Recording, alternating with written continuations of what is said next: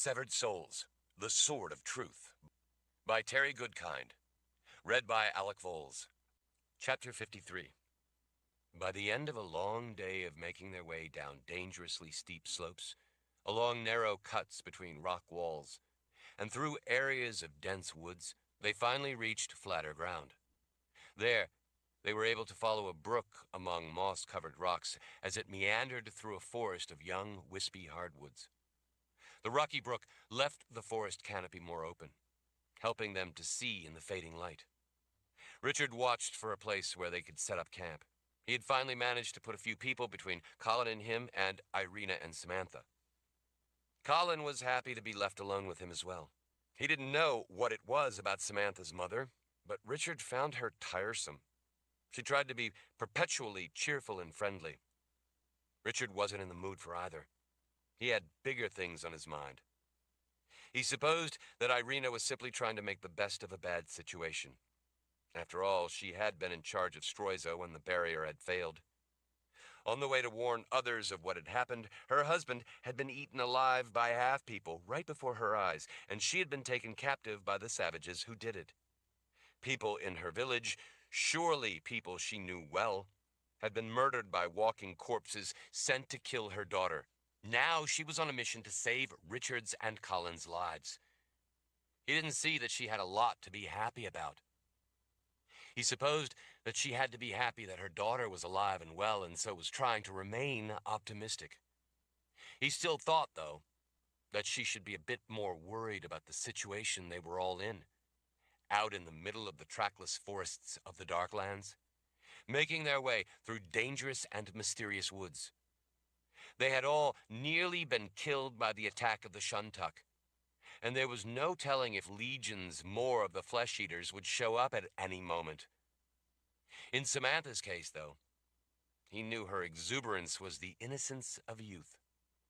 She was worried about their situation, wanted to be helpful, and she was clearly afraid at times, but she was also excited to be on an adventure.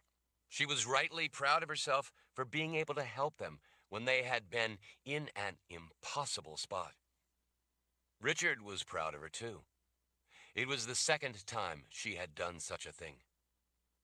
Nikki thought Samantha had a dangerous temper. Richard, for one, was happy that she had gotten angry enough to do what she'd done, or they would all be dead. There were times when anger was a useful tool, and he was glad that Samantha had been able to call on it.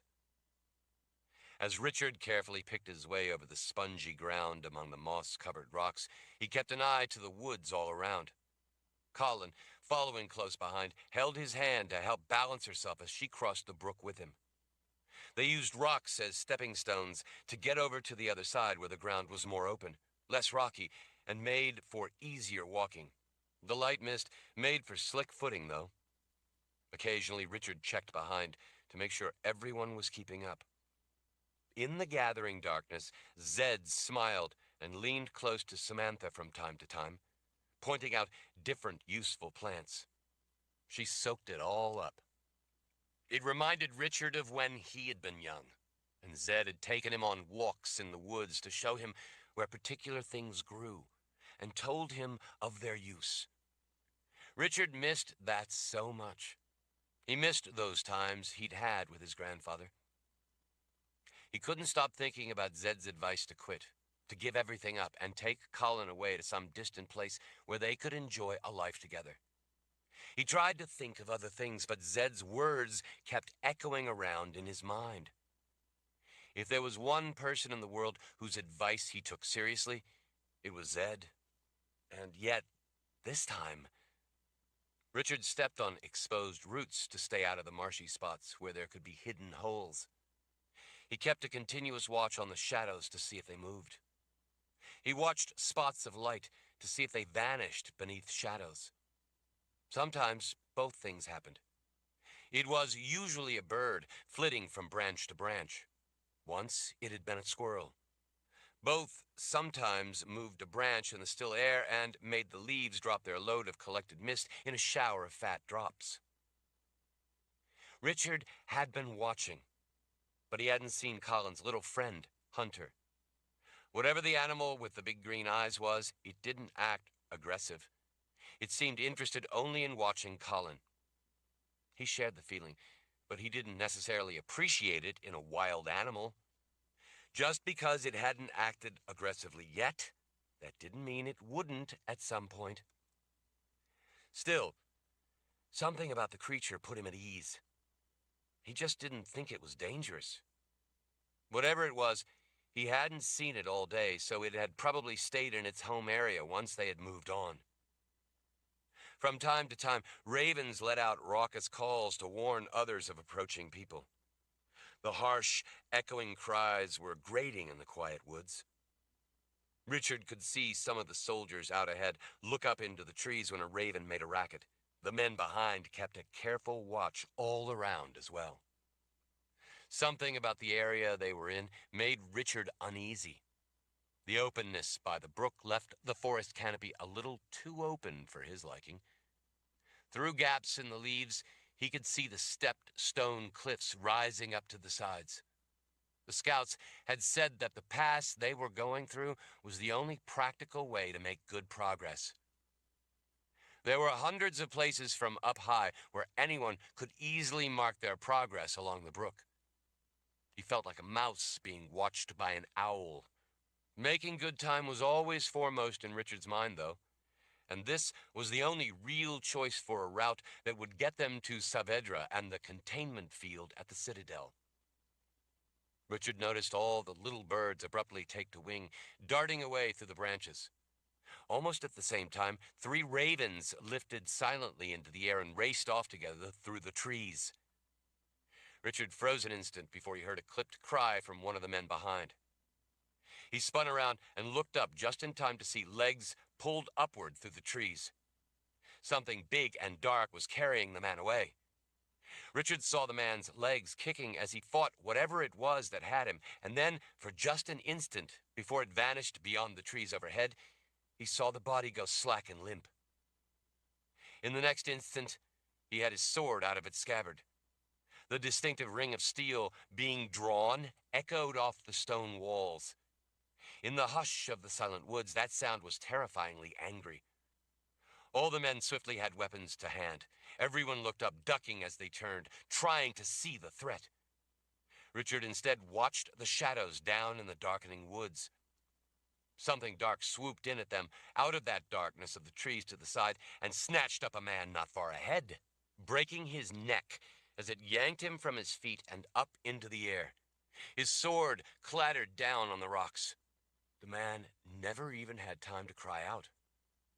Whatever it was not half-people, or any kind of occult sorcery. Richard recognized the way it had happened. It was some kind of big predator taking prey. "Close ranks," Commander Pfister shouted back at everyone.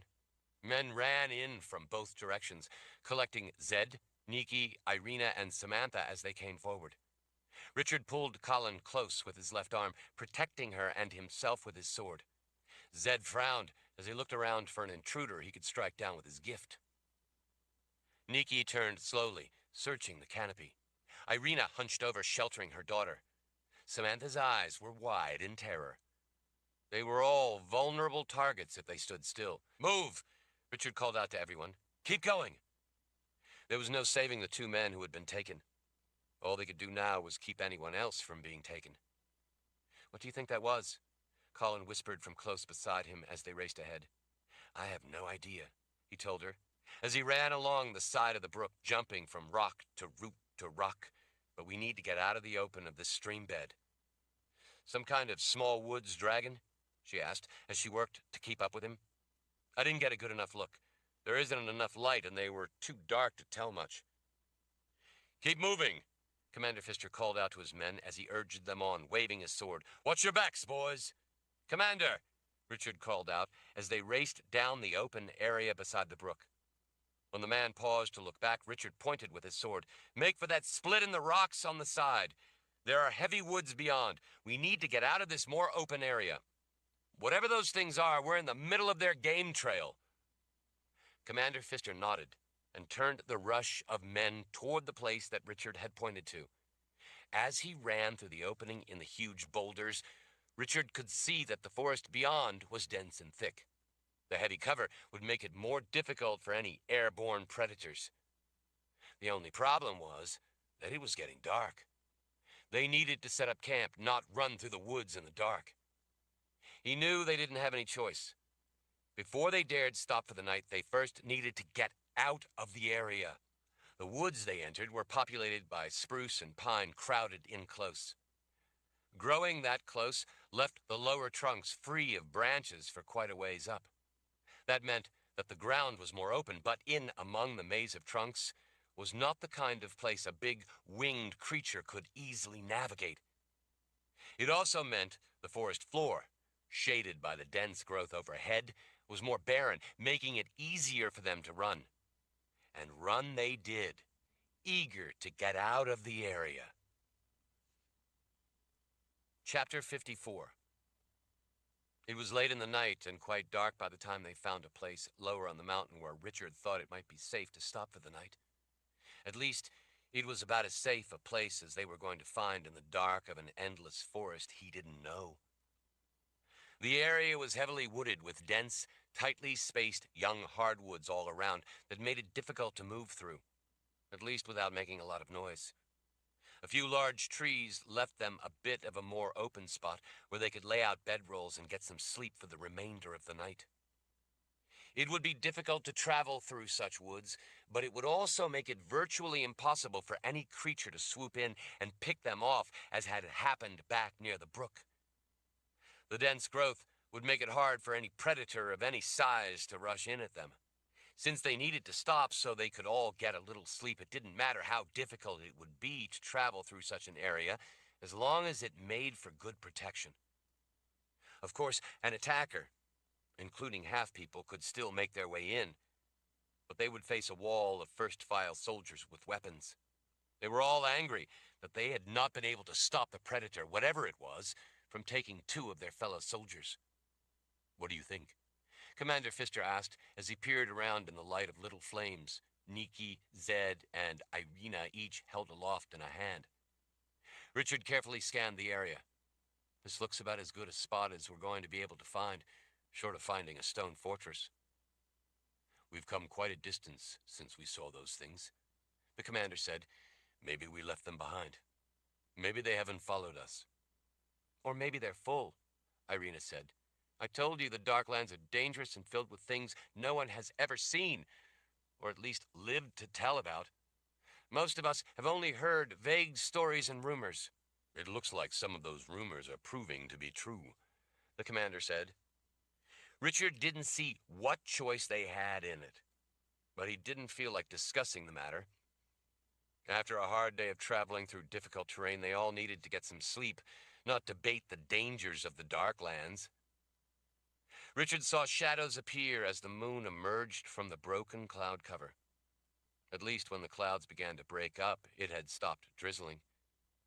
It was going to be a damp, chilly night, though. "Have the men find places wherever they can to lay out their bedrolls," Richard said. "We all need to stay in close together."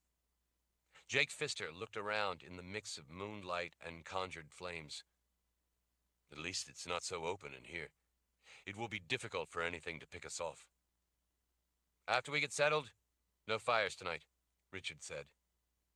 It meant cold, preserved food, rather than cooking anything, but it was too late to cook anyway. They needed to have a bite to eat to keep up their strength, and then get some sleep so they could be on their way at first light.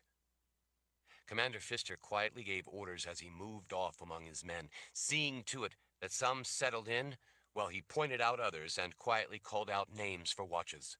"No standing watch for you," Zed told Richard. "You need to rest." "You're right," Richard told his grandfather. There wasn't much room in among the thick growth, so all of them were packed in close. Zed selected a spot close to Richard and Colin. Nikki, Irina, and Samantha started setting up places to sleep nearby. Richard thought that the wizard might have picked his spot deliberately to block Irina and Samantha from being able to get in any closer to him and Colin.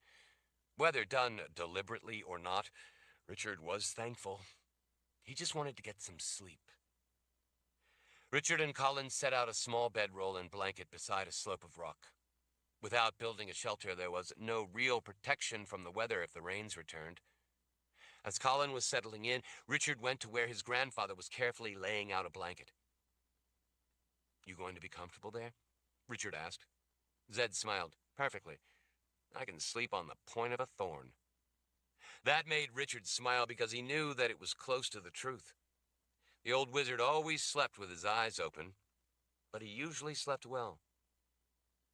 "Zed," Richard asked in a quiet voice the others couldn't hear, "did you really mean what you said before?"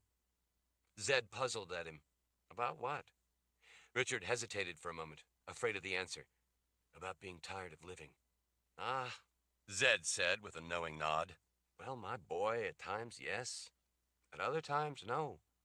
Zed smiled, looking a little less serious. "I think old age is nature's way of preparing us for death, making us more willing to take our leave of this world. It gets tiring after so many years of seeing people continue to do such cruel and awful things. One just gets tired of the stupidity of it all. After a time, it saps the joy out of life. But on the other hand, being around for you and Colin makes it all worthwhile." Richard felt a little better. "That's good to hear." Zed put a hand on Richard's shoulder as he leaned closer in the moonlight. "You make life worthwhile for me, Richard. You always have. In a way, I no longer live for myself, but instead for you and Colin. I think that maybe that's a wonderful way to live, to have something meaningful to live for." He cocked his head. "Isn't it Colin who makes you fight for life? Think of life without her, and you will see what I mean, and see what you are really living for." Richard nodded. "That's certainly true." He looked down at Colin not far away as she pulled the blanket up, ready for him to crawl in beside her and keep her warm. "I can't imagine life without her. I wouldn't want to live without her." Zed gave a firm nod. "That's what I mean, Richard. That, and I'm perfectly happy to stick around to help you keep from falling on your face. Someone has to." Richard let out a deep breath as he nodded. "Good. I love you, you know." "I know. I love you too, my boy." He gestured to Colin. "Now, go get some sleep. I'll be right here nearby if either of you needs anything, and I'll be with you for a good long time to come. I'm not too old to be of use, you know. Soon we will free you of that sickness, and then you can decide what you want to do. Either way, quit and go off to live your own lives, or continue to fight. I will still love you and support you in whatever you do. I know you will make the right choice, your own choice. As Magda Siris said, you make your own destiny." "Thanks, Zed. I guess we've had quite the adventure since we left Heartland." "Quite the adventure indeed. And it hasn't been all bad.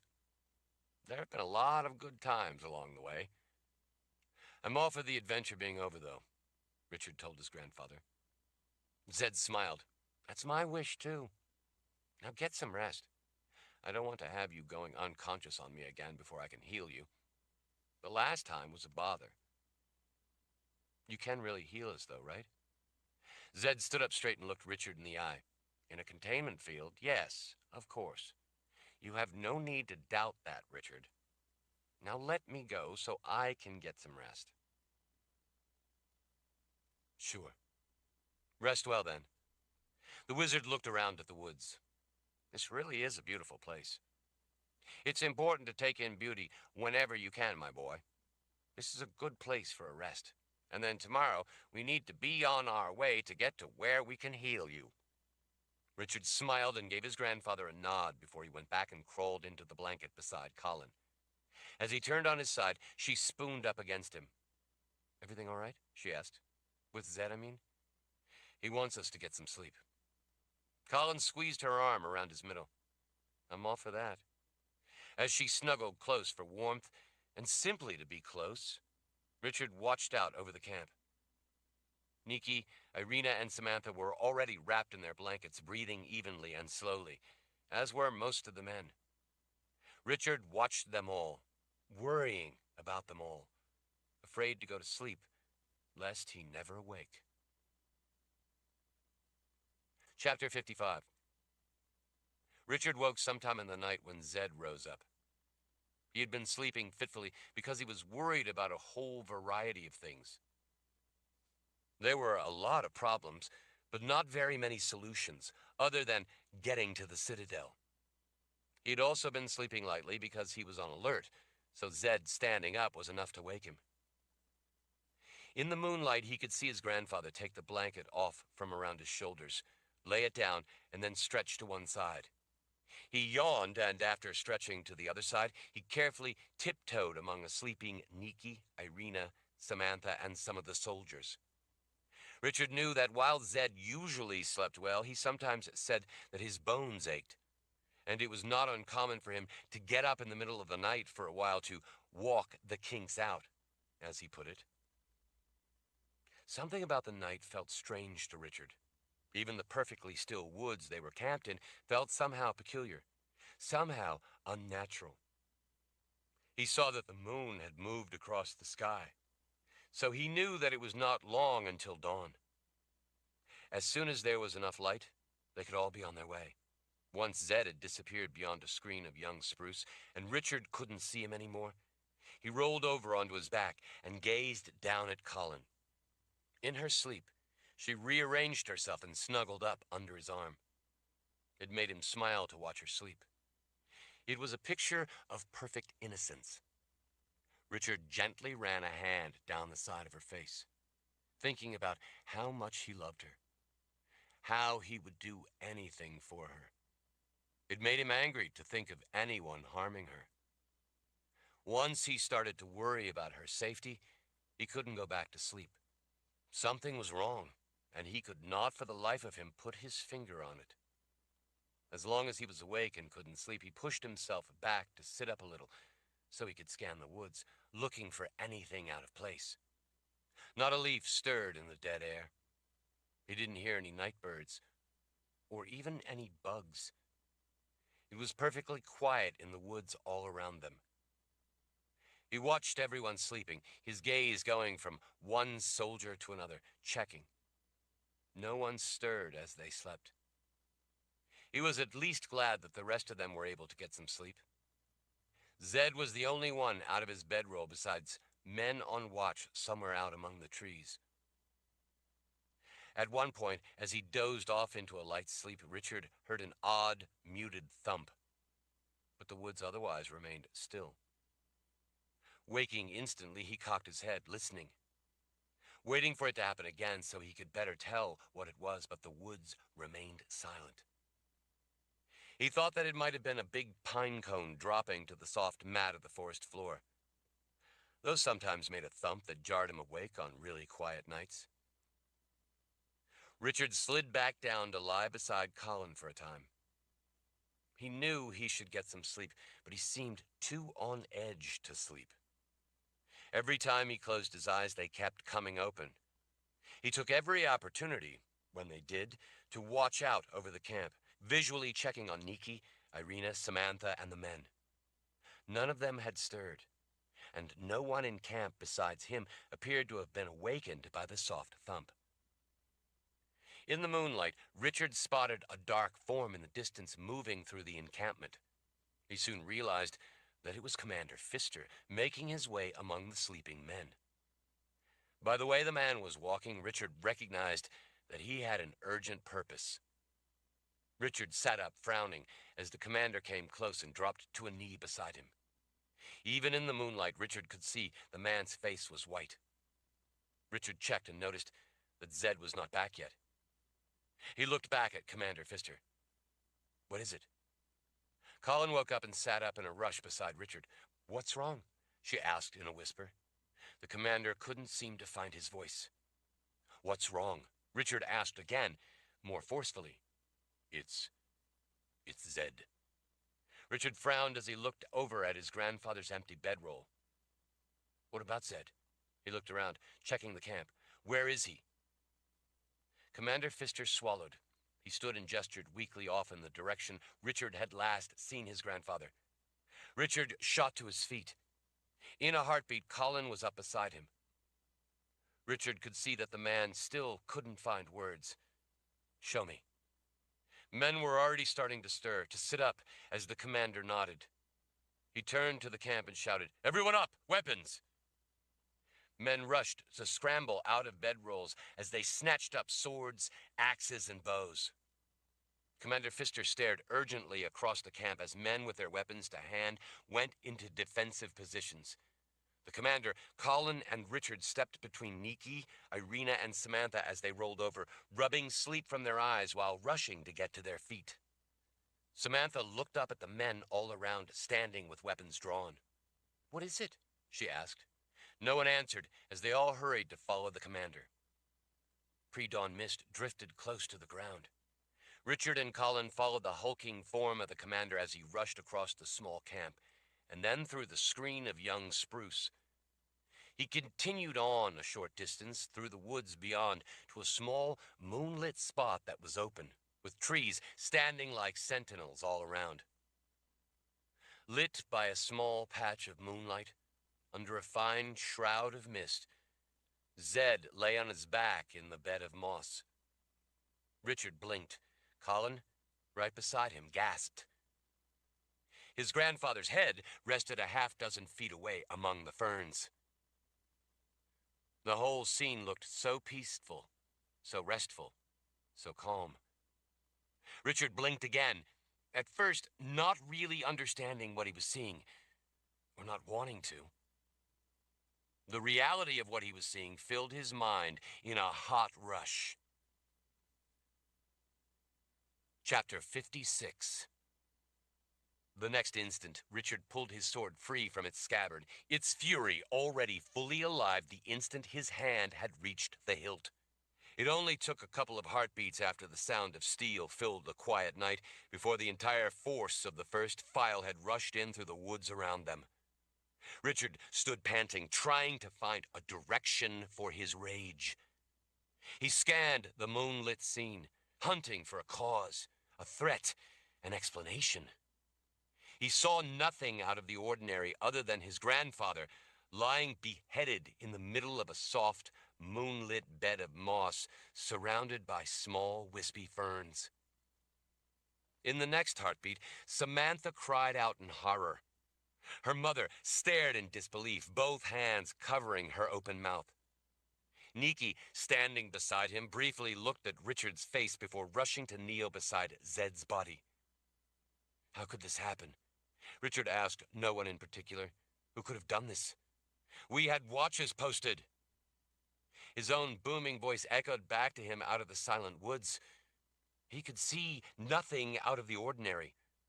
The only blood he could see was on Zed. Men were already racing off in every direction, searching for the killer, shamed that someone had gotten through their defenses. The men of the first file did not make these kinds of mistakes. One by one, the men returned, each giving the commander a shake of his head, none of them wanting to look at Richard.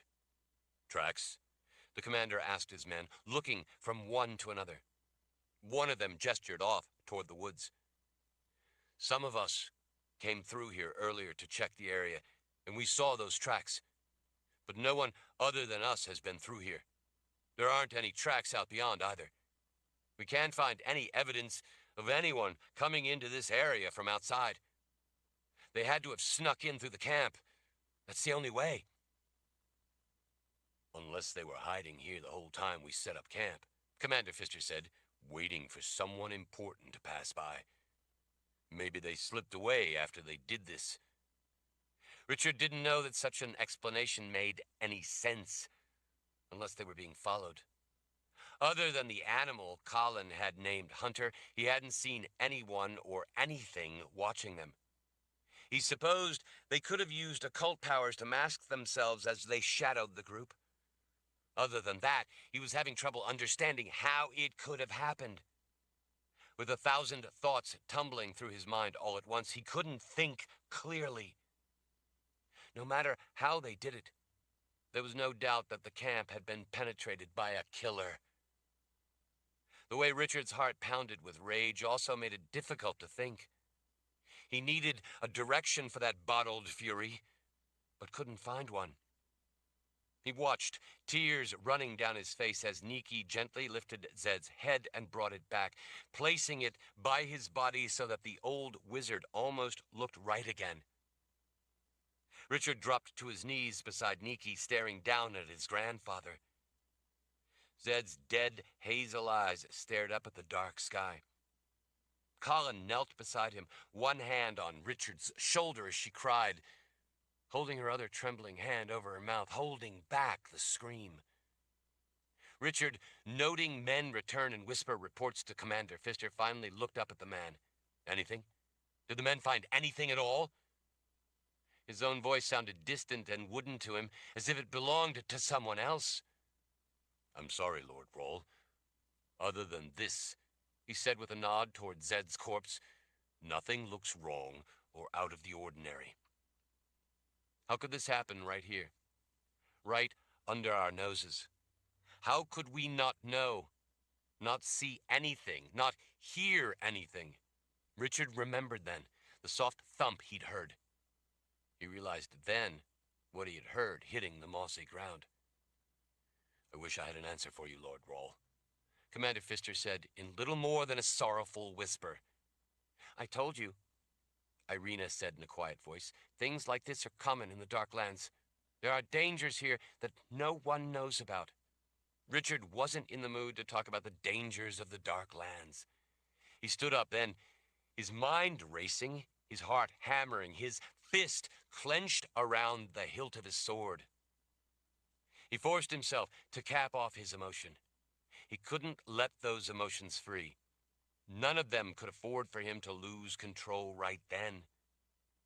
He could hear his own voice inside his head, telling himself to think.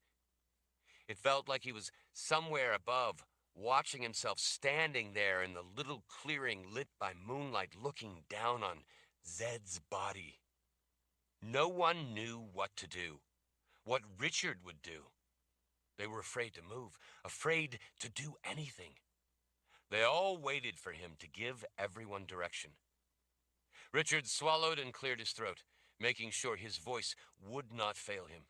We can't carry his remains with us to Saavedra, he said, his own voice sounding surprisingly calm. There would be no point to it. Zed didn't know the place. It would have meant nothing to him. Colin still knelt, bent over Zed's chest, her face buried in her hands as she wept. Zed had been the wizard she had come through the final boundary to find. He had been the one. Everyone had needed him. She had come to pull him away from his peaceful life in Westland and back into a world ablaze with war. They had all needed the first wizard so he could name a seeker. They needed the first wizard to set things right. Richard knew what else was going through her mind at that moment. The same memory that was going through his thoughts. Zed marrying the two of them. Nikki, standing close to his left shoulder, looked up at him. What do you want us to do, Richard? She asked in a broken voice. He knew that hesitation, failure to make a decision, was deadly.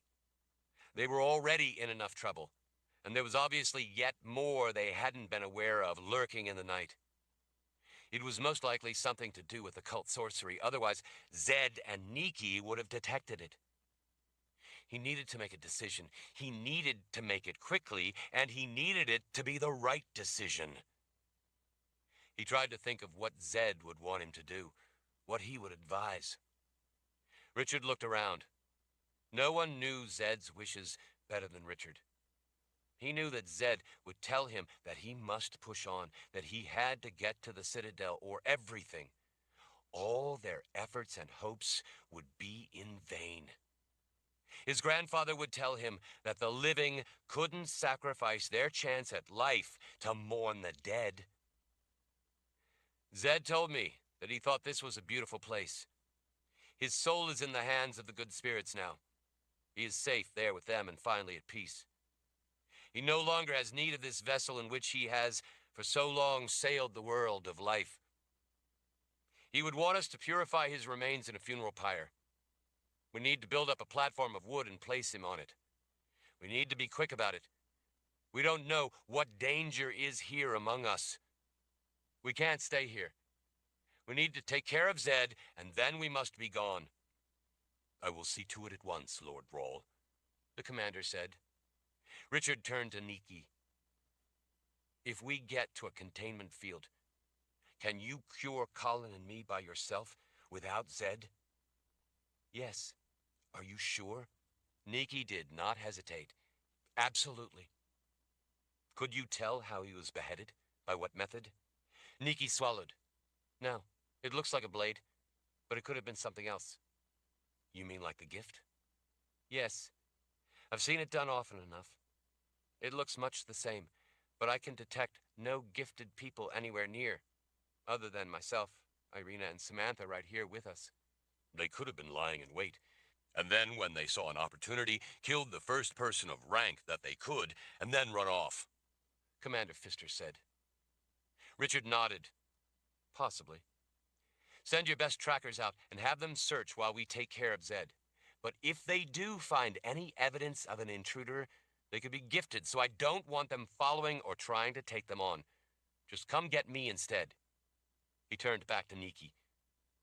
Could it have been someone using occult sorcery? Nikki's eyes brimmed with tears. Yes, I suppose, but I have no way of knowing. And if it was, I can't sense such people. They could be standing right next to me and I wouldn't be able to detect such powers. Occult powers are like the dark side of the moon. They remain out of sight and a mystery. Richard turned to a stricken-looking Irina. Can you? She wiped her nose on her sleeve as she shook her head. Richard gritted his teeth for a moment, fighting to keep control of the rage thundering through him. He was on the razor edge of losing control, but there was no target for his fury. He told himself yet again to think of what his grandfather would advise him to do.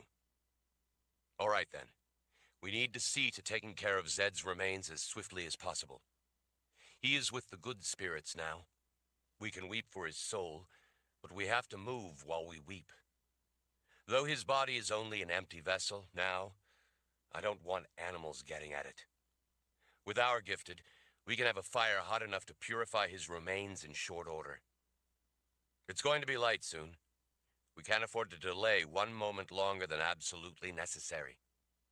We need to see to this, and then be on our way to Saavedra. If the trackers haven't found anything by first light, then we must put our efforts toward what matters most right now, getting to the Citadel. All around the small clearing, Richard saw fists go to hearts. Even Samantha, Irina, and Nikki silently bowed their heads as they touched fists to hearts. And then, Richard said, I am going to find out who did this, and I am going to kill them with my bare hands. Chapter 57. By first light, when the sky was just beginning to take on a faint blush, the trackers had not found anything meaningful. There were some suspicious indications that Richard would have investigated himself, but it could easily take most of the day to see if those indications led to anything significant. While it was critically important to know who had killed Zed, after all, that killer could strike again. They couldn't afford the time. Richard and Colin's only chance to live was to get to the Citadel before the poison overwhelmed them. In the back of his mind, as he stood staring at the smoking ashes that were his grandfather's worldly remains, Richard was having trouble putting the pieces together. He couldn't make sense of things or understand how it had happened. He felt numb. He knelt beside the remains of the funeral pyre and pushed his hand into the still warm ashes, wishing he could touch his grandfather one last time. I'm sorry, Zed, but I can't quit just yet. What do you mean? Colin asked from above, over his shoulder. Richard stood. He held his hand up before his face and stared at the glove of gray ashes. Nothing. He looked over at Colin. Are you ready? She nodded, her chin trembling as she fought back the tears. She fell into his arms then, as she started crying all over again. "I'm usually stronger than this," she said between sobs. Richard held her tightly for a moment, burying his face in her hair at the side of her neck. "I know," he whispered. "I love you." After a moment, he straightened and held her by her shoulders as he looked into her green eyes. "I can't lose you too, Colin. We need to get going. Zed would want us to hurry. He would understand the need. He would not want us standing around staring at his ashes." Colin nodded as she sniffled back her tears. "I know. I understand. He may be gone, but he will live in our hearts as long as they beat." Richard nodded, unable to smile. He saw Nikki and the others waiting quietly in the background, back among the trees at the edge of the little clearing. He looked around one last time. "It's a beautiful spot. He told me to take the time to appreciate the beauty of things." The shadowy shapes of pine and spruce stood around the edge of the clearing like mourners in black, silently watching. Richard took Colin's hand then and walked quickly to where the others stood waiting. "There's enough light. We need to get moving." Heads all around nodded. "There are those dark flying predators that took 2 men yesterday, and someone obviously murdered Zed. The ones yesterday were flying beasts. This here was a 2-legged beast. I don't think I need to tell any of you to stay alert." When they all shook their heads, he said, "Let's get moving then." "The scouts are back, Lord Rawle," the resolute Commander Pfister said. "They have a route for us, but they've only had time to pick a route for the first hour or so." "That will get us started. Let's go." Without further word and with Colin at his side, Richard marched away from the ashes. He didn't look back. Nikki fell in close behind him. Behind her, Irina and Samantha rushed to stay close on her heels as they all wove their way through the thick growth of young hardwoods. As Richard and the women moved through the waiting men, some went on out ahead while others fell in behind. With sunrise still a ways off, the forest was not only dark and foreboding, it was hiding a killer. In the dim, early blush of light before the approaching dawn, it was hard to make out much of anything in detail other than those in close enough.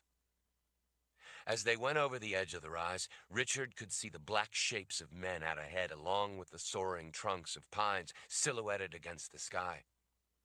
He took the opportunity of a bit of open sky to check for anything flying that could snatch them up. He didn't see anything close other than a flock of small birds. Higher up in the sky, he saw ravens circling, looking for a meal, looking for anything to scavenge. He turned his eyes back to the ground to watch his footing, glad that he had made the decision to dispose of Zed's remains in the way he had. He was still having trouble believing it was real. He had been with Zed his entire life. He couldn't imagine his grandfather being gone. He didn't want to leave even his ashes. He felt like he was abandoning Zed. Despite all the people around him, he felt lonely and lost. It felt like he was watching himself walk along through the thick forest. After having gone through the motions of saying words over his grandfather, before Nikki had ignited it all. The flames had been hot, burning with a kind of rage at the terrible task they had been called upon to perform. Nikki had seen to it that those flames made quick work of it. He kept thinking of things he wanted to ask Zed, things he wanted to say, things he wanted to remember to talk to him about. None of it seemed real. He wanted to recall it all, to pull the river of time back and somehow change its course. He knew how Zed thought and what he believed. He knew Zed's reasoning on just about every subject. He thought about the advice Zed would give him at that moment. When he realized what Zed would say, he turned and took Nikki's arm. With Colin on his right, he pulled Nikki close on his left as they walked among the forest monarchs. The ground was flat enough that the 3 of them could walk side by side. "Only you and Zed could heal us. As long as you had the containment field," he said. Right? And possibly Irina, Nikki said. I don't know her ability. It's an incredibly complex task, but it's possible she may be able to do it. I don't think it's wise to count on her, Colin said, glancing back to make sure the woman was out of earshot before looking past him to Nikki. We don't know enough about her ability. She could make a mistake at a critical juncture in the conjuring. I wouldn't want to put Richard's life in the hands of someone untested in such things. Nor would I, Nikki said. At least, not as long as we don't have to. Still holding her by her upper arm, Richard helped Nikki step over a split in the rock, and then checked the woods around them before he went on. Then, for the sake of argument, let's say that you and Zed are the only two that we were positive could heal us. Let's say we assume that Irina wouldn't know enough, or wouldn't have the experience or ability that would be necessary. Let's just say we have to count her out. While Samantha is obviously quite gifted, I'm sure she doesn't have the knowledge or training to do such a thing. So we have to count her out as well. That leaves me, Nikki said. I told you I could do it. Right. The three of us, you, Colin, and me, have to get there, though, in order to do it. There were two of you, and now Zed is dead. I find that more than suspicious, but in any event, that means that we now have only you to count on. I'm not letting you out of my sight, if that's what you're worried about. It is. But it also means that we have to assume that because you are one of the two who can heal us, you are a target in much the way Zed was. I want you in our shadow every step the rest of the way there. Not just so that you can watch over us, but so that I can watch over you. Richard, I can take pretty good care of myself. So could Zed. She met his gaze and then conceded with a nod. You've got it. You and Colin are going to get very tired of turning around, though, and bumping into me. Richard couldn't make himself smile. Thanks, Nikki. Colin and I are counting on you. I wish that my power worked, Colin said. Then I'd be able to protect her as well. But you can believe I know how to use my knife, and I intend to have it at the ready every moment. I hope you don't get tired of turning around and bumping into me. Never, Nikki said, with a smile meant to reassure them. Chapter 58. By mid-morning, they reached the edge of a prominence where Richard was able to get a partial view out over the landscape of smaller mountains ahead and the lower reaches of the forest spread out far below. Saavedra was nowhere in sight yet, but he only had a partial view, and there were a lot of rugged walls of rock he couldn't see beyond.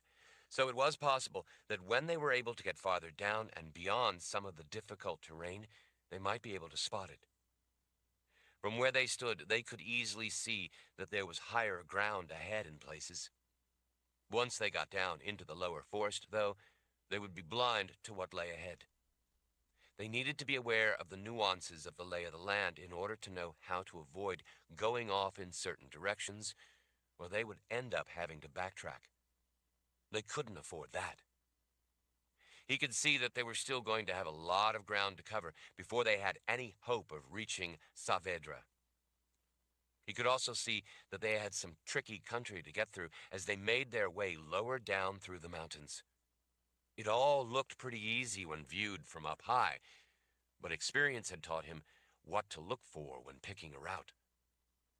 Since they were moving so swiftly, the scouts hadn't been able to push beyond this point, but Richard had grown up in the woods, scouting trackless woods and picking passages through rugged country. He studied the lay of the land ahead, looking for possible routes and making mental notes of what to avoid. What do you think? Colin asked. It doesn't look promising to me. Do you see a way? It may not look promising, but we have to go in this direction. We don't have a choice. Richard pointed to where two mountains met, creating folds and rugged canyons. We need to get down there. I can't see what's down in between all those twisting chasms, but that's the way we need to go. What about that way?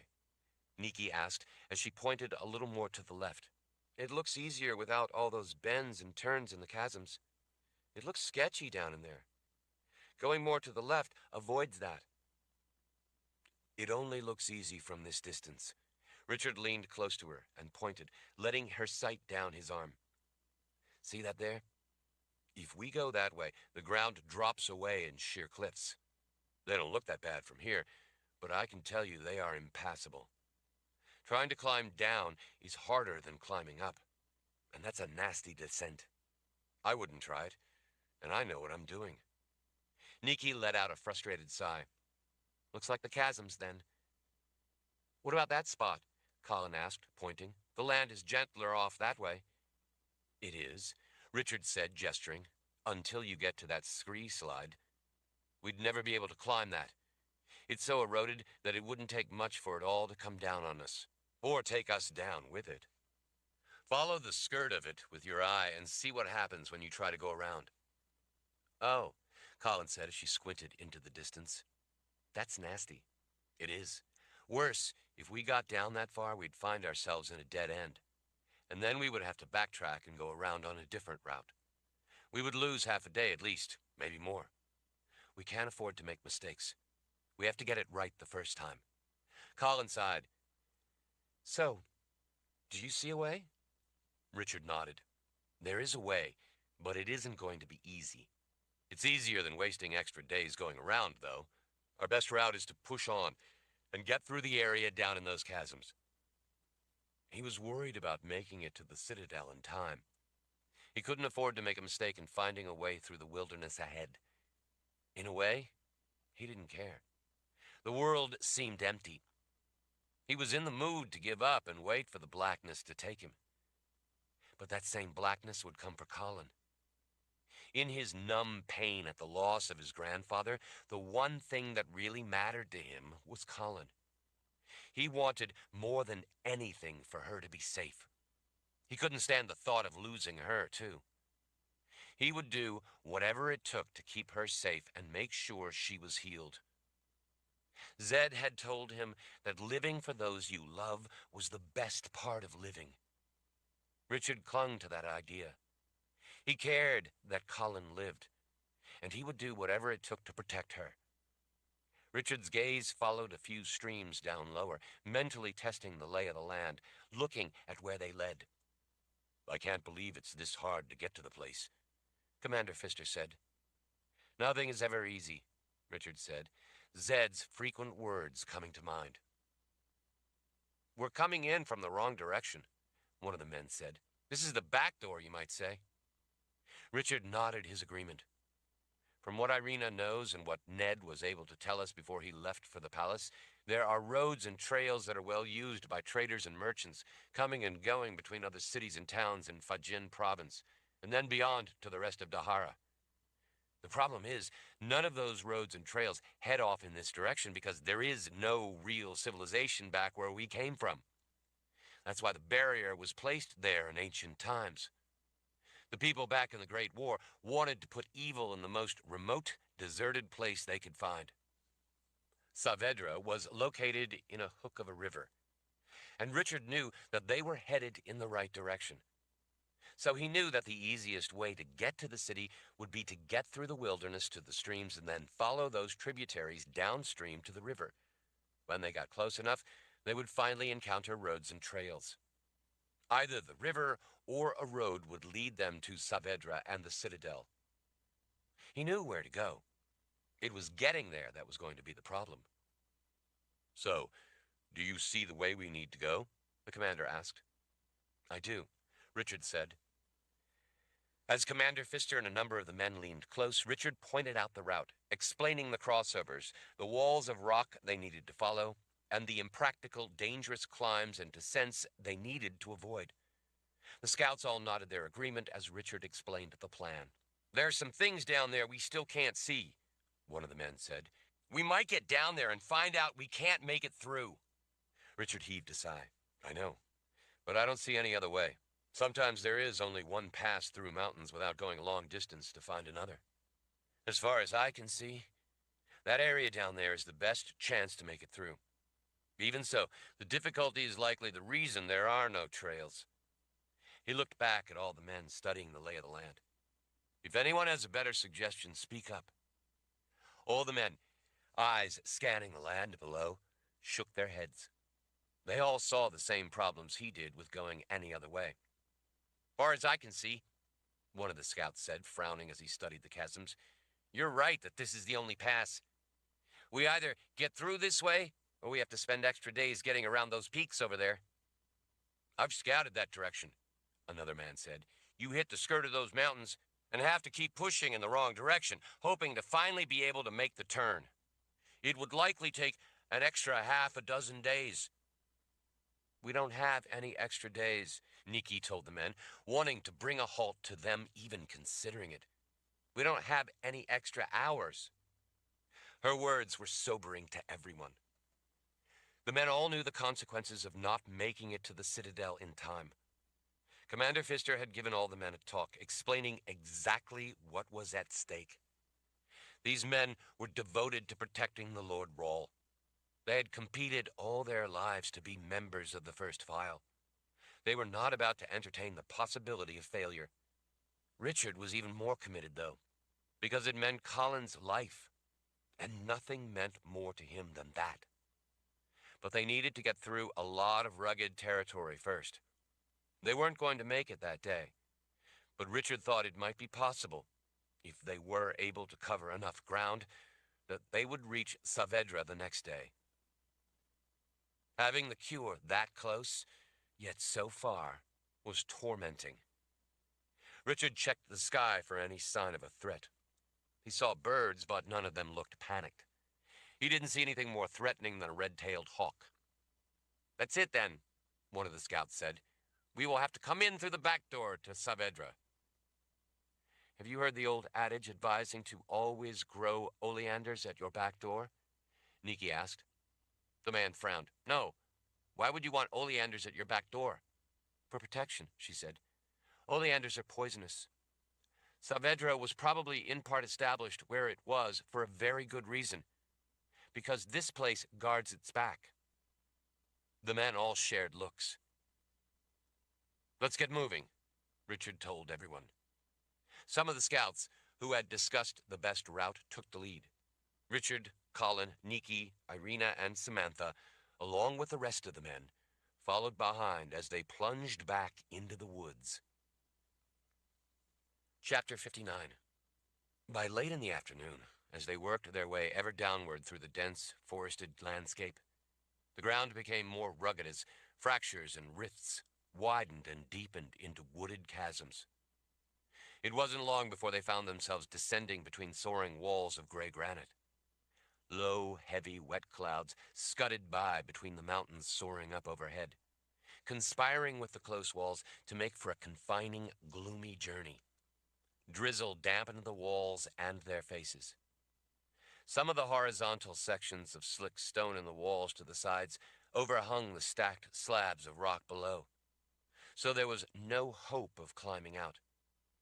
They were going to have to follow the twisting course of the chasms if they were going to find a pass through the mountains. Richard knew from having seen the crooked canyons from above that it was going to be a confusing, difficult maze to traverse. If there was ever a natural barrier guarding the back door of a city, this was it. He just hoped it wasn't also poisonous. As they descended deeper into the main chasm leading them into the only possibility of passage through the mountains, they found it to be surprisingly broad. From up high on the distant prominence behind them, it had been hard to tell precisely how big it really was down in the canyons. Now, Richard could see that in places the walls were hundreds, and in places thousands of feet high. In some spots, the floor of the twisting gorges broadened out, with the walls closed in closer overhead, almost touching, to create a murky, sometimes subterranean landscape of thick growth down below. In spots, the rock bridged the walls high overhead. Richard spotted flocks of small birds darting under the stone bridges. The walls probably provided relatively safe nesting spots for a variety of birds. The canyons were alive with small wildlife, everything from gnats and birds in the air to centipedes and voles on the ground. He knew that where there was such wildlife, there would be predators. The growth at the bottom of the chasms, while similar to the forests above, was denser. The daylight down in the bottom was limited by the towering walls, so the trees grew more slowly. Ancient monarch spruce created brief areas where the forest floor at the bottom of the chasm was open among the massive trunks, so that they could see the walls off to either side. The thick beds of brown needles made for a spongy mat to walk on. In other places, the space between the walls narrowed, and smaller hardwoods and brush held sway. The maples made for a denser forest, with tangles of young saplings crowding the ground where older trees had fallen, providing some precious light. Soldiers pushed small, slender trunks over with their boots to make it easier for those following behind. The ground was deep in places, with drifted leaves and debris that had accumulated between boulders and rocks, and because of how wet it was, it smelled of rot.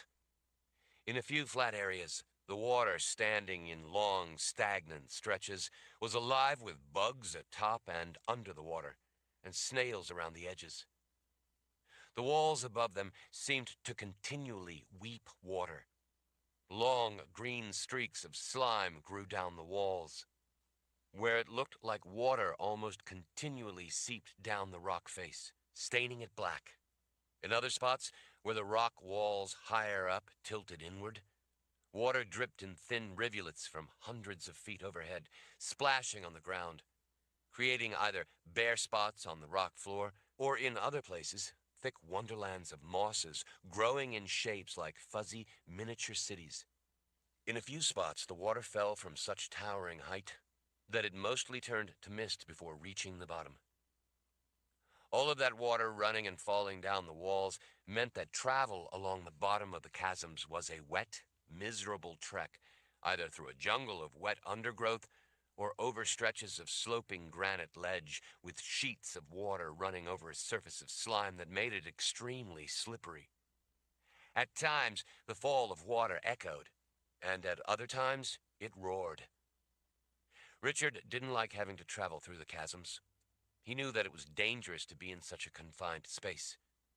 They could usually deviate a little if need be, but in this case, down in the canyons, they had no choice but to get through or turn back and spend days going around. Richard knew that he and Colin would not live long enough to go the long way around. He knew they were running out of time. The thing he didn't like about having to go through such a place, though, was that if they needed to escape any kind of predator that hunted the canyons, they had nowhere to run, and rarely anywhere to hide or seek cover. If they were killed by a predator, they would be just as dead as dying from the poison. At least the thick growth in most places would prevent the flying predators they had encountered before from easily getting in at them. Richard shielded his eyes from the falling drizzle of water to look ahead into the various fractured slivers of passageways, divided by thin walls of rock. Some of those slim walls had collapsed, leaving jumbles of boulders and debris filling the narrow canyons. As they made their way farther in, they saw that in places the thin rock walls had disintegrated, leaving holes going back and forth between adjoining canyons. The farther in they went, the more immense those holes became. In some areas, they formed shallow caves. In other places, they led a short distance through darkness to mossy rocks at the bottoms of towering cliffs in adjacent chasms on the other side. To be able to continue on, they had to make their way up and over stacks of granite slabs littering some of the canyon floors. Some of the huge pieces of stone had been worn down and rounded over by the continual fall of water. As the granite eroded over time, it crumbled away to create gravel beds. Mosses, ferns, and small shrubs grew thick and green in the maze of passageways and tunnels. Vines clung to rocks and climbed the walls, making some look more leaf than rock. Richard snatched Colin's arm just before she stepped on a green snake stretched out along folds in the moss. She let out a sigh of relief as she went around the snake. The men passed word back to be careful of it. Richard didn't know if it was poisonous or not, but he and Colin already had enough poison in them, and Richard wasn't about to test his luck. The way ahead offered a choice of winding, forested chasms and enormous caverns. Many of those caverns were passageways interconnecting the chasms. Looking through as they passed, they were offered views through the short stretch of darkness at light and lush growth at the other side. As they climbed the stacked slabs to enter a cavern leading to a chasm on the other side, going in the direction they needed to go, he saw something swoop low in the darkness. It wasn't a bat. It was far too big. But the way it flew reminded him of a bat. Richard's blood ran cold when he peered farther into the dark passageway, over the heads of the men, and saw something dark moving on the surface of the rock above their heads. The whole ceiling of the cavern seemed to come alive, the way a cave full of bats was alive. As the things moved, it stirred the air just enough that the gagging stench of guano wafted out of the cavern. Richard crossed a finger over his lips, signaling the men behind to be as quiet as possible, then urgently gestured for them to go back the way they had come. The men out front, though, turned back and started running out of the cavern, suddenly yelling for everyone to run. Richard didn't know what they had seen, but by the way these fearless soldiers were running, he was not about to stop them to ask questions. He turned Colin around and started back with her. Chapter 60. As the men ran back out of the huge, dark maw of the cavern, something with wings, but at least twice the size of a man, dropped from a high ledge up inside the shadows and swooped down toward a running soldier. The man saw it coming and was able to dive to the ground in time to keep from being ripped open by talons. Richard didn't know what the thing was, but even in the gloom he was able to see the size of the claws and knew they didn't want to tangle with it. As they all ran for a different opening, hoping to find protection and cover, masses of the dark creatures came screaming out of the cavern Richard and the others had only just started to enter. The men all had swords or axes out and took a swing to try to ward the things off whenever they came close enough. A few of the men fired arrows into the billowing dark cloud of creatures streaming out of the cavern. The arrows all found their marks, but it didn't stop any of the animals. As dark as it was in the confusing maze of chasms with the walls overhead almost closing all the way together, it was difficult to see individual creatures as they raced by overhead, or tell what they were, other than that they were big and aggressive. As fast as they were moving, they mostly melted together into a long black blur of flapping wings. Richard was sure, though, that once the wary creatures got over their initial caution, they would go into a feeding frenzy.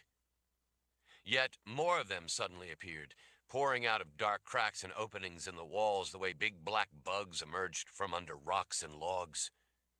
Richard saw one of the winged creatures over his shoulder drop out of the flowing black cloud to swoop down toward him and Colin. He spun at the last moment as it plunged in, aiming for Colin with its talons extended, streaking right over the top of Richard's head. Richard made contact with a powerful swing of his sword as it swept past. The blade slit the length of its belly open so that it left a trail of guts and blood on the way down. The matte black creature crashed to the ground just beyond Colin. Teeth snapping, legs flailing, its long neck twisting, it writhed in the throes of death. Yet more of the winged creatures continued to pour out of the cave like bats appearing at dusk. As the dark, undulating ribbon of flying beasts curved downward, Nikki, between Richard and Colin, lifted her hands as if pushing back at the creatures. 8 or 10 of them folded in midair and plummeted, hitting with ground-shaking thuds. Richard could see dark flesh between the bones of the wings, much like the skin that formed the wings of bats. But the bodies were covered in sooty black scales rather than fur. Although they shared characteristics with other creatures, they were unlike any animal he had seen before. "What did you do?" Richard asked as he urged Nikki and Colin back, trying to keep them under cover of trees and out of the way. "I stopped their hearts," Nikki said, "but I can only do it to a few. There are too many for me to handle. I'm hoping that it will keep the rest of them afraid to come any closer." As they ran between the trunks of ash and birch trees toward the safety of another opening in the wall, some kind of creature yowled. It reminded Richard of the sound made by a big cat, like a mountain lion or cougar. The animal screamed again as they continued to run toward the cover of a cavern. Colin snatched Richard's sleeve. "Look," she said, as she pointed into another chasm splitting off to their right. Whatever it was back in a narrow canyon, with sections of bridging stone closing it off overhead. Vines and exposed roots hung down the walls. Green bands of small plants and shrubs had taken root in the horizontal joints of layered stone. "What is it?" Richard asked, turning as he ran, focused on watching for any of the creatures that might break from the flock and come at them out of the sky and down through the forest canopy. He was not eager to be exposed out in the open just to have a look. "It's Hunter," Colin pointed urgently. "Look, it's Hunter up there." Richard wasn't all that surprised. He had seen the animal shadowing them from time to time. He wondered if it had been hoping Colin would give it another snack. He was more concerned about their safety than the green-eyed animal, though. "Come on, we need to get in shelter before these things snatch us up out here in the open." When they turned and started out of the trees and up into the mouth of the cavern, Hunter cried out again, louder, this time adding an angry snarl that echoed up and down the narrow canyon. It was a menacing sound that got their attention. This time, nearly everyone turned to look. Once the creature saw that it had their attention, he turned and ran off. A moment later, Hunter was back at the edge of a high rock, watching them. It did the same thing again, running off. Then it came back to sit on its haunches. "Hunter doesn't want us to go this way. He wants us to follow him instead," Colin said in astonishment. Richard hesitated, wondering why. He peered off into the cavern they were about to enter, searching for any threat. Deep inside, he saw them then. It was like 1,000 bats taking to wing all at once, headed their way. Except these things were twice the size of a man. The air erupted with the roar of all their wings. Hunter yowled again, more urgently this time. "Come on," Richard yelled at everyone. "Follow it!" They all abandoned the cavern entrance and instead ran for the canyon opening where they had seen Hunter vanish. Behind them, Richard could hear the drone of thousands of wings beating. Looking over his shoulder, it looked like a sinister, churning cloud coming for them. One of the men vanished as the black mass swarmed down on him. Even as he saw it about to happen, Richard knew that it was already too late to do anything to save the man. A mist of blood rained down as he was torn apart high up in the air. As the twisting black ribbon of creatures came lower over their heads, Richard saw Irina and Samantha hunching over as they ran. Irina had an arm over Samantha's head to protect her. From what Richard had seen, these beasts would only too eagerly rip off any arm they got hold of. Richard, with his sword out, pushed the two women past him, urging them on faster. "I've heard rumors of these things," Irina said as she paused to cast a spell of her own. Then another, each time causing a few of the beasts to lose their way and slam headlong into the stone walls. "Rumors of places in the Dark Lands infested with what people think might be cave dragons." "Whatever they are, there are too many to stop," Richard told her. "If you stand here doing that, you'll die. We have to get to safety. Come on, hurry." As Irina and Samantha took off running for their lives, Nikki kept a hand on Richard's back, pushing him along, making sure he didn't stop. She turned and, as she ran, cast out a boiling cloud of turbulent flame that caught up and incinerated dozens of the black forms, diverting the course of the main mass for a moment. Wings aflame, trailing oily smoke, some of them bellowed in anger and pain as they spiraled out of the air, hitting the ground with bone-breaking violence. Flaming scales tumbled across the ground. One of them, engulfed in a hot, roaring fire that swiftly consumed the flesh between the bones of its wings, crashed into a pine tree, bending it partway over. The needles went up in a whoosh of flame. Fortunately, the forest was wet enough that the fire didn't spread to other trees. Nikki turned to push her hands out again, this time stopping the hearts of a dozen in the lead as they headed in toward them. With their hearts stopped, they folded in midair.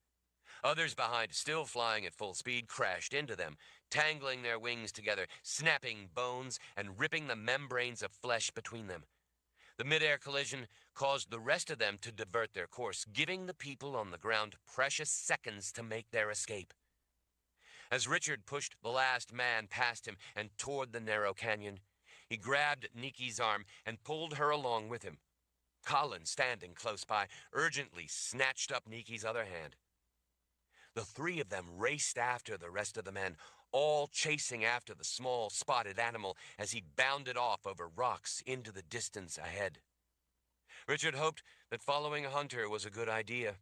As he looked over his shoulder, he knew that the animal had called out just in time before they had gotten too far into that cavern full of the cave dragons. It had probably saved their lives.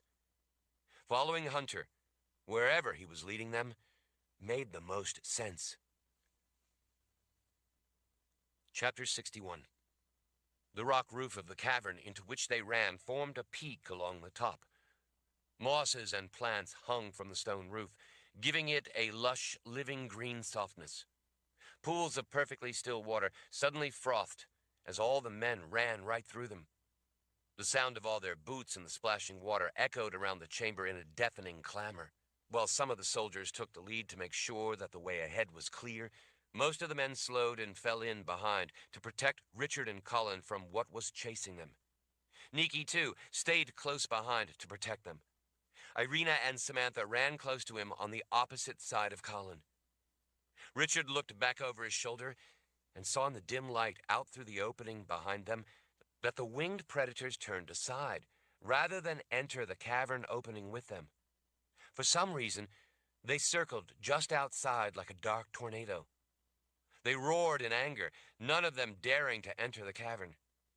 Most rotated in the massive vortex of creatures, while some flapped their enormous wings to hold themselves in place in mid-air just outside the opening to the cavern. They lowered their long heads, peering in at where their prey had gone. As eager as they had been before, Richard couldn't imagine why they wouldn't come in after all of them, but he was more than glad not to have to try to fight them off. At the same time, he worried about why they wouldn't enter. They had to be afraid of something. The cavern they were racing into was certainly large enough. It was larger, in fact, than the caves and cracks the creatures had been nesting in. Up ahead, the short, peaked cavern opened out into a brighter area at the bottom of dark, sheer stone walls. Rock piled in the bottom of the chasm over the millennia had eroded away until it had become rounded. Now it was all covered under thick layers of vibrant green mosses. Vines climbed the walls to the sides. Trees had taken root in the mosses on the mounds of decaying rock, engulfing them in tangled masses of roots. Water, lit from above, wafted down in streamers and mist. Ahead, thin chutes of waterfalls cascaded down to pools, creating clouds of mist. From there, the water looked like it drained into narrow cracks that carried it underground. "Do you see where that little furry friend of yours went?" Richard asked Colin. She pointed. "I saw him run up ahead, that way. I saw him stop up higher, on the rocks up there, making sure we followed him." "I wish I knew why he wanted us to follow him," Richard said.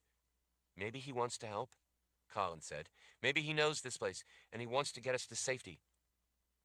Richard didn't think it could be that simple, but he didn't say so. There was more to it. What more there could be, he didn't know.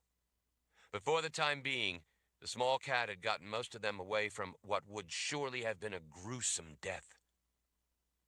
The rocky ground ascended on stepped layers of fallen slabs and boulders, a tangled growth of shrubs with large leaves and small lacy trees had taken root over and among the rock. The ascending floor of the chasm took them up ever higher over the stepped ledges. Ahead, Richard could see that the walls closed off overhead again, with showers of water falling on the far side like a wet curtain. The whole place looked like a passageway to the good spirits. Richard recalled what Zed had told him about always appreciating the beauty of things. It was certainly beautiful down at the bottom of the chasm. The temperatures down deep in the gorges were likely moderated to an extent from the heat and cold up above. Protected as the place was from harsh elements, it allowed everything to grow green and lush in the temperate, wet climate. The rock at the bottom continued its ascent up the floor of the chasm, making the canyon ever more shallow the farther they went. The more he was able to see of the landmarks off to the sides above them, the more he recognized where they were. Richard realized that they were finally coming out the far end of the maze.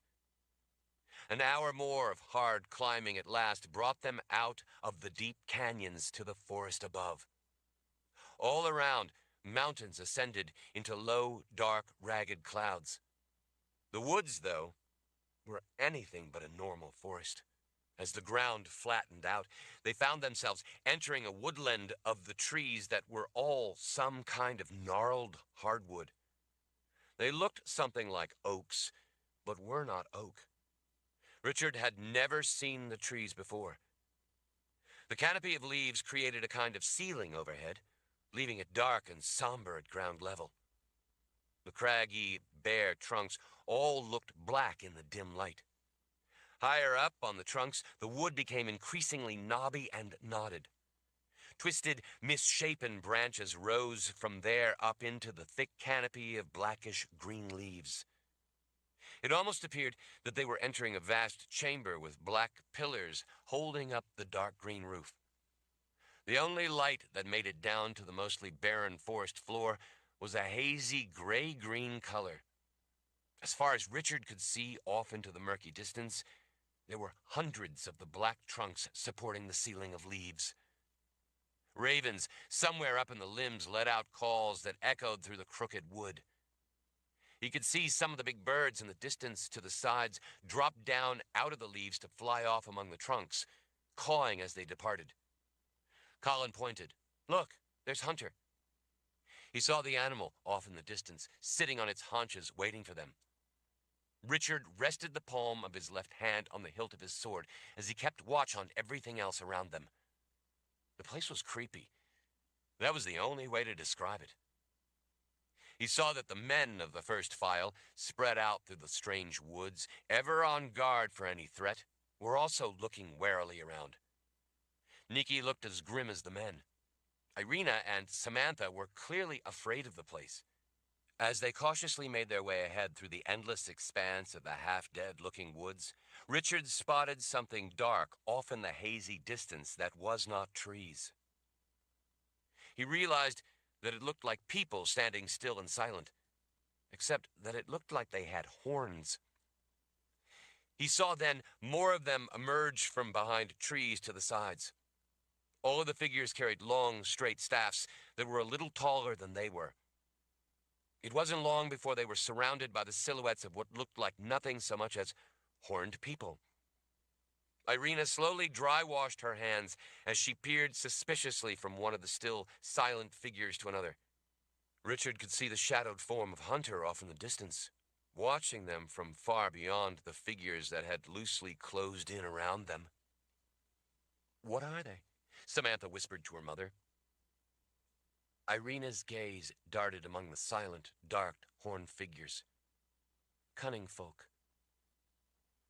Richard didn't have to ask if she thought they were dangerous. By how pale Irina's face had gotten, it was clear she thought they were. Chapter 62. Cunning folk? Commander Pfister asked in a quiet voice when he overheard what Irina had said. She nodded to the commander as he leaned down close to her. "I think so. I've never met any of them myself. From things I'd always heard, I never wanted to." The commander appraised the situation and how many of the strange figures stood scattered throughout the dark wood. There were not enough for the men of the first file to be concerned, if it was only a matter of numbers. No one, though, thought that numbers were the problem. "Tell the men to stand down," Richard told the commander. "We don't know that they mean us any harm, and we don't want to give them cause. This is still part of the Daharan Empire. We are not invaders, but we are still coming into their home, so we owe them respect. I don't want them to see us as a threat. Got it, Commander Pfister said as he hiked up his trousers. Be polite to the nice people with horns. He moved off, casually passing the word among the waiting men. Richard saw one of the closer figures thump his staff on the ground 3 times. Small, arcing sparks crackled at the top end of the staff. Richard looked over at Nikki out of the corner of his eye. Gifted magic? No, she said. Some other kind of power. Most likely occult abilities. All the more reason to be cautious and show them a calm face, Colin said. Richard nodded his agreement. Wait here. Nikki immediately seized his shirt at his shoulder. No, you don't. You stay right where you are, protected by all of us. Let him come to us. Richard let out a deep sigh. All right. He lifted an arm, waving, so that the man who had thumped the staff would see him. The dark figure watched Richard for a time, waiting to see what the soldiers off to the sides would do, before finally coming forward to meet them. As the figure who had thumped his staff approached, he was joined by 6 other figures. They followed close behind him, off to the sides a little. All of them looked the same. All had staffs. All were coal black, much like the tree trunks all around them. All of them had long horns. Once they were close enough, Richard was surprised to see that they were all covered head to toe in what appeared to be thick, black mud, heavily loaded with straw. They all had steer skulls over their heads. The steer skulls were covered in the same black, muddy straw. The idea of people wearing steer skulls over their heads struck him as rather silly. But standing there covered in the thick layer of black straw, eyes staring out from inside those skulls, they didn't look at all silly. They looked intimidating. He knew, though, that intimidation was obviously the purpose. Intimidation often provided safety. Richard could see nothing of them other than the thick layer of muddy straw and the skulls covering their heads. It was not even possible to tell if they were men or women. My name is Richard, he said, when the one who had thumped his staff came to a halt. The man waited without saying anything. It is urgent that we get to Saavedra, Richard told them. Not to us, the man said in a voice muffled by the skull he was wearing over his head. Richard noticed that more figures covered in the same pitch-black straw and wearing the same kind of steer skulls had emerged from behind trees. They gathered, closing in around the interlopers. He knew that the soldiers could easily handle the numbers, but he didn't think they could handle the occult powers that he feared these people could wield. We mean you and your people no harm, Richard said. We only wish to pass through here, and we will be on our way. The straw man looking among several of those beside Richard. There is evil among you. Richard wasn't sure what he meant. Evil? You, the man said, tipping his staff toward Richard. You have it in you. He tipped his staff toward Colin. She does as well. Richard nodded. We're sick. That is why we need to get to Saavedra. We need to get there so we can be cured of this sickness. But you needn't worry. You cannot catch it from us. We know that. Richard wondered if that was true, and if so, how the man could know. Of course, he was able to recognize the poison in him and Colin, and it certainly was evil. Richard suspected it was an indication of the abilities of their occult powers.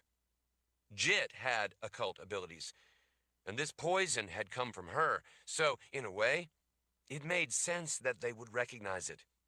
We mean you no harm, Richard said. We only wish to pass peacefully through your land. We will hurry and pass through quickly and be swiftly on our way.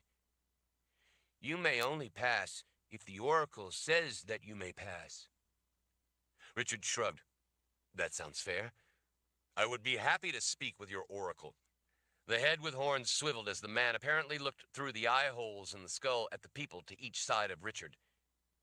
You do not choose who will speak to the oracle, he said. The oracle chooses who will speak to her.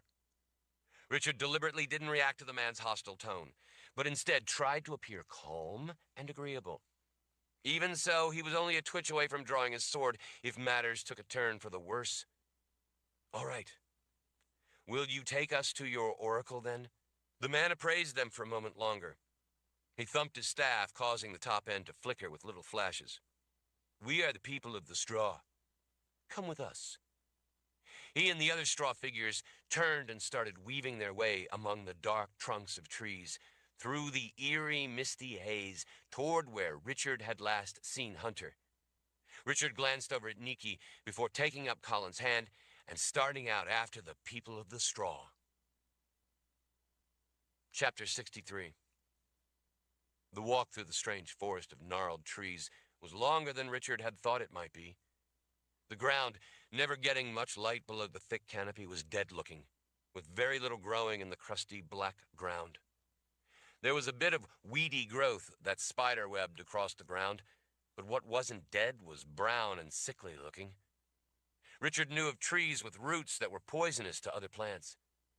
It kept other things from growing up and crowding out the trees. Richard wished that Zed were with them. Richard's grandfather would surely have something to say about this place and the people of the straw. Richard wished that he had his grandfather's advice and his company. Even though he was gone, Zed was always in Richard's thoughts. Even those times when they had been far apart, Richard had always been comforted by the knowledge that he was somewhere. Now he was gone. The world felt like a dead and lonely place without the old wizard, his grandfather, his friend, his most trusted advisor. It seemed impossible that Zed wasn't alive and well somewhere. For Richard's entire life, Zed had always been alive, always been there for him. Richard wanted his grandfather back. He knew that would never happen, but he would one day have his hands around the throat of the person responsible for Zed's murder. After a time, they arrived at a more open area with a tight cluster of buildings set in the expanse in the dark forest. All the buildings were square, all of them one story. They appeared to be made of the same muddy straw as that covering the people. Even though the forest had opened up to the sky was so dark with threatening, leaden clouds that it didn't do much to brighten the scene. Everything from the trees to the straw men to the black straw buildings was dark and dead and dismal looking. Richard realized that the muddy straw covering the men and the buildings had to be something more stable than mud, or the frequent rains of the Darklands would dissolve their straw garb as well as their homes. It also had to be something more flexible than mud, or it would dry, crack, and crumble off when the men walked. From what he saw, none of the thick, muddy straw looked anything but entirely intact. Richard saw faces in windows that were nothing more than square openings in the plastered straw walls. The faces were not wearing skulls, but looked like normal people. Back behind some of the buildings, he saw frames drying skins of what looked like deer. He also saw smokehouses. There were wooden tubs and other community property for the small village. When people began emerging from buildings, he was surprised to see that they were all dressed more or less normally. Their clothes were rather drab, but none would have looked out of place just about anywhere. He saw men and women of every age, as well as a few children. The children stayed inside or behind the buildings, too shy to come out, but too curious about the strangers to stay hidden. The people all looked cautious but inquisitive. They didn't show any indications of being hostile. From what Richard had seen of the Darklands, caution was more than warranted. There were fewer than maybe 100 people in the small village. By the number of buildings, he doubted that there were more than he wasn't seeing. They all hung back as the straw man who had spoken to Richard went to speak with them. The people had what looked like a heated discussion, arms waving as they talked to the straw man. It went on for a time before the straw man finally thumped his staff. When he did, the conversation ended. Everyone fell silent. The people all vanished back into the simple buildings. Richard and all those with him had no idea what was going on and could only wait until the man returned. "Come with me," The straw man wearing a steer's skull told them. They all followed him into the tiny village, trying to look non-threatening as they walked among the buildings to an open square in the center.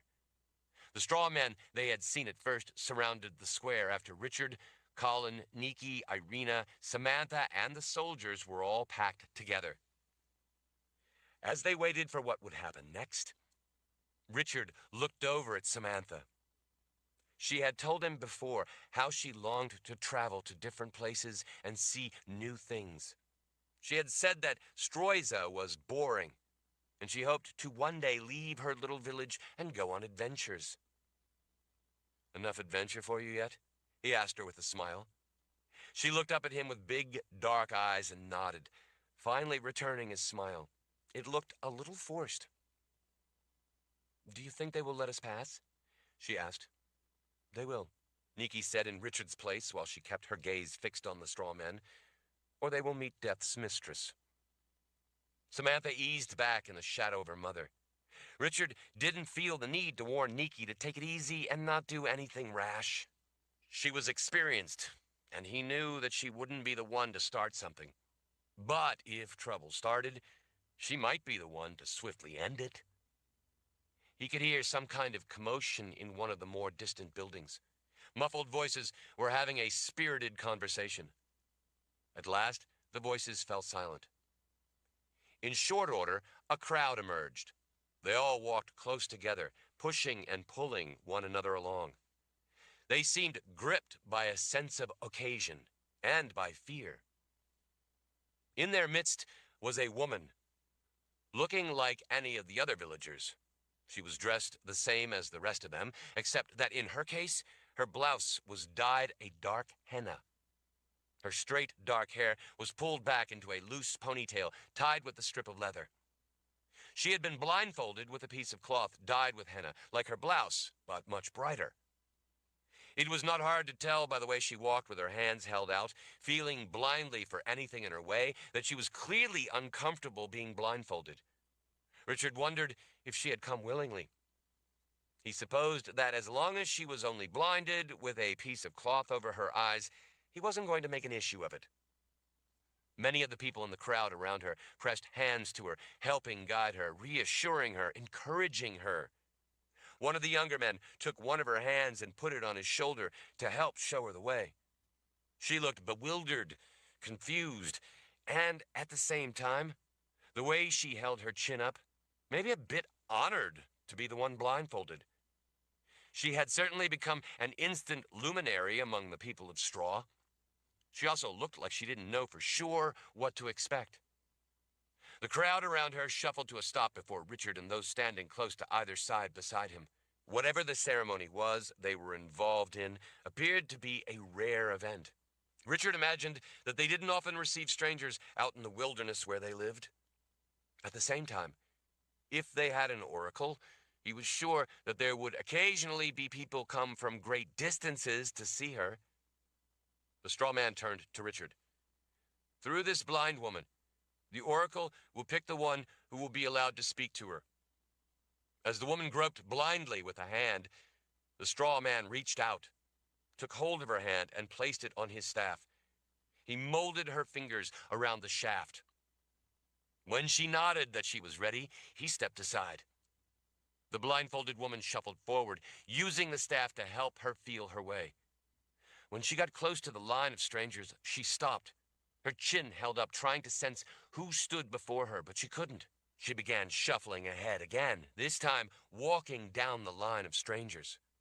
She kept going until she reached the last soldier, and then she returned, holding her chin up as she blindly made progress back, trying to sense something of each one of those waiting before her. Finally, she returned to a stop not far away. She turned toward them as she placed her second hand on the staff. Richard knew that they didn't have time to waste. If this ceremony didn't end pretty soon, he was going to have to put an end to it himself. The palm of his left hand rested on the hilt of his sword. They needed to get to the containment field in Saavedra. These people were either going to help, or he would have to sweep them aside and get through the pass. Finally, The blindfolded woman tipped the staff forward to tap Colin once on each shoulder. "You," she said. "The Oracle will see you, and no one else." Richard was about to say he wouldn't allow it when Colin stepped forward and spoke before he had a chance. "Thank you.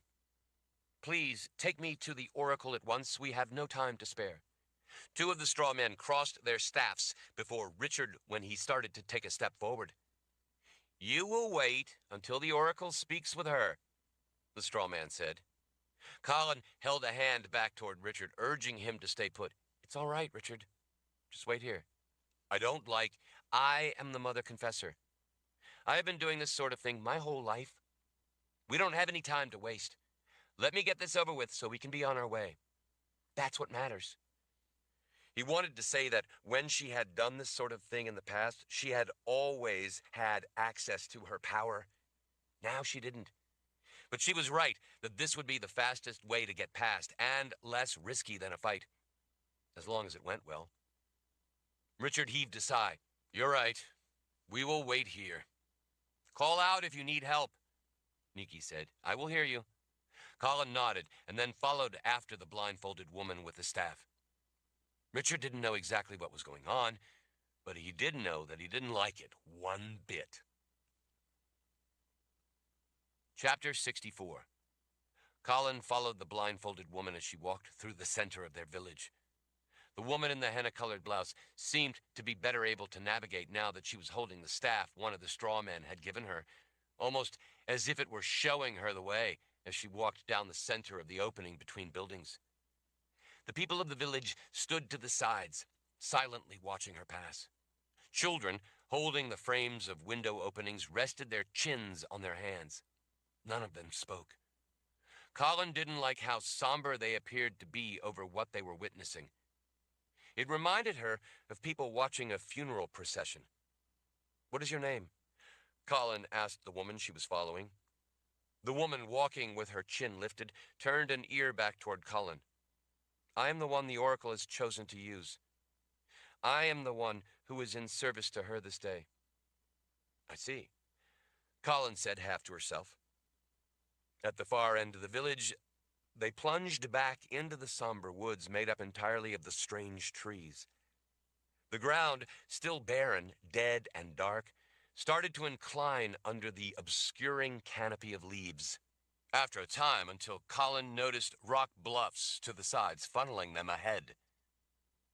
When they came to a place where the passage narrowed somewhat, more normal-looking trees began to take over from the strange forest.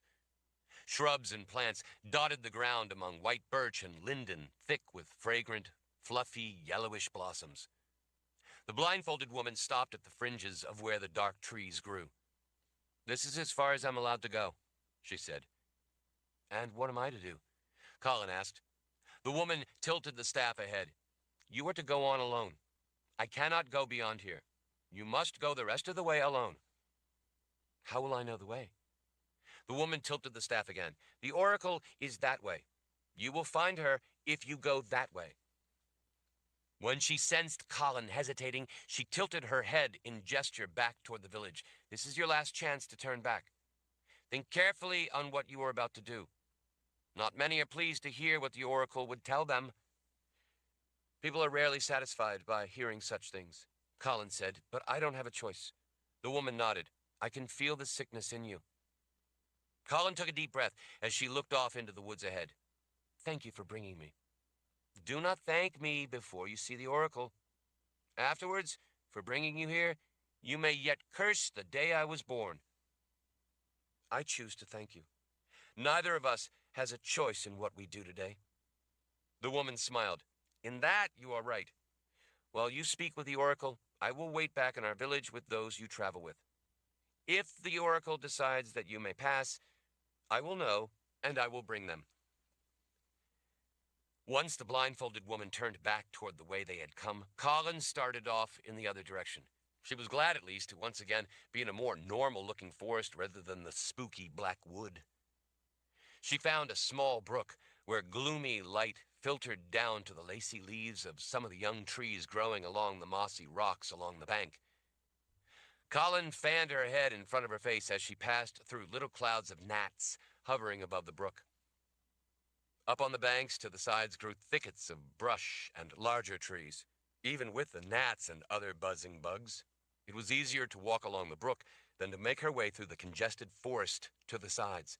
She could occasionally see through gaps in the trees that the rock walls that had narrowed the passage had receded back to become the lower reaches of forested mountains rising up to either side. The brook eventually led her through a stand of birches. The dark spots on the white bark looked like 1,000 eyes watching her. The birches eventually thinned out as she moved along the brook into a more open grassland. The dark wall of forest receded into the distance to the sides, leaving a flat, grassy plain. The brook broadened out in a series of shallow pools as crystal clear water moved quietly over gravel beds. Out in the open at last, Colin was finally able to better see the true enormity of the mountains. They stood like hazy, pale, gray-blue walls rising up to either side. She couldn't see any other way through the towering, snow-covered peaks. As far as she could tell, they had indeed found the pass through the mountains that would lead them to Saavedra. Now, all she had to do was get the oracle to give her blessing for them to travel through the pass. In among small, grassy, rolling rises, she found the source of the brook. The water, looking to be fed from a spring below, flowed up through a split in a knee-high boulder and down the sides. Through the clear water in the pool around the boulder, she spotted minnows above the gravelly bottom swimming into the gentle current. The place vaguely reminded Colin of something she had seen before, but she couldn't bring it to mind. Beyond the spring, over a grassy rise, she saw a broad valley forested with huge oaks and maples. The massive trunks of the spreading oaks created a beautiful, natural cathedral below the crowns. Had her mission not been so vital, and her worry for Richard so great, Colin would have marveled at the size and beauty of the trees set among the lush expanse of grass. As she walked through the waist-high grass, something began crunching under her feet. Sometimes the grasses collapsed inward when her foot broke through. She paused and looked down. Among the tussocks, she saw something slightly round just under the brown thatch of dead grass. She noticed that the ground all around looked lumpy. With the side of her boot, she scraped at the thick layer of dead grass down at the base of the new green shoots. Her foot exposed something that looked like bone.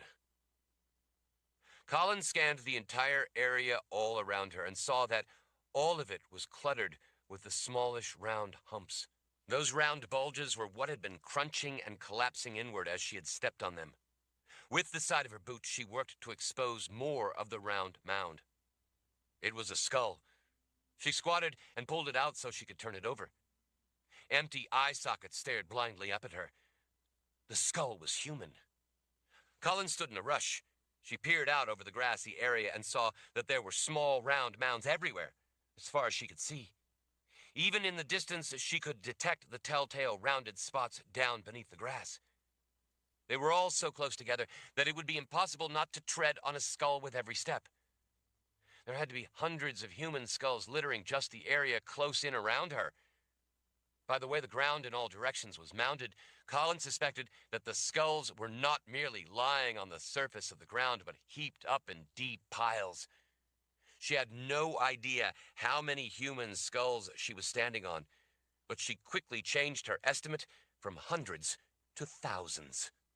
She had no idea what had happened in this place, but she told herself that if she didn't get permission for her and everyone with her to pass, and they tried to pass without that permission, they very well might end up here, with grass growing up out of their bones. But if she didn't get permission to pass, she and Richard would be dead within days. Nikki had told her how short their remaining lives would be if the poison was not removed. With no time to waste, she couldn't worry about the dead she was walking over. Her only concern now had to be for the living, not only her and Richard, but everyone else who depended on them. Making her way through the monarch oaks, Eyeing songbirds flitting about up in the branches, she saw that the trees gave way to a central area that looked like it should have been sunlit. But the murky day would not cooperate. She could see someone, no doubt the oracle, sitting on a stone bench near the center of that open area.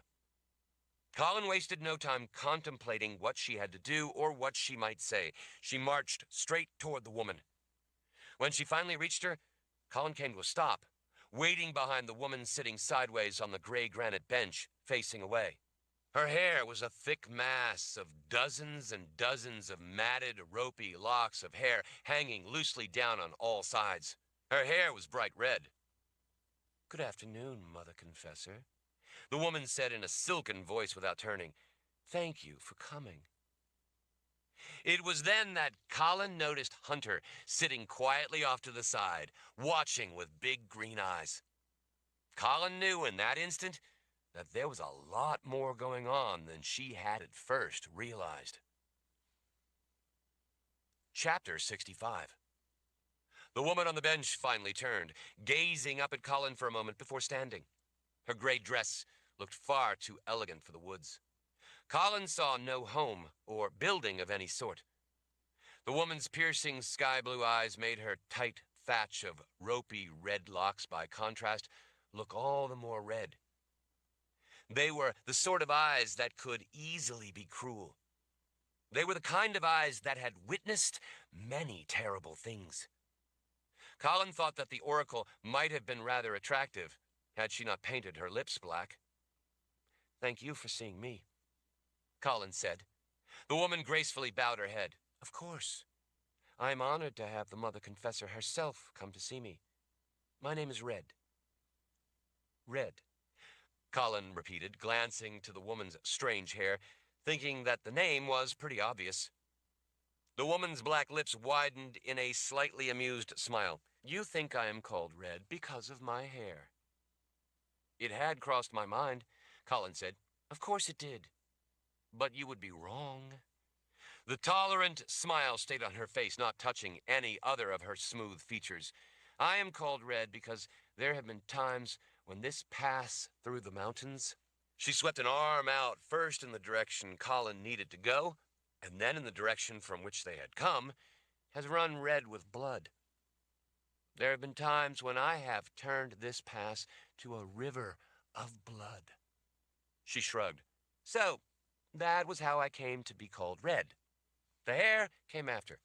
The smile widened. "Because I liked the name." "I see," Colin said. "You needn't sound so reproachful, Mother Confessor. After all, there have been times when you, too, have turned the countryside red with blood."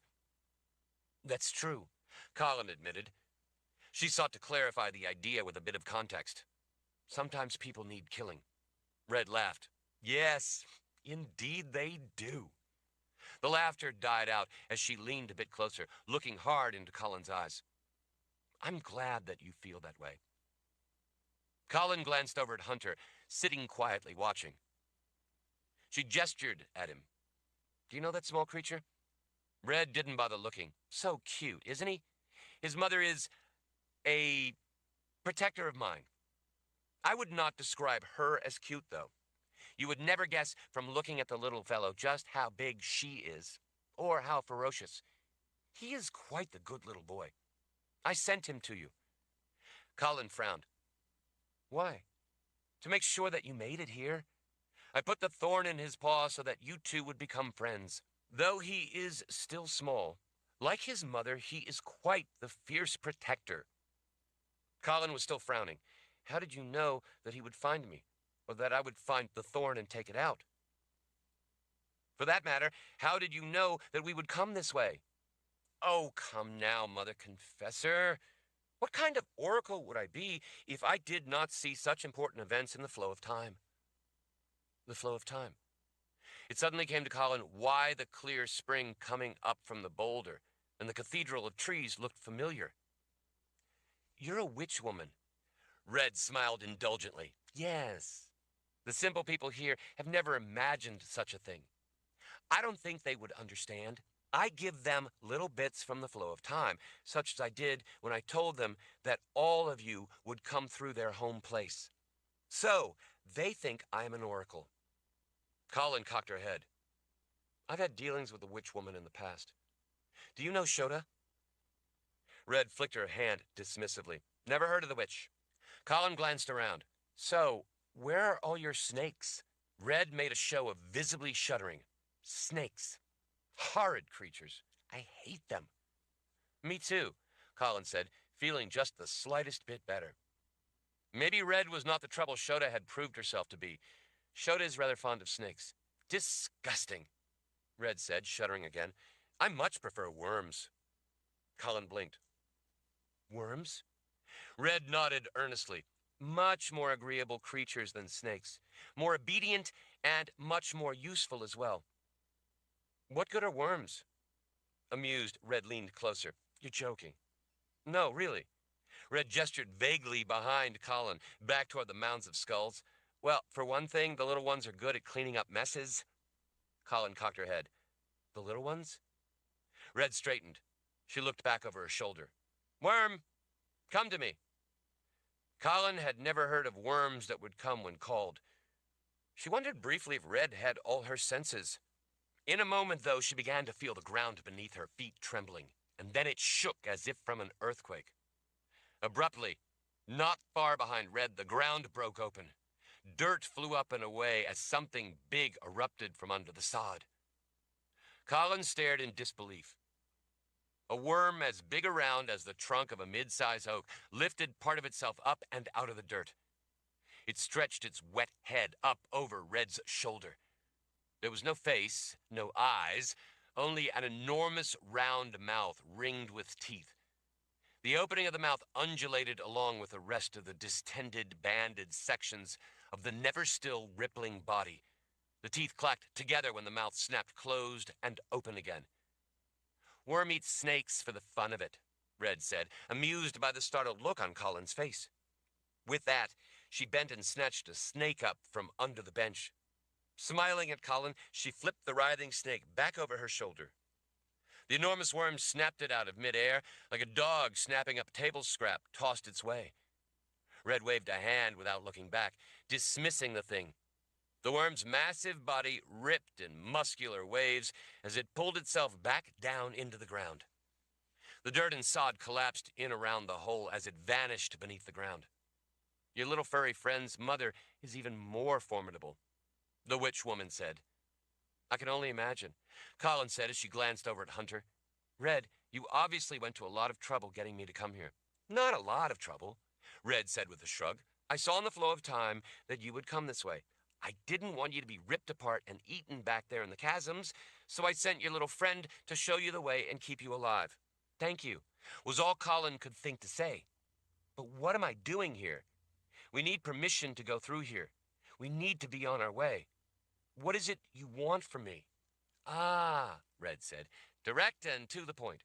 Well, with the condition you and Lord Rawl are in, I suppose that you have no time to waste, so we had best get right to our business. My business is getting to Saavedra, Colin told the woman. We're in a hurry. We don't want any trouble. We simply need you to give us your permission to go through this pass.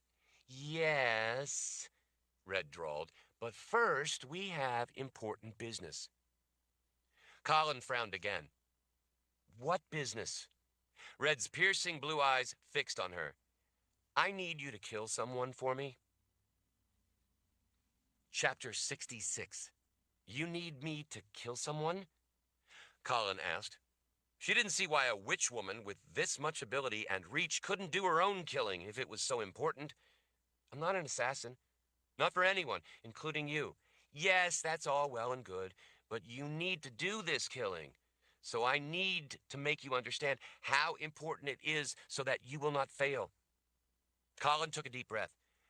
She knew the woman wasn't going to let them pass until Colin at least heard her out. Fine, let's hear it then. But be quick about it.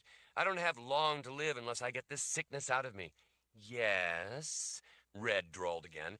The call of death from that vile creature, Jit. Colin cast a suspicious look at the woman. You know of Jit and the poison in us? Red rolled her eyes. I am a witch woman. Of course I know of important matters that involve central figures such as you and Lord Rawl.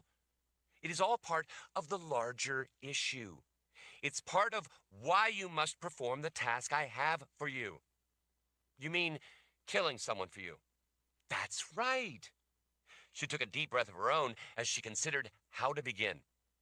Well, since you are rapidly running out of time, I will try to make this as short as I can. I would appreciate that, Collins said, not really wanting to hear it. She thought about the field of skulls and realized that at least listening to what Red had to say was probably wise. They needed to be on their way. Fighting their way through was not a risk they needed. Listening would take less time. You see, Mother Confessor, I have seen the demon. He is here in the world of life. The demon? The one called Sulachan? He has long been dead. He belongs in the world of the dead, and you expect me to kill Sulachan? Colin was incredulous. No, not exactly. Not directly, anyway. What I expect is for you to make it possible for him to be sent back to the underworld, where he belongs. Colin certainly wanted Sulachan and his scheme stopped. Since Red seemed to have the same objective, Colin suddenly became more interested. Make it possible? How am I supposed to do that? I am trying to explain the larger picture, if you would allow me. You said you were in a hurry. Colin nodded. Sorry. Go on. Sulachan is an ancient evil that blighted the world. He died long ago and belongs in the world of the dead. By all that is right, he should not be a problem for us today, but he is. In life, he was a sickly man. He was also a man of vision. Evil vision, deranged vision, but vision nonetheless. Knowing he was slowly dying, he began making preparations long before he ever passed over into the world of the dead. Despite being sickly, he was a powerful wizard, possessing both the gift and occult powers. I don't understand this business with occult powers, Colin said. I've never encountered them before. Why do they suddenly seem to be springing up all over? Red swept an arm around. Everything requires balance. That balance runs the gamut from the minuscule to the most central elements. Conflict seeks balance. Balance is often achieved by conflict. Heat and cold, darkness and light.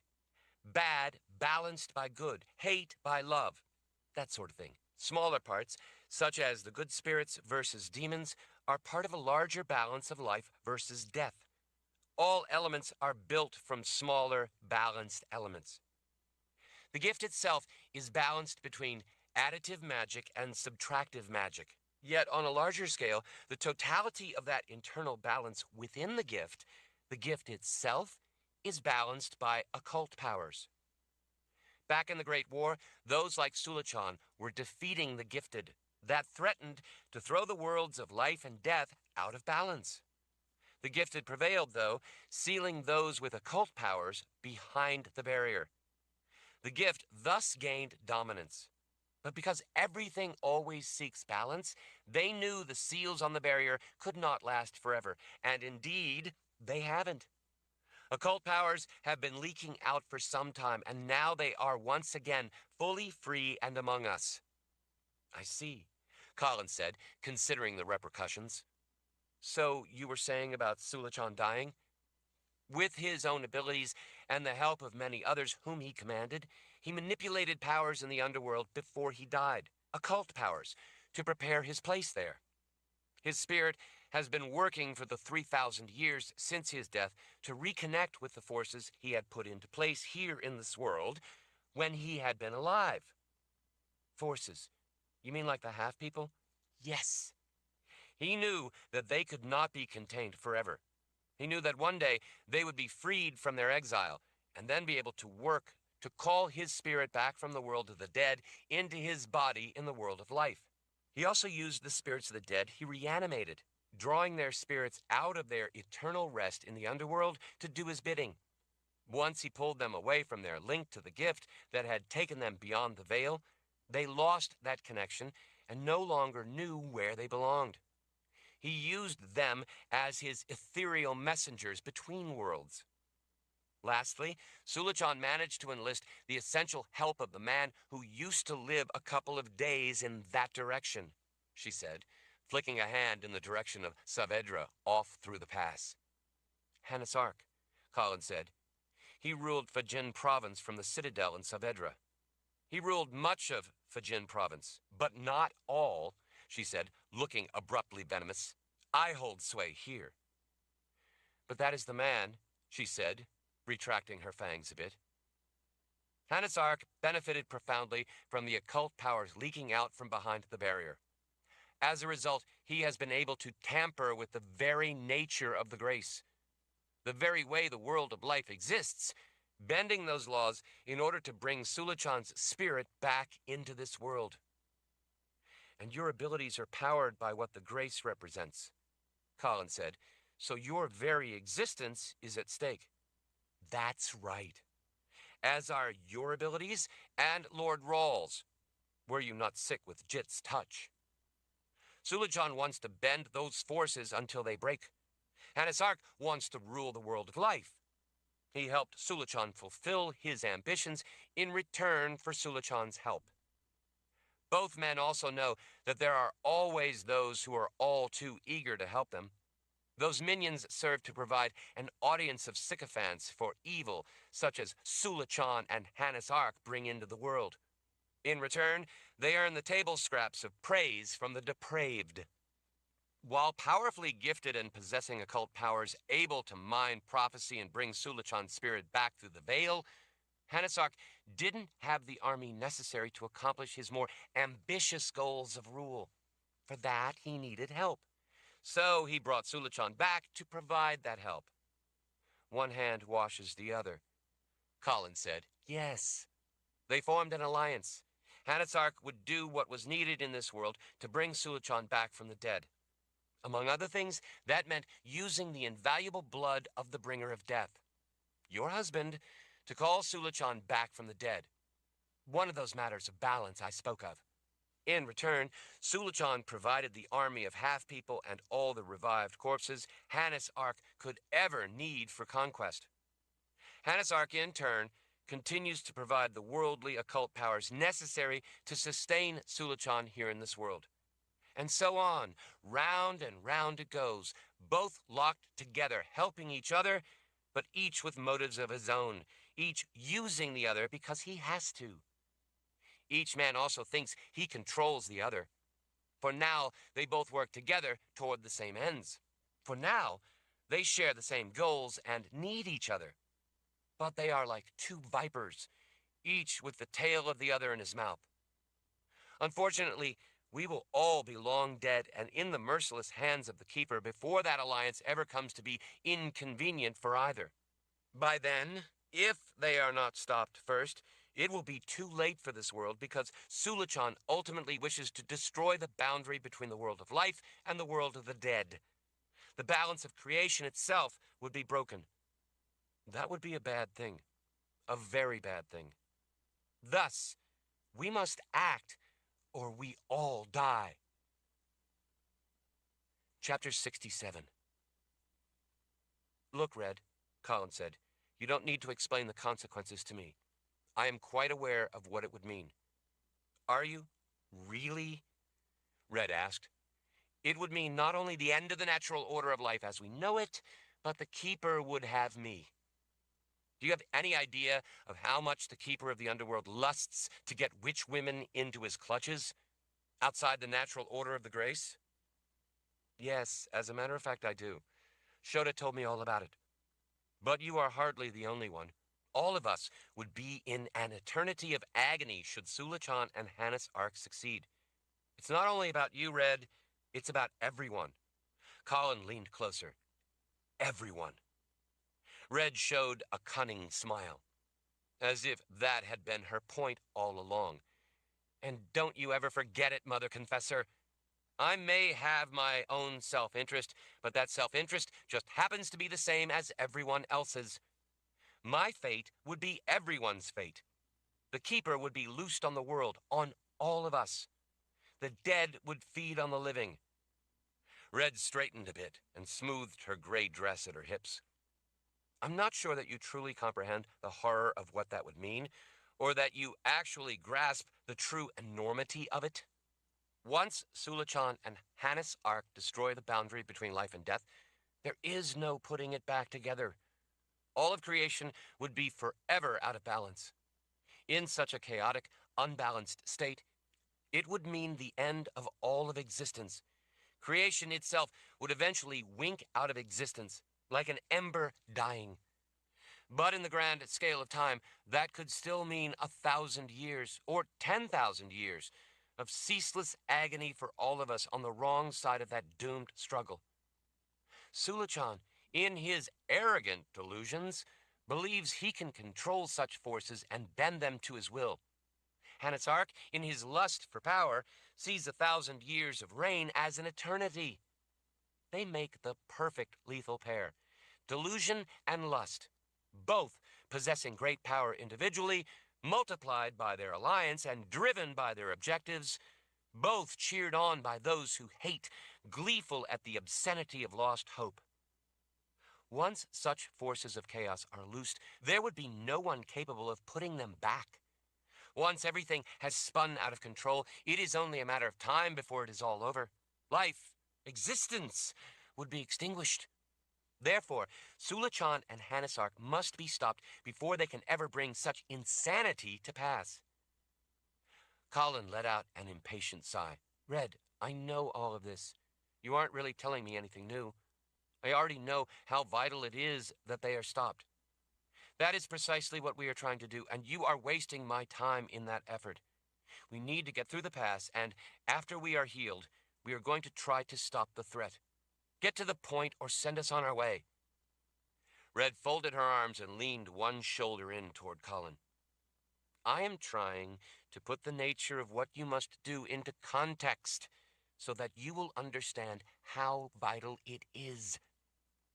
Colin pressed a hand to her forehead. She could feel the evil inside her clawing to be freed. It was going to be that way for everyone. She took a breath, trying to be patient. Red, I'm dying. Believe me, I get the context. I don't have a lot of time left to do anything to help you. We need to be on our way. I get it that they must be stopped or they will do something irreversible. Would you please just tell me what it is that you think you need me to do? Red leveled a sharp look at her. It is not what I think. It is what I know. I see events in the flow of time, and what I see is that there is only one person who has the potential to stop all of these horrors I have described from coming to pass. And who would that be? Colin asked as patiently as possible. You know very well, Mother Confessor, who that would be. Red said with a scowl. It is the pebble in the pond, the bringer of death, the Lord Rawl, the one, your husband. Colin let out a deep sigh. Again, we know that. Does the flow of time you witch women like to swim around in tell you if he will succeed? It doesn't work that way. I do not choose what I wish to see in the flow of time. Great. So all you can do is tell me what I already know and that you don't know if we will succeed. That's great. Thank you. Now, may we pass? Red's scowl was back. I don't get to pick out the answers I need or would like. I don't get to ask questions and have them answered. The flow of time reveals to me what it will reveal. Nothing more, nothing less. I have no say in it. I am but a messenger. That's because it's prophecy, Colin said. In a way. In this case, it reveals to me only that your husband has the potential to succeed. It does not reveal if he will. Colin threw her arms up. What good, then, is all this flow of time prophecy business if it only tells you potential? I could easily have told you that Richard has the potential to stop all this from happening without you needing to bother to peer into the flow of time. Rather than getting angry at Colin's tone, Red became more calm, even sorrowful. That much of it is muddy, but many other events in the flow of time are crystal clear. I can see those things with absolute certainty. But not in this case, Colin said, contemplating leaving the witch woman and going back to get Richard and the rest of them. Since Red knew that Richard was important, Colin figured that she wasn't likely to put up a fight if they simply barged right through the middle of her little lair. No, not in this case. It was Red this time who let out a patient sigh. You see, Mother Confessor, in the unique case of that husband of yours, his free will mucks up events in the flow of time. Colin frowned. Why is that? Because he is a pebble in the pond. He causes ripples in events. Because he acts on free will and he is gifted, it can't be foreseen how those ripples will interact with other people and other events. Prophecy does not work so well with that man of yours. If it's any consolation, we've always had that problem with prophecy, Colin said. That's why we don't pay it much heed. Red leaned closer. Well, in this case, you had better. Why? Because while I may not know if he will succeed, I know that if he is dead, he will not have a chance to try. If he dies, our fate is sealed, and we all die. I'm trying to help you keep him alive so that you can do what he needs to do in order to give us a chance. If you don't listen to me, he is going to die. That is not a potential, but a hard, cold certainty. I know how to read events in the flow of time. I know those things that are only a potential, and I know those that will happen with an absolute certainty. In this particular case, it is not a maybe or a potential. It is a dead certain event. He is going to die before he has a chance to fulfill his potential unless you do what you need to do to prevent it. Only you can prevent his death. Only you can stop it. Now, do you want him to live or not? It's all up to you, Mother Confessor. Chapter 68. Colin stared back into Red's fierce blue eyes. All right, I'm listening. What is it you see in the flow of time that is so certain? Nikki is going to kill Richard. Kill him? Colin blinked in disbelief. Why would she kill Richard? Dear spirits, the woman loves him. That is why she will kill him. Because she loves him. Colin shook her head, as if trying to shake it clear of lunacy. You really ought to meet Shota, Colin said. You'd like her. You both see events in the flow of time and think you understand their true meaning when you don't. You're both crazy. I'm not crazy. I would wager that this Shota has given you information that has been vital, as this is. I'm telling you what will happen in the flow of time if that flow is allowed to run its course. I'm trying to make you see what is at stake. I haven't got time for this nonsense. As Colin started to leave, Red grabbed her arm and turned her back. Nikki knows that Richard's heart belongs to you. She loves him, but she cannot have him. The flow of time says that because of that, she will kill him. Colin pressed her hands to the sides of her head, exasperated with the pointless, circular conversation, wishing she could shut it out. You said yourself that this flow of time you look into only holds potential, not certainty. Red shook her head emphatically. No, that is not what I said. I said that because he is the pebble in the pond, Richard's free will muddies my ability to see how the events he is central to will unfold. It is only undefined potential in his case, but I see other things with absolute clarity. Colin glared, no longer even able to remain polite. So you say. Red gestured angrily toward Hunter. I sent him because I saw that you would all come this way and would have been killed back there in the chasms had I not acted. It was important that none of you die back there. I could see in that same flow that you would befriend Hunter, as you call him, and follow him when you most needed his help, but only if I sent him to save you.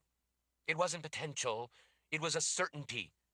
I saw the different tributaries, branches, and backwaters in the flow of time, and I worked to keep you on the course that would save your lives. Here you stand as a result. I would say that shows I understand the meaning of what I see in the flow of time quite well, wouldn't you?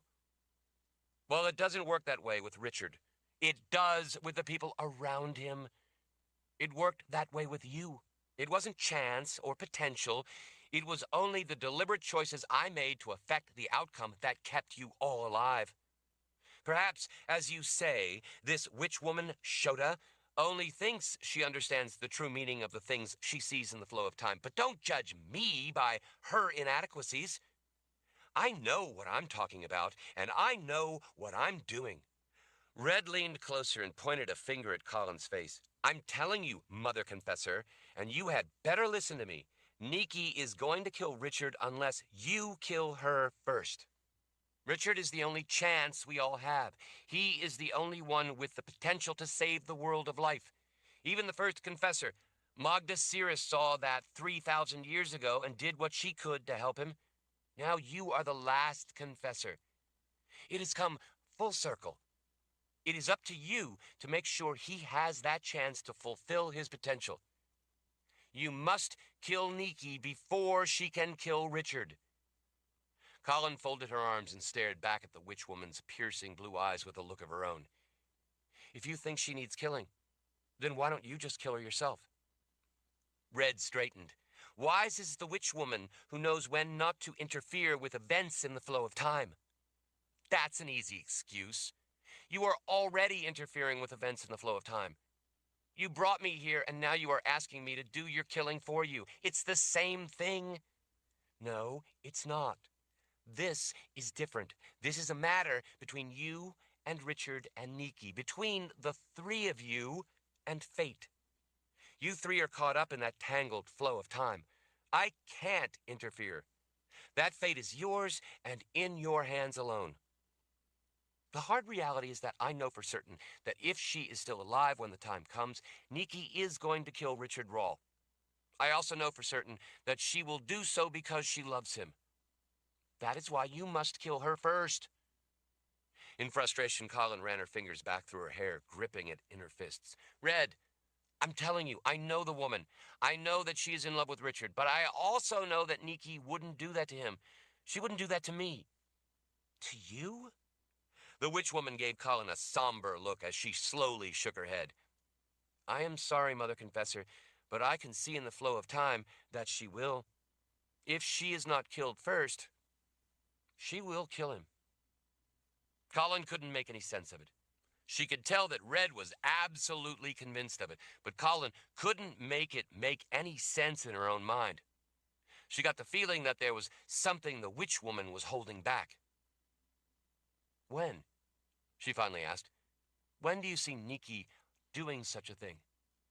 For a long moment, the woman regarded Colin with the kind of chilling look that could only be summoned by a witch woman. That is a question you really should not ask, Mother Confessor. Please, take my word for it, and do not ask that question. You will not like the answer. Colin's blood ran cold at the look in Red's eyes. I'm in the middle of this. I don't like any of this, but you told me that the context is vital. I need the complete context. So I'm asking, when will Nikki kill Richard? Red was silent for a long time as she stared into Colin's eyes. She finally spoke in a soft but unwavering voice. I can't say when for certain. I can only tell you that it will be after you have already been murdered. Colin blinked, then frowned, not certain that she had heard correctly. What? When Nikki kills Richard, it will be sometime after you have been murdered. After I've been murdered? As in dead? Yes. You have very little time left before that happens. That is why you must kill the sorceress as soon as possible. You cannot afford to delay. It must be done today or tomorrow when you arrive at the Citadel, or the following day at the very latest. I don't see you having any more time than that before you are murdered. And who is it that is going to murder me? Please, believe me, if I knew, I would tell you. I have sought that answer, but the flow of time hides it from me. There must be some reason. It is the same with the old wizard. I tried to find out who murdered him so that I could tell you, because his murder and yours are connected, but I wasn't able to pull an answer from that river of time. His murder is connected to what will happen to me? How? How are the two connected? Red folded her arms in frustration as she looked away. I wish I knew, but I don't. I can only see that there is a connection of some kind. It could be that the same person who murdered Zed will murder you, or it could be some form of interconnected cause and effect. I only know that the two are connected. Red's gaze returned to meet Collins. What I do know is that you must kill Nikki now, before you are murdered, or it will be too late and the rest will come to pass. Nikki will kill Richard Wall, and with him, the only hope for the world of life. Colin could feel a tear running down her cheek as she stared at the witchwoman. The thought of Richard being killed was too much for her. The thought of her being murdered was crushing, terrifying. It was all too overwhelming to take in. There must be a chance that you could be wrong. I am sorry, Mother Confessor, she said softly as she reached up, gently cupped her hand under Colin's chin, and brushed the tear away with a thumb. The truth is, either way, whether you kill Nikki or not, every possible branch in the flow of time shows that you are soon going to be murdered. I have seen you pass through on occasion as I have looked into the river of time. I saw your integrity, your virtue, your commitment to truth. I saw in the choices you made that you were brave, courageous, compassionate, and cared about others. I have admired you. It is a tradition of my kind to paint our lips black in mourning when we see the death of someone we care about. My lips are painted black today for you, Mother Confessor. I understand what this means for you, but you need to put your precious life into the context of what is going to happen to everyone else. This is bigger than you alone. You will never have another life, but neither will any of the other innocent people everywhere whose lives will be snuffed out. You need to put all that into perspective. Without Richard, they all die. Without you saving his life by killing Nikki, they all die. You have killed before to save the lives of those you care about. This is one of those times. The fate of everyone is in your hands, Mother Confessor. There is still a chance for Richard to live, but there is no chance to change what is going to happen to you. Only you can save the life of the man you love. If you care about him, about how precious his life is to you, if you care about the lives of everyone else, then you must kill Nikki. Colin felt as if the world was collapsing in on her. All her hopes and dreams were ashes. All she had wanted was to ask if they could go on through the mountain pass. She remembered what Zed had told her once, that a witchwoman never told you what you wanted to know without also telling you something that you did not want to know. Chapter 69. Richard was at a loss. He had been following a good dozen paces behind Colin for over an hour after they had cleared the pass, and there was no improvement in her mood. After they had been summoned by the blindfolded woman who said that the oracle had granted them safe passage, she led them through the pass without ever seeing the oracle. Richard had stopped the blindfolded woman back in the pass and asked to see the oracle. The oracle, the blindfolded woman had told them, had seen one of their party and she would see no more. She also said that the oracle had warned that if they wished to pass, they had to go right then or not at all. Colin had not said a word the entire time about her meeting with the oracle. In fact, she hadn't spoken to Richard about anything, not one word, since meeting up with them as they came through the pass. She had, however, taken up a lead position ahead of Richard, Nikki, Irina, and Samantha in their march, and it was clear that she wished to be alone. Richard wasn't used to that attitude from her, and it alarmed him in the extreme, but it seemed clear enough, so he hadn't violated that wish. What made it worse, though, was that she wouldn't even look at him.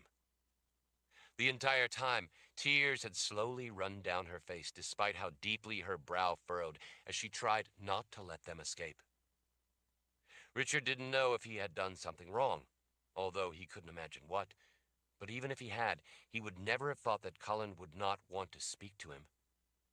Even on those occasions when he had done something to upset her, She had at least been willing to talk to him about it, to tell him what was upsetting her. Whatever was troubling her this time, he would have thought that she would want to talk to him about it. He was beside himself with worry for her. Although he couldn't entirely shake the worry that he had done something wrong, he assumed that it had to be that the oracle had given Colin a prophecy that upset her. For some reason, that prophecy had gotten to her. Colin knew better than to believe prophecy. But that didn't mean that this oracle couldn't have said something that had been a dagger through her heart, and for some reason Colin was taking it seriously. "What do you think?" he whispered to Nikki. "Should we try to talk to her?" Nikki glanced over at him.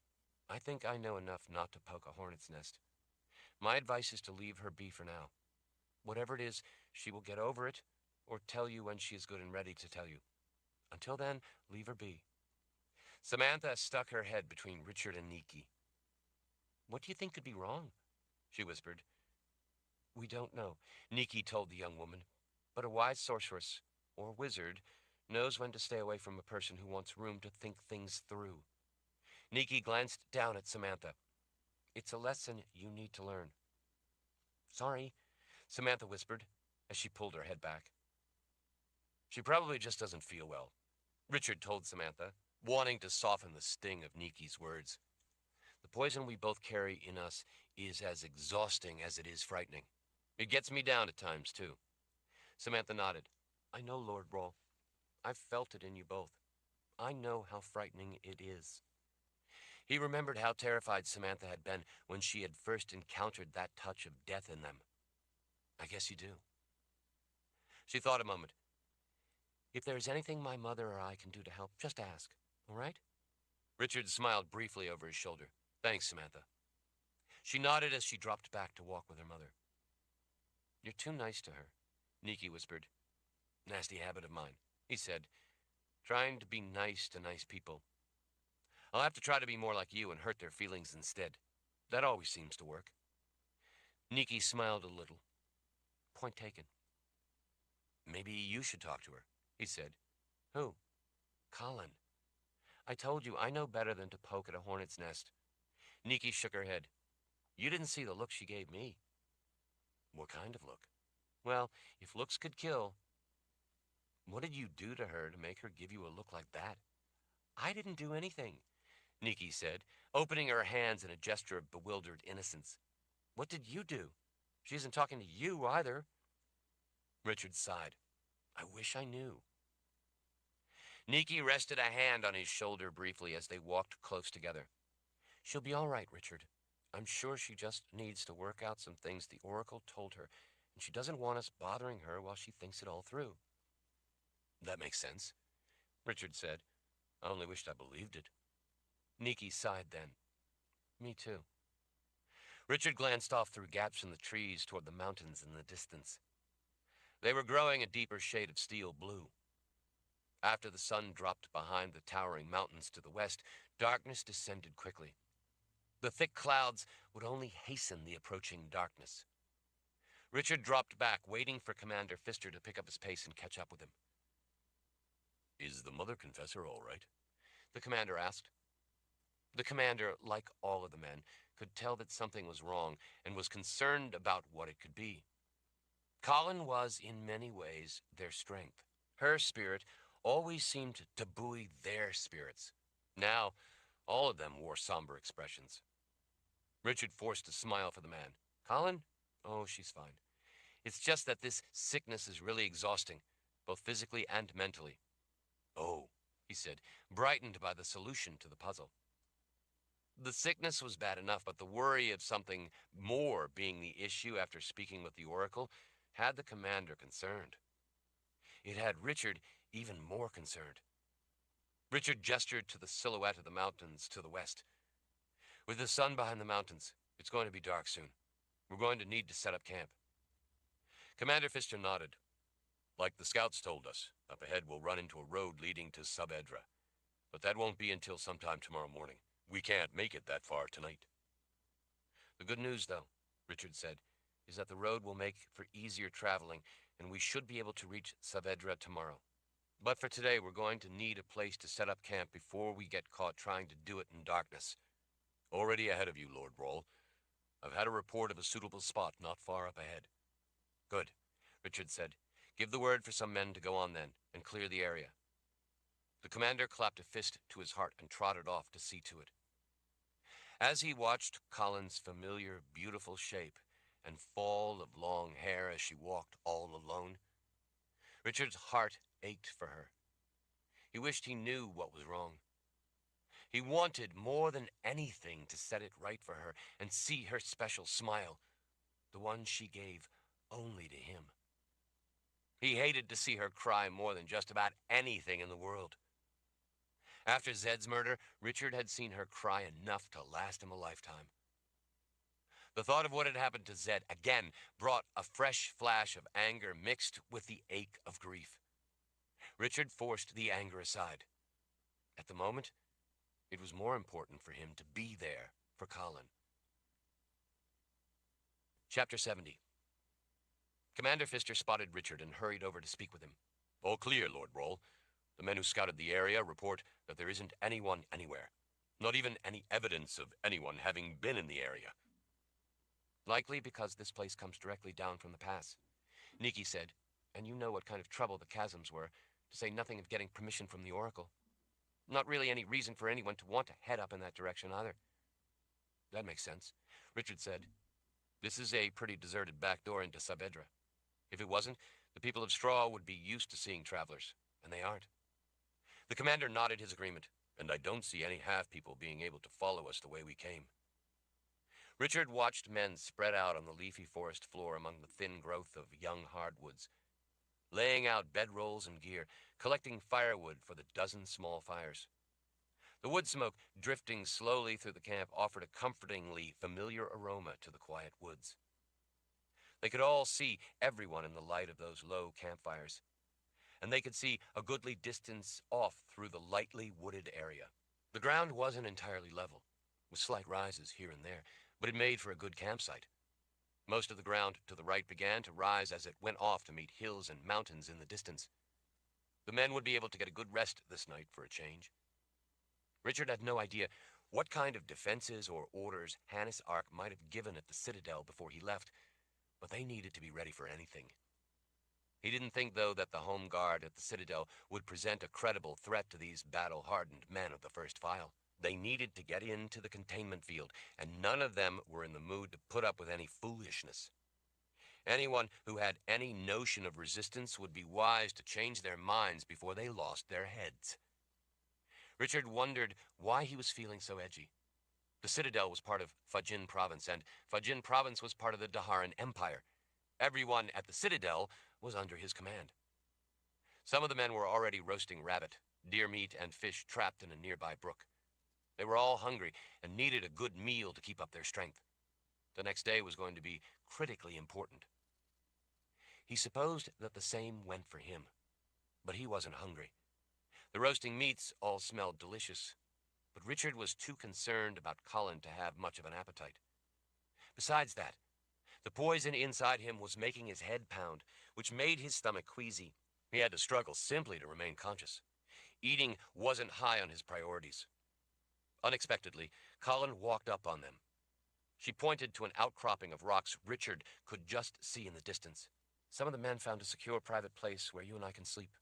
I laid out our bedrolls. Sounds good to me, Richard said, trying not to act surprised that this was the first time she had spoken to him since going off to see the Oracle. Would you like something to eat first? No, she said, before turning and making her way toward the spot she had pointed out. Richard and Nikki shared a look. I think you had best go keep her warm and make sure she is comfortable, Nikki said. Just be nice and don't try to be like me and hurt her feelings. I hear that doesn't seem to work. Richard smiled at the sorceress. You aren't going to let me forget that, are you? No, she said, returning the smile. Go tell her you love her, Richard. Richard nodded. Thanks, Nikki. I will. He drew a deep breath, both eager to be with Colin and reluctant to find out what was troubling her. Mostly he wanted her to be back to being herself. He supposed that until they were healed, neither of them was going to be back to themselves.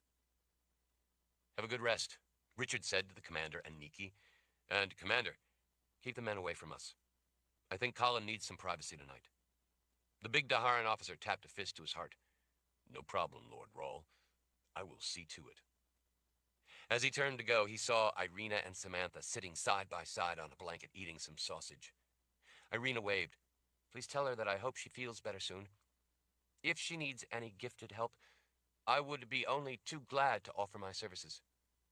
Richard nodded his thanks before starting out across the camp. He walked a crooked course in order to pass by a number of the campfires on his way to check on the men, offer smiles, and wish them a good sleep. Many offered food. Richard thanked them, but declined. When he reached the spot Colin had pointed out, he saw that it was indeed some distance away from the rest of the camp, screened by part of the rock outcropping. Larger sections of granite ledge rose up from the forest floor behind, with trees on the far side. It was a cozy private sanctuary. Colin flipped the blanket back and looked up at him. Her eyes were wet. Richard got the message and lay down on his back beside her, sitting up just a little with his head propped against the rock so that he could look down at Colin. Colin, please tell me what's wrong. That made the tears flow. She fell on him, putting one shoulder under his and her other arm over his chest. She rested her head on his shoulder. Please, Richard, just hold me. He pulled the blanket up over her partway and closed his arms around her, holding her without a word. He listened to a mockingbird in the distance repeating a monotonous call, the buzz and chirping of bugs, and the soft, distant murmur of the men. He also listened to her cry quietly for a while, until he could stand it no more. Colin, you are going to be the death of me if you don't tell me what's wrong. She didn't answer. She sniffled for a time, trying to get herself under control. I don't know what's wrong with me, she said. My whole life, I've been taught to be strong. I've been taught to wear a confessor face to hide how I feel, but I can't right now. Why? She shrugged against him as she wiped her nose on a handkerchief. What did the oracle say that got you so upset? He asked. She shrugged again. She just made me think about my life. Your life. Our lives together. Well, that's a pleasant enough thing to think about. She didn't answer, so he asked, Isn't it? Richard, after Nikki heals us tomorrow of this horrid call of death, if we are healed, can we, I don't know, go away? He frowned in the near darkness as he watched the small campfires in the distance flickering and popping sparks. What do you mean? I mean, ever since I first met you, what have we done? Done? I don't know. We've done a lot of things. For others, we are always fighting to give everyone else a life. When do we get to have our life? I know what you mean. I really do, but it isn't exactly like we had a lot of choice. There have been people trying to cause great harm to the people we care about, and to us. There is always a choice. What do you mean? I mean, there will always be someone trying to cause harm. There will always be those who hate those who prevent them from stealing, rule, treasure, and lives. There will always be a threat. There will always be something. The world has never been without threats from those kind of savages. This time the threat is bigger than us. This is bigger than everything. This is beyond our reach or control. This reaches beyond the world of life and into the underworld. We can't fight that. We can't fight this anymore. And why should we have to? When is it our time? When do we get to live our lives together? Our time will come, Colin, he said softly. She shook her head against his shoulder. No, it won't. Unless we make it our time. Richard, it's time to let go and live what we can of what's left for us, of what's left for everyone. Someday, Richard said. But I can't now. I can't live with myself, live for you if I don't do this. I understand how you feel, and I know what's in your heart. I feel no different. But this time it's too much. You can't stop this, Richard. True wisdom is accepting your limits, accepting that it's time to admit those limits and let go of what you can't change. It's time for you to quit that fight and live. Live your life with me. Live for me. Richard swallowed at the lump in his throat. Zed had told him the same thing. It hurt his heart to hear Colin pleading for him to give them a life of their own. Zed was right that Richard was not just committing himself to the struggle, he was committing Colin to it as well. He couldn't think of anything to say that didn't sound cruel. It's time for us to spend what time we have, while we can, being together. Please, Richard, don't deny me what there is to what life I have left. Don't abandon me to a mission. Our entire time together has been devoted to serving the cause we have never had the chance to enjoy. We have served the cause of life and haven't had any time for us to live it. Let us live it while we can. Please, Richard, it's the only thing I want, the only thing I'm asking of you. Although he didn't know what the oracle had said that had started it, Richard was beginning to comprehend what she was so upset about. As he felt a tear run down his cheek, he thought that maybe he felt the same way. A very wise woman I know, who I happen to love, he said in a broken voice, once told me that we all can only be who we are, no more and no less. Colin reached up and wiped the tear from his jaw. I'm sorry, Richard. I'm sorry to show such weakness. I'm sure I'll feel better tomorrow. You're not weak, he whispered. You are the one I love, and you are anything but weak. You are the strongest person I know. You think too much of me, Richard. I'm weaker than you think. He had to ask, what did the oracle say to you? Colin laid a finger across his lips. Hush. We need to get some rest. The poison is giving me a terrible headache. My head is killing me, too, he admitted. Tomorrow, we will get that fixed. Rest now. Tomorrow, Nikki will heal us. Tonight, I am weak, so please, my love, just hold me and let me be weak for tonight. But tomorrow, after I'm healed, I need to be strong. Chapter 71. As Richard and the main force made their way through the gloomy city of Saavedra, a contingent of soldiers fanned out through the streets and alleyways to make sure that there were no threats lurking around a corner somewhere. Richard didn't really think that Hanisar cared about the small, remote city of Saavedra any longer, and couldn't see him bothering to have the place locked down. What would be the point? The man had bigger ambitions. He wanted to rule the world, not Fajin province. Jake Pfister, in the lead, looked grim and formidable as he strode up the main cobblestone road, presenting the strong, intimidating face of the first file. He understood that strength did not invite trouble, but rather was a deterrent. The chainmail that some of the men wore sparkled in the drizzle. Soldiers flanked Richard and the women, ready to protect them if need be. Although the soldiers kept their weapons sheathed, Richard knew just how fast they could have them out if needed. Those weapons were not meant for show. They were serious tools of their profession, and the men were experts with each of them. Some people stood to the sides and stared, while many others seemed to be rushing everywhere, both along the main cobblestone road through the city and splashing through the mud of the streets and lanes to the sides. The tightly spaced buildings created a warren of passageways, alleys, lanes, and narrow streets. The closeness of everything and everyone made Richard uneasy after being out in the sprawl of the endless, trackless, dark lands. It felt like the whole city was pulled inward, hiding from that wilderness out beyond. Richard and those with him slowed from time to time to let frightened women in drab dresses get out of the way. The people off to the sides tried not to be obvious as they watched the strangers in their midst, but everyone, from Richard to the soldiers, all noticed every eye following them as they moved up the street. Vendors lined up along the sides of the street had laid tarps over their wares, trying to protect them from the weather. Shoppers lifted the tarps, selecting vegetables or meat, trying to look like they didn't notice the troops passing by. People back in shadows watched the passing visitors from doorways and windows of the dingy, tightly packed small buildings. Colin walked at Richard's left, looking like herself again. She had been so exhausted the night before that she had fallen asleep in his arms. Richard had lain awake half the night, unable to close his eyes. She had never before voiced such a wish for him to quit the struggle and leave it to others. In the past, if anything, she had argued against such a notion. Now she wanted him to quit it all. It had been the same thing Zed had advised. He hadn't known how much her heart ached to go off somewhere and live their own lives. He remembered feeling much the same after she had lost their unborn child when she had been so seriously hurt. He had quit everything and taken Colin far back in the uncharted wilderness to the west of Heartland.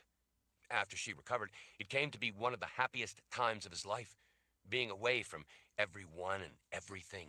He wondered if he was crazy for not jumping at Zed's advice and Colin's longings for sanctuary.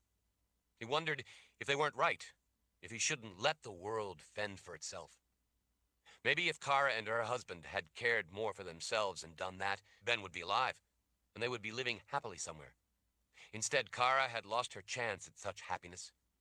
Richard missed her, and his heart ached for her and for all she had lost. He grieved for Zed as well. Who did he think he was, anyway? Where did he ever get the idea that the world couldn't get along without him? He was a woods guide who had taken up the challenge to stop a tyrant, and because of that, everyone thought he was their savior. He never wanted to be the leader.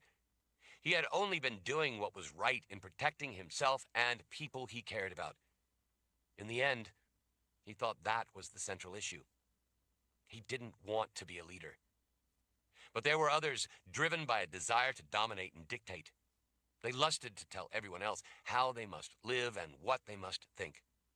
They were willing to torture and slaughter untold numbers to enforce their arrogant visions.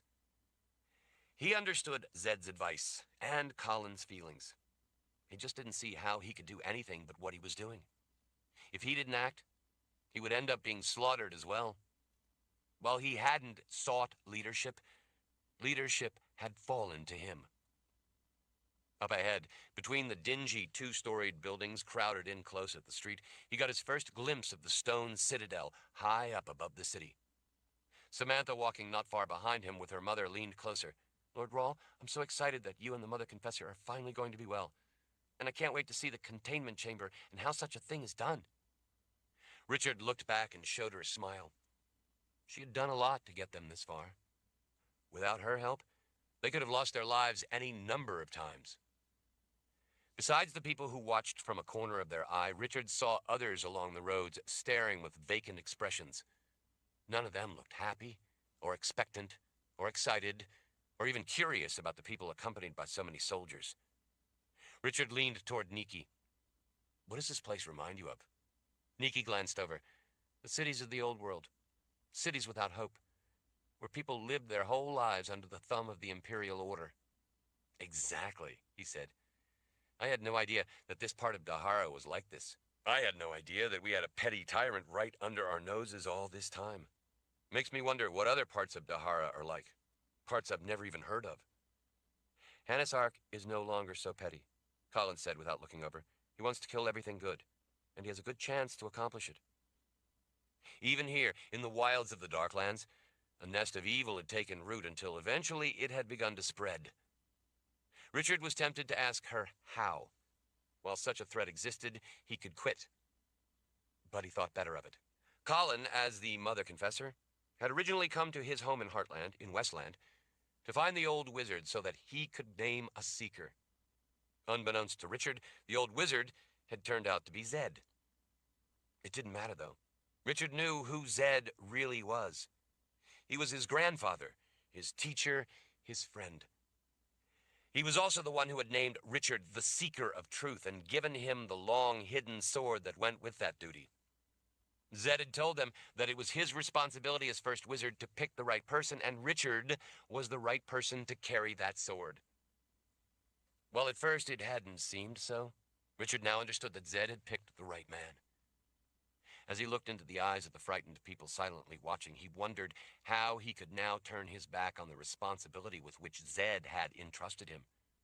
How could he turn his back on those who had made this sword? Or any of those who had left him clues to help him along the way in his struggle to see justice prevail? How could he fool himself into thinking that he could go off somewhere safe and be left alone to live his life while turning his back on a firestorm and pretend it didn't exist? How could he live a lie? The happiest time of his life had been living with Colin back in the wilderness. He had tried turning his back on the world. He had tried to give it up, to live his life with Colin. When she had recovered, Colin had become ever more restless and uneasy. continually trying to convince him that they needed to return to the world and their place in it. Nikki had shown up and captured him.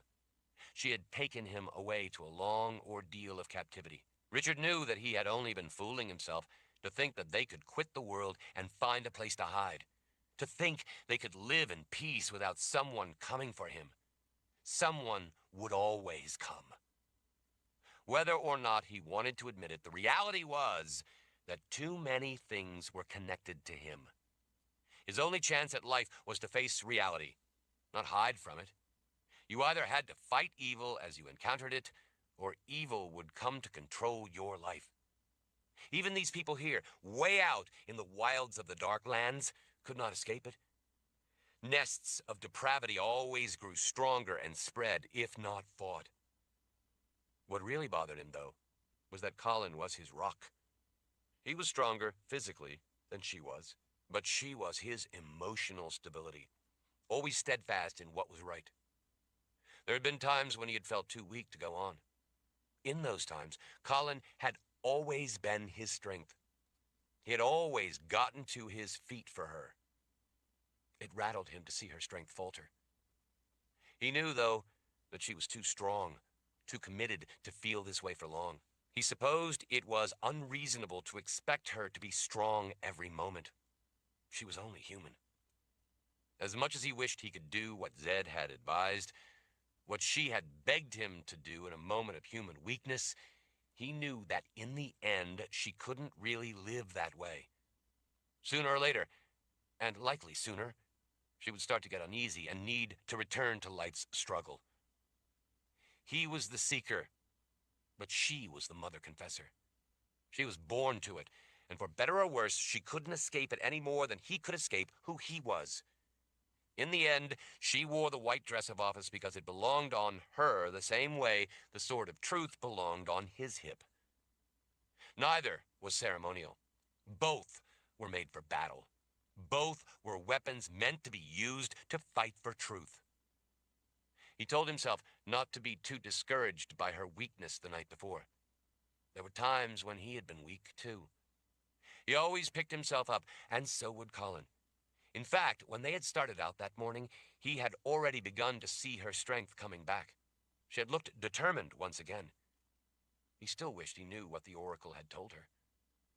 "Look sharp, boys," Commander Pfister said in a low voice as they passed some of the Citadel Guard in brown tunics, standing to either side of the cobblestone road leading up the hill.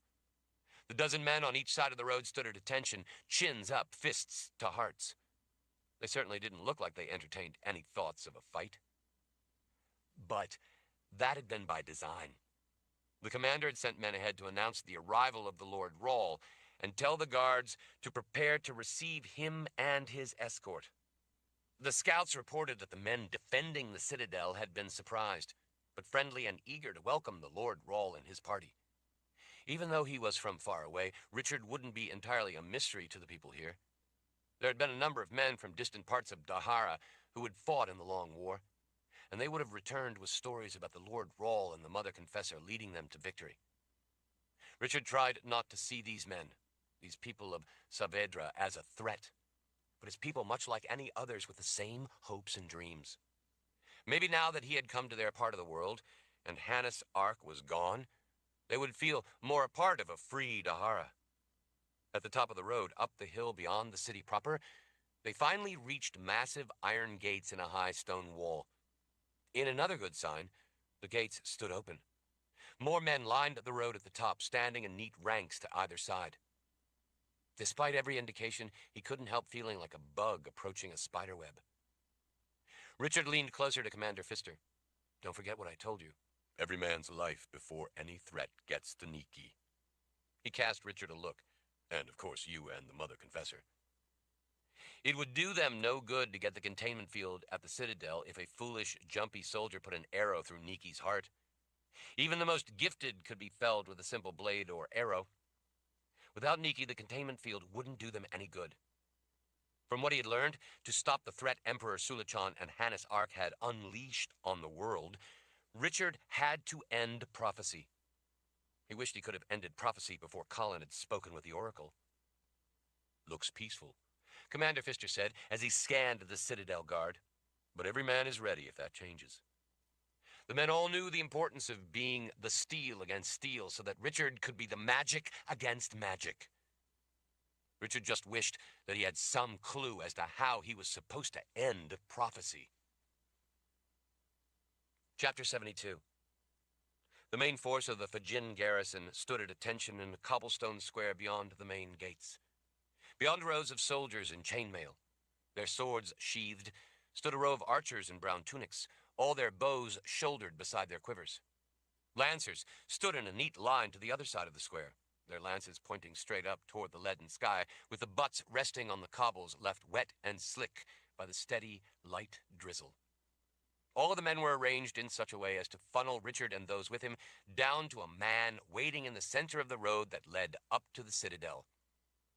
Richard didn't like being funneled. By his scowl, neither did Commander Pfister. Beyond all the guards, terraces with shaggy olive trees lined the road the rest of the way up to the stone citadel at the top of the hill. Although it would be nothing too special in most cities of any size, in a place like Saavedra, the citadel was a magnificent structure that sat like a jewel overlooking the dingy city below. Richard imagined that with Hannes Ark living there, it stood as a symbol of repression, much the way the People's Palace had when Darken Rahl had ruled. To Richard, a building was just a building, and didn't carry the passions and personality of its occupants. All he cared about with this particular building was the containment field it held down underground. That was Colin's salvation. He could see in her green eyes the weight of the poison within. He felt the same dead weight dragging him down. When Richard, flanked by a number of heavily armed men carrying battle axes in addition to knives and swords, some wearing dark, molded leather chest plates and some wearing chainmail over leather tunics, all came to a halt, the man at the center of the square, fist to his heart, bent deeply from his waist. "I'm General Wolsey," he said when he straightened. "Welcome to the Citadel. Lord Rahl, I presume?" "That's right," Richard said with a nod. "The advance party of your men informed us of your arrival. I can't tell you how honored we are to have you come to our humble city. We are at your disposal. Anything you want, anything at all, you have but to ask, and if it is within our power to provide it, we will." "Thank you, General. I will keep that in mind," Richard said. The man glanced around. "You all look, well, like you could use a bit of rest. There are rooms, if you would like, and—" "Thank you," Richard said, cutting the man off before he was finished trying to ingratiate himself. "As you noted, we have been traveling hard, coming over the pass from up north." "The pass?" The general blinked. "No one comes over the pass. It's not safe. The people there are part of Dahara, as are you. They were polite and gracious and showed us the way through." His mouth opened a little as he stared. "That's remarkable." Richard thought the man seemed a little too tense to be a general, but then again, this was a pretty small place. So a general here wasn't necessarily what Richard would expect elsewhere. This man was probably adequate for the responsibility in the remote city of Saavedra. Besides, people were sometimes more than they appeared to be. Before General Wolsey could begin talking again, Richard started giving instructions. "While we are sure that you are prepared to protect the Citadel, there are threats that I'm afraid none of you here are prepared to deal with." He held his hand out to the side.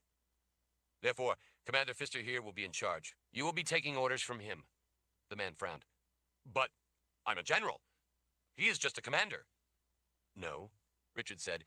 "You are the general of the Citadel Guard in Saavedra. He is a commander of the first file from the People's Palace." "The first file?" The man quickly looked around again at the men with Richard, all dressed in dark armor. "I had no idea, Lord Rahl. I've never met any of the first file before. Of course, we will cooperate in every way." "Good. That means that any of these men who are my personal guards, in order to do what they must to protect me, have authority over everyone here should it be necessary. You will all follow their instructions. We have no intention on usurping your authority and your protecting the Citadel or the city, and will return command to you once we are rested and can be on our way. It shouldn't be more than a day or two." "Of course, Lord Rahl."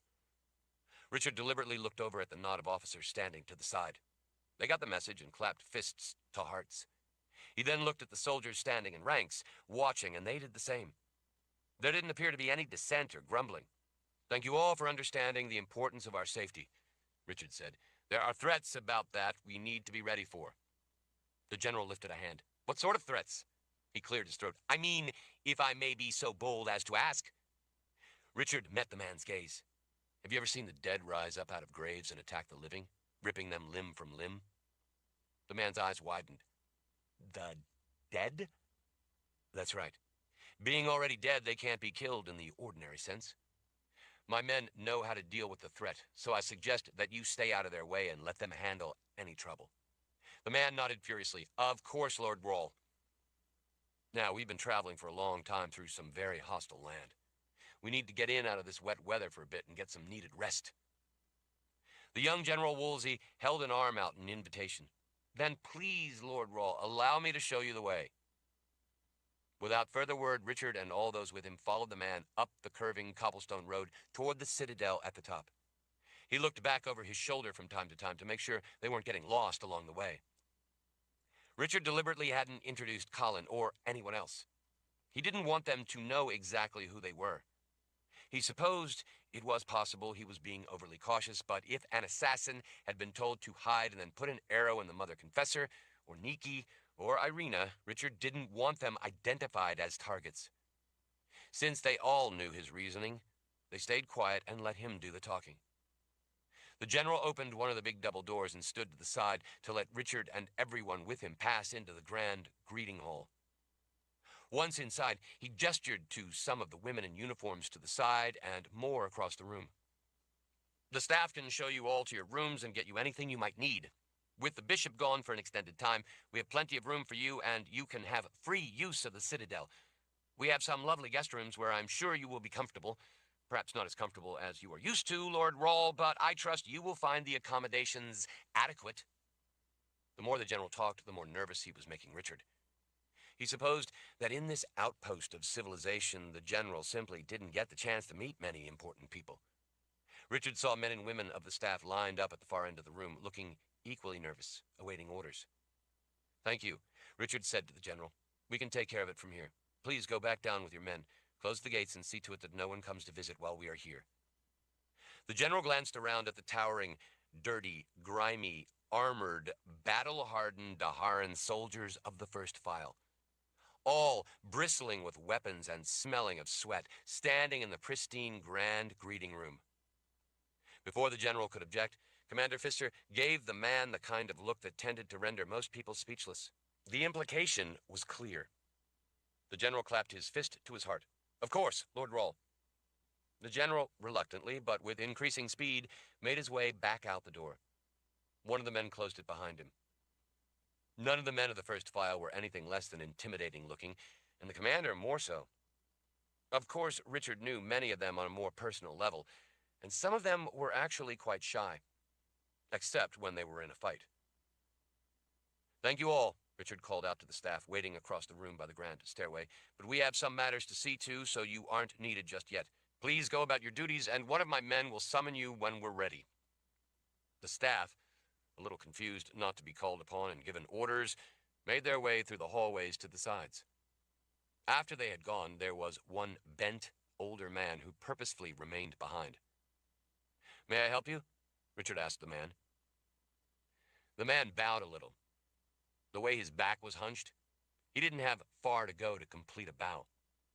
When he straightened up as best he could, Richard thought that he detected a ghost of hostility in the man's drooping eyes. "I am Mahler, Lord Rawle. I am the scribe here at the Citadel. I have worked here my whole life." The challenge seeped back into the steady look in his eyes. "I knew your father." Richard focused his attention more intently on the man. He now understood the shadow of hostility in the old man's eyes. "I'm sorry to hear that." Richard's words had not been what the man had expected to hear, and it confused him. The creases in his forehead deepened as he frowned. "Excuse me, Lord Rawle?" Richard needed to get to their business and wasn't in the mood to soften it for him. Darken Rawle, like his father before him, was a tyrant who tortured and murdered people in order to maintain his grasp on power. He was an evil man. Everyone suffered under his rule. He hurt people I cared about. The hunched scribe still looked suspicious. So you knew the man then? I'm the one who killed him. For the first time, Mahler's eyes seemed to brighten, and he showed the hint of a smile. I had heard the rumor, Lord Rawl. I did not know if it was true. It seems I may have heard wrong. It was Richard's turn to be confused. What did you hear? That you killed him in order to seize rule for yourself. I was a woods guide, and would be happy to be one today. I only fill the role of Lord Rawl to give people the chance to live their own life as they choose. Nothing would make me happier than to be able to go back to my life and do the same. But sometimes, when the choice presents itself, we all have to decide if we will stand up for what's right. If not, evil people will be the ones to dictate how we live our lives. The old scribe tipped his head in a nod of appreciation. Thank you for setting the record straight. What does a scribe at the Citadel do, exactly? Richard asked. I have worked here my whole life, recording prophecy brought in to Bishop Ark. He has an extensive collection. Richard couldn't help himself. Another evil man with the same hate in his heart that Darken Rawl harbored. The man bowed his nearly bald head covered over with wisps of gray hair. If you say so, Lord Rawl. I am but a humble scribe, and such things are above my station in life. No, they aren't, Richard said, holding up an admonishing finger. You are entitled to live your life for your own ends, just as everyone else is. Your former master, Hannes Ark, will likely not be coming back here. He has gone off to bring misery and suffering, like he has inflicted here, to the rest of the world. Unless I can stop him. The prophecy you have recorded here might be of help to me in finding a way to stop Hannes Ark from hurting a great many people, the way Darken Rawl did. Mahler smiled the slightest bit. Richard thought it looked genuine, like a small ray of sunlight coming from within. His voice lowered. I will be here to assist you, Lord Rawl, should you wish my help. Richard nodded. Thank you, Mahler.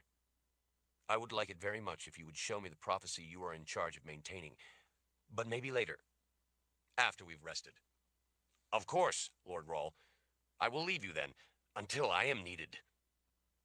Richard watched the old scribe shuffle off toward the grand stairs at the far end of the room, wondering if the prophecy Hannes Ark had used might be of help in finding out exactly what he planned, or even a way to stop him and the Dead Spirit King. Chapter 73. Once the scribe had disappeared up the stairs, Richard turned back to those waiting with him. We're in luck. They have horses here. Once we're healed and I take a quick look at the prophecies that Hannes Ark used, and if we hurry, we might still be able to beat him and Sulachan back to the Palace of the Prophets. First, though, it's time we finally got rid of Jit's poison. He pulled Irina forward by her arm. Where is the containment field? Show us the way. Irina nodded. Gladly, Richard. At last. This way, she said, pointing to the right, off between columns, holding up a balcony above a dark gallery below it. She looked thrilled to finally be the center of importance, to finally be able to fulfill her role. She hurried on ahead of them, leading the way with a gleeful Samantha right on her heels. Samantha, proud of her mother's part in saving their lives, flashed a wide grin back over her shoulder. Richard couldn't help feeling cheered himself. He acknowledged the smile with a brief one of his own. He couldn't wait for Colin to be healed. He could tell by the dull look in her green eyes that the darkness within was growing ever stronger. He wanted her healed first. He was also pretty sure that after the poison was out of her, Colin would be herself again, and realized the need to stop the threat from Hannes Ark and Emperor Sulachan. It aggravated him, every time he thought about it, how his blood had been used to bring the spirit of Sulachan back from the dead. Richard needed to set that right. Once well again, Colin would feel the same. In the corridor beyond the gallery, when Irina headed down the first set of stairs she came to, Richard signaled to the men. Several of them took up stations, guarding the stairwell at the top. He didn't know what was below, but while they went to find out, he wanted men watching their backs. The rest of the group, Richard, Colin, Nikki, Commander Pfister, and all the men with them, funneled down a wide stairwell after Irina and Samantha. Colin's hand found his. She gave it a silent squeeze that he returned. At the bottom of the stairs, Niki used her gift to send sparks of flame into lamps hung at intervals along the wall so they could see as they followed a series of utilitarian passageways toward a door at the end. It was a simple oak door, but looked heavily built. With a silent signal from Commander Pfister, one of the men drew his axe and rushed out in front of everyone else to get to the door first. "Is that really necessary?" Irina asked, puzzling back at the commander as they all hurried down the hall toward the door. "It is," he said without apology or bothering to tell her why. To the commander, the need seemed not only obvious, but routine and hardly worthy of explanation. Irina shrugged. "I guess it can't hurt to be on the safe side." They all slowed and waited as the man with the axe took a lamp from the wall and then slipped behind the door to check the hall beyond. When he returned and gave them the all clear, everyone swiftly followed Irina into the darkness beyond. She stopped not far ahead, where light spheres brightened in her presence. She lifted one of the glass spheres, resting in a row of iron brackets, and handed it to Niki, then gave one to Samantha, and finally she took one for herself. The light spheres were powered by the gift, and started glowing brighter with greenish light as each woman took one. Since Richard was cut off from his gift, it wouldn't do him any good to take one. So, like some of the men, he took a cold torch from the assortment standing on end in a woven wicker basket to the side. He held the torch out and let Samantha light it for him. She ignited a flame over her palm and sent fire into the torches of several men, who hurried off down the hall, in turn lighting torches for others. The flames sent yellow-orange light flickering ahead into the darkness. Acrid smoke from the hissing, popping torches rolled along the sooty ceiling. Irina's face looked greenish in the strange light of the sphere she was holding. "Down this way," she said before turning and heading for another, smaller stairway. The stairs were roughly cut stone, as were the walls, and not as wide as the previous steps. In pairs, they all followed the stairs down around several landings as they descended to the foundation level of the building. Richard supposed that it made sense for the containment field to be in as secluded and secure a place as possible. At the bottom of the stairs, they held out the light spheres and the torches Richard and several other men carried to peer off into the darkness of the stone corridor. The air was musty and damp, but at least there was no standing water. "Down there," Irina said, "near the end. I believe it is rarely used anymore, so the place is in a mostly forgotten corner." Leading them onward, she hurried off down the hall, the crunch and pop of crumbled granite littering the floor under their boots, echoing back from the distance as they passed rooms off to the sides. Some of the rooms had no doors, but most did. From what Richard could see when he thrust his hissing torch through a few open doorways, the pitch-black rooms beyond looked to be storage rooms for rarely needed supplies and building materials for making repairs. Roof slates, beams, and planks in a variety of sizes. Everything was covered in a thick layer of dust. The commander used hand signals to send men off in various directions to check the rooms and branching passageways. Richard knew that it would take time to conduct a thorough search of what was turning out to be an extensive maze under the citadel, but at least they could clear the immediate area. The stone hallway, built of granite blocks, looked eerie in the greenish luminescence of the light spheres. It reminded him, in a way, of the veil to the underworld that had infected them. He was relieved that the open passageway to the underworld infecting them would soon be withdrawn and kept by the containment field from escaping out into the world of life. "Here," Irina said, gesturing to an iron door to the right side of the hallway. "It's through here." She tugged on the door. "Through this place in here." One of the soldiers stepped up and pulled the heavy iron door open for her. Irina, not waiting for a soldier to check what was beyond, rushed inside with her light sphere. "This is an entryway of some kind leading to the containment field," she said, her voice echoing in the darkness. Her sphere dimmed considerably once inside. Their torches gave off somewhat better light, but even they dimmed. In weak glimmers of light, Richard saw that it was a dusty, dirty room. It was a lot longer than it was wide. The faint rays of light cut through the pitch blackness to reveal abandoned items, a broken loom, some scaffolding, and other worn-out implements, stacked in a careless jumble in one of the far corners.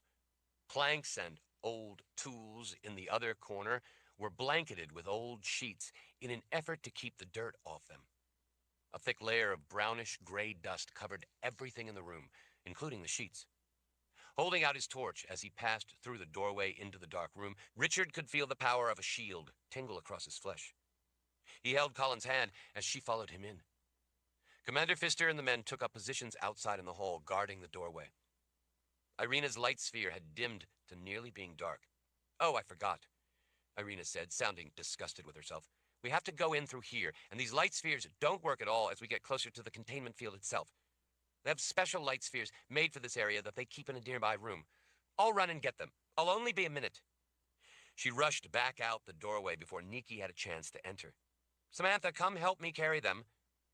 Samantha instead ducked under her mother's arm and into the room ahead of Nikki, eager to see the place. "I want to stay with Lord Rawle," she said, her voice echoing as she peered around in the dim light. She held her light sphere up, trying to see, but it was fading fast. "Oh, all right," Irina said. "I'll do it myself. I can get some of the men to help me carry them. I'll just be a minute. I know right where they are." "I'll help you," one of the men offered, following after her as she rushed back down the hall. Richard noticed that for some reason there were sheets hung on the opposite long wall, covering something. "This feels too easy," Colin said as she peered around in the dim, flickering light of the torches. Zed's frequent admonishment came to mind. "Nothing is ever easy," Richard said. He lifted his sword a few inches to check that it was clear before letting it drop back into its scabbard. "Where's the entrance to the containment field?" Samantha asked as she looked around. "I don't see it." When Nikki stepped into the room, her light sphere went nearly dark. Richard saw a trace of a frown just beginning to grow on the sorceress's face. As soon as she was inside, her frown became more troubled. "This isn't a containment field," she said, sounding now more than a little suspicious. "This wouldn't be it," Samantha told her. "My mother said that it was through this room." "I felt the shields," Colin said. "Me too," Samantha added. "So it has to be through here. There must be a doorway, but it's so dark in here with just one torch I can't see much." "They were shields," Nikki agreed, "but I don't recognize them. Being close to the barrier to the Third Kingdom, maybe they used occult powers in building this place," Richard suggested. Nikki shook her head as she looked around.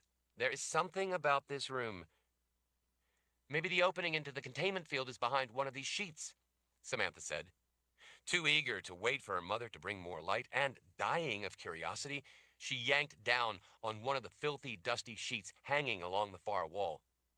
As the sheet fell away in a choking cloud of dust, Richard saw that the sheets had been hung over 4 sets of shackles, spaced evenly along the wall. Each of the 4 sets of 3 metal bands on short chains were pinned into the stone wall. "This isn't a containment field," Nikki said in sudden alarm. "This is a dungeon. Those are shields to keep the gifted from using their ability. That's why the light spheres don't work in here." She spun Colin and shoved her toward the door. "Get out! Everyone out!" That was the last thing Richard heard. His whole body went numb. He didn't feel pain, but rather a heavy, thick, tingling sensation spreading through his body to the tips of his fingers and toes. He realized that he was on his knees, but didn't remember falling. He couldn't hear anything. His vision dimmed as he felt intense pressure, as if thumbs were being pressed against his eyeballs. It was the only pain he felt. Everything else was numb. In his fading vision, Richard thought that the room had tilted sideways. He realized then that he was lying on his side, curled up in a ball. Colin, Nikki, and Samantha were all on the ground, curled into fetal positions, shaking violently from head to toe. Richard was barely able to discern through shadowy, blurred vision that the dust on the sheet at the end of the room billowed up as it was thrown back. He tried to pull a sword, but he couldn't feel his fingers. Worse, his arms didn't work. Despite his best effort, he couldn't move them. His whole body was going completely numb and unresponsive. He couldn't even tell if he still had a body, or if he was being pulled into the world of the dead. He heard the faintest sound and realized that he was hearing himself screaming. He thought he could just see someone at the end of the room. Then, even the screaming sound ceased to exist as a heavy blackness settled through him. All awareness went dark as he lost consciousness. Chapter 74. When Richard opened his eyes, he couldn't see anything. He was in total blackness. His eyes hurt from what felt like intense pressure that had been pushing against them. He felt a rising sense of panic, fearing that he had been blinded. He tried to move, but found that he could only move a little. He was restrained. He looked to his right, but what seemed to be a tall, rough iron collar cut into his flesh under his jaw if he turned his head too far. His vision gradually began to return. Looking to the side as best he could, he was just able to see Colin out of the corner of his eye. Like Richard, she too hung by an iron band around her neck and manacles on her wrists. She appeared unconscious. The chains attached to the collars and the manacles were pinned into the stone wall and so short that they only allowed the captive to slump a little, but not sit. Richard was beside himself with worry at the way Colin hung by the collar and manacles. She looked lifeless. He turned his head the other way, to the left, blinking, trying to clear his vision, and saw that Nikki was similarly restrained. Beyond her, Richard could just make out some black hair, and knew that Samantha also hung in the iron restraints. Nikki's wrists were bleeding. Despite her powers, she looked entirely helpless. She started to stir then. As she groaned, she put some weight on her legs to take the pressure off the collar and manacles. She coughed and blinked, trying to clear her vision. Richard scanned the room, as best he could in the restrictive iron collar. 2 torches in brackets on the opposite side of the room hissed as they burned. He didn't see anyone other than the 4 of them chained to the wall. He checked Colin again and saw that she was still hanging lifeless. He turned back to Nikki. "Nikki," he called out. His voice sounded gravelly and his throat felt raw. "Nikki, can you hear me?" She nodded, swallowing against the pain in her throat. She blinked and squinted as she turned her head as far as the collar would allow. "Richard, are you all right?" A flip answer popped to mind, but he was too worried to be flip. "I think so. I ache all over." "Me too," she said. She looked the other way toward Samantha, then turned back to him. "Where is Colin?" "On the other side of me. She isn't awake yet." "Do you have any idea how long we've been out?" she asked. Richard shook his head just a little.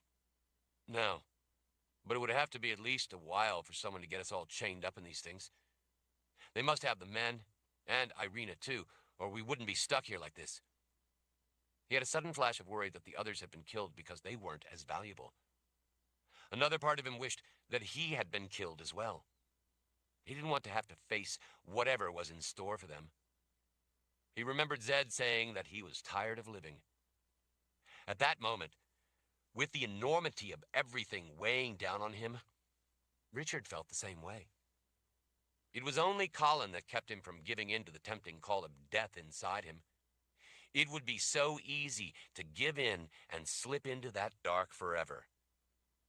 Except that Colin needed him. He tested his wrists, cuffed with iron manacles and connected to a heavy chain, and saw that they hardly had any slack. As he tried to move forward, he was only able to move inches before the iron collar around his neck brought him up short. He could barely move away from the damp stone wall. He could stand, but had no chance to sit or lie down. He recognized the method of restraining prisoners. It was a simple but very effective form of torture. Once the prisoners could no longer stay awake and fell asleep or lapsed into unconsciousness, they slumped, basically hanging in the collar and manacles. The pain of the rough iron bands cutting in flesh kept a person awake, but they couldn't remain awake forever, so there were brief periods of sleep or blacking out when they would hang in the iron. The longer it went on, the worse the wounds would get, eventually festering and becoming infected. Gangrene would set in and turn arms black. As the flesh decomposed, it would begin sloughing off and falling away. Death would inevitably follow, but it was a very long and agonizing way to die, all alone and helpless. "We need to get out of here," Nikki said in an angry voice. "I'm with you. How do you suggest we go about it?"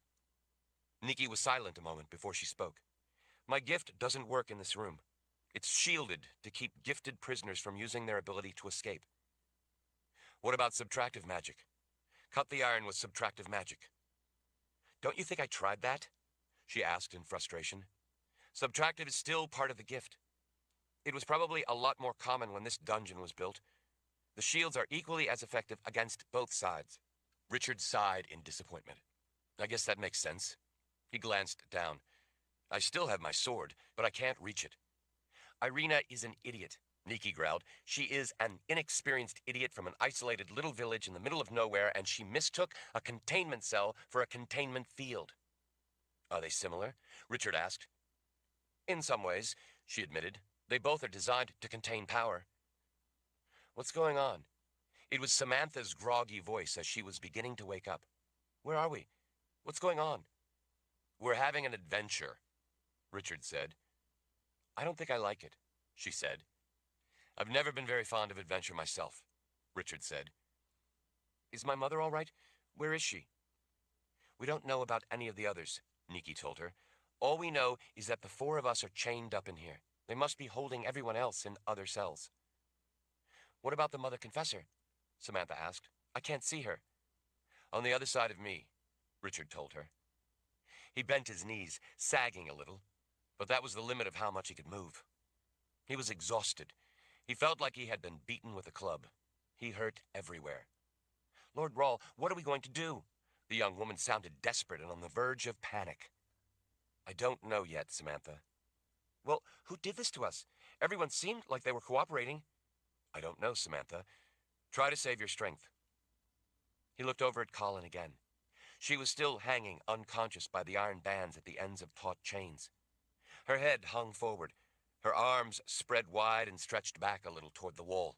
Blood from where the iron collar cut her neck dripped off her chin. The sight ignited Richard's anger. He tried to talk his anger back down. It could do him no good at the moment, and only wasted what little strength he had left. He needed to save that strength in case he had a chance to use it. He heard Samantha crying softly over on the other side of Nikki. He couldn't think of anything to say to comfort her. At that moment, his only hope was that they would be killed quickly, rather than endure a long, agonizing path toward the inevitable end. Chapter 75. Richard's head jerked up. He realized that he must have nodded off briefly. Blood had puddled on the floor in front of him from the iron collar cutting into his neck. The way the rough iron ring dug into the fresh wound stung. He was exhausted from the grueling effort of trekking through trackless wilderness to reach the Citadel, from whatever sort of power had been used to render them unconscious, and also from the relentless weight of darkness within trying to pull him into the forever of death. Trying to think clearly, trying to come up with some solution, was also sapping his strength. He could barely form a thought, and what thoughts he could form weren't helping. He looked over and saw that Colin hadn't moved. She still hung unconscious. He remembered Nikki telling him that if either of them lost consciousness again from the poison inside them, it would be the last time, and they wouldn't wake again. He didn't know why she was unconscious, but if it was from the sickness she carried, then it was possible she had already slipped away and would never wake again. He couldn't bear the thought of losing her, but he would rather she died that way than from a long ordeal of torture. The thought of her dying made him want to scream. He couldn't endure to contemplate Colin being dead. He couldn't stand the thought of life without her. He would do anything to save her life. Anything. But it didn't seem likely that either of them had any life to look forward to. He had been so confident that they had been close to the resolution to their sickness, that Nikki would be able to heal them, and that they would then be able to collect the horses they needed to make it back to the palace in time. Not only that, but he had been positive that once Colin was herself again, she would also recover her strength of spirit and the commitment to what they were fighting for. That dedication to truth and the well-being of good people was so much a part of her that he loved. It was her. Now, those hopes had been crushed. It had seemed within their grasp. They had worked so hard to get there, only to discover that there was no containment field. He felt cheated. It seemed so unfair. Richard's head came up when he heard something out beyond the door. Nikki's head rose as well. They shared a look. Be strong, Richard. Be strong. You too, he told her. Always. We've both faced worse than this and survived. She actually gave him a smile then. He actually found himself returning it. She was a rare woman. He felt a great sadness then, at the thought of Nikki dying in this miserable dungeon out in the middle of the Darklands. Samantha, too, was going to have her life snuffed out before she could live it. It didn't seem fair. He knew, though, that there was no such thing as fair in life. Existence had no agenda. Life simply existed. It was up to them to fight for life to be worthwhile and good, if that was what they wanted. If they didn't, evil would flourish unopposed and have its way. And now, that evil was going to win. The door squeaked in protest when it was pulled open. Richard stared in disbelief when Ludwig Dreyer strolled in. The man wore a smirk that widened as his gaze met Richard's. Rather than the black clothes Richard was used to seeing the man wear, he now had on rather royal-looking purple and gold robes that swished around his legs as he walked. Behind him was a Mord Sith wearing black leather. Even through his pain, Richard found himself astonished to see the woman. Colin had told him about her, but it was puzzling as to why there were Mord Sith other than the ones he knew at the People's Palace. The Mord Sith, after all, were a creation of Richard's more ruthless ancestors. Well, well, Lord Rawl, how nice to see you again. Again, a flip answer sprang to mind, but instead of giving voice to it, Richard didn't say anything. This was all part of Ludwig Dreyer's elaborate scheme, and nothing Richard could do or say was going to change the man's plans. The abbot walked to Samantha first, leaning down a little in order to look up into her face. A sorceress, I see. How lovely. In the past, I have been able to get useful prophecy from the gifted. He tweaked her nose. I believe you might come in handy, little one. Let us go, Samantha said, nearly in tears. We've done nothing to you. That's a matter open to debate, but perhaps another time. It's the middle of the night, and I'm not in the mood for it. The Mord Sith gave Samantha a cold, meaningful look as Ludwig Dreyer moved on to Nikki. Another sorceress, I see, he said, but not merely a sorceress. A woman with skills and talents beyond those she was born with. Nikki glared at the man, and, like Richard, didn't waste any effort in answering him. Nikki had grown up and spent most of her life in the clutches of sadistic men. She knew not to waste her time trying to talk reason to madness. Again, a gifted woman who I believe will be able to provide remarkable prophecy once properly prepared. I am sure her living entrails will reveal great secrets. He looked back over his shoulder. Don't you think? The Mord Sith showed him a cunning smile. I believe you may be correct, Lord Dreyer. Lord Dreyer? Richard said. You have got to be kidding me. Why didn't you just skip right to Emperor Dreyer? The man's intense focus turned to Richard. He moved closer. An excellent suggestion, now that you mention it. I like the sound of that. But first I have work to do before that day comes. What kind of work? Richard asked, before he remembered that he had planned on remaining silent. Well, you see, Hannes Ark has awakened the Spirit King, with the aid of your gifted blood, no less, and that has made things more chaotic, more complicated. I am going to need to use prophecy to help me overcome the obstacle of that remarkable event and such powerful men. He held up a finger as he leaned closer. But, I assure you, I will. You don't have a clue as to what you're up against, Richard said as he glared. Ludwig Dreyer smiled as if it were a joke only he understood. Actually, I do. And what is it you want from us? Richard asked. The man flicked a hand as he walked on to Colin. Many things, all in due time. We will start on that tomorrow. Tonight you can stand there as you wait until after I've had a good night's sleep. I want to be well rested so that I can fully enjoy overseeing what is to come. He lifted Colin's chin. When he withdrew his hand, Colin's head flopped back down. Richard could see it reopen the wound across the front of her throat where the iron collar was cutting into her flesh from the weight of her head. Erica, be a dear and wake her for me, would you please? For the first time, the Mord Sith, standing in front of Richard, staring at him the way Mord Sith liked to do to intimidate a helpless victim, smiled. He understood all too well the meaning in that smile. She was telling him that she knew that she was really hurting him more than she could ever hurt Colin. Chapter 76. Erica finally looked away from Richard as she turned. With pleasure, Lord Dryer. The sound of the woman's boots striking the stone floor as she strode over to Colin echoed around the dusty dungeon. Richard remembered that steady, deliberate sound all too well. Mord Sith didn't like to hurry in their work. Without ceremony, Erica gritted her teeth and with a grunt of effort rammed her Aegil into Colin's midsection. Colin's eyes and mouth opened wide as she woke with a shocked gasp of agony. She screamed then, trying to back away, but she was already against the wall. She could do nothing as she hung defenseless. Richard could see not only the pain, but the bewildered shock of it on the face of the woman he loved more than his own life. His growl of effort echoed around the room as he tried with all his might to rip the chains from the wall. The iron cut into his flesh, but the restraints did not budge. The Mord Sith finally withdrew her Aegil. Colin dropped, knees bent, as she hung in the collar and manacles. She gasped, trying to draw in a breath, unable to put weight on her legs. Her desperate, choking gasps were horrifying to hear. Blood mixed with saliva dripped in long strings from her chin. The fact that she wasn't unconscious from the poison inside, but rather from whatever occult powers Ludwig Dryer had used, was in a small way reassuring. But on the other hand, the poison had apparently weakened Colin more than him.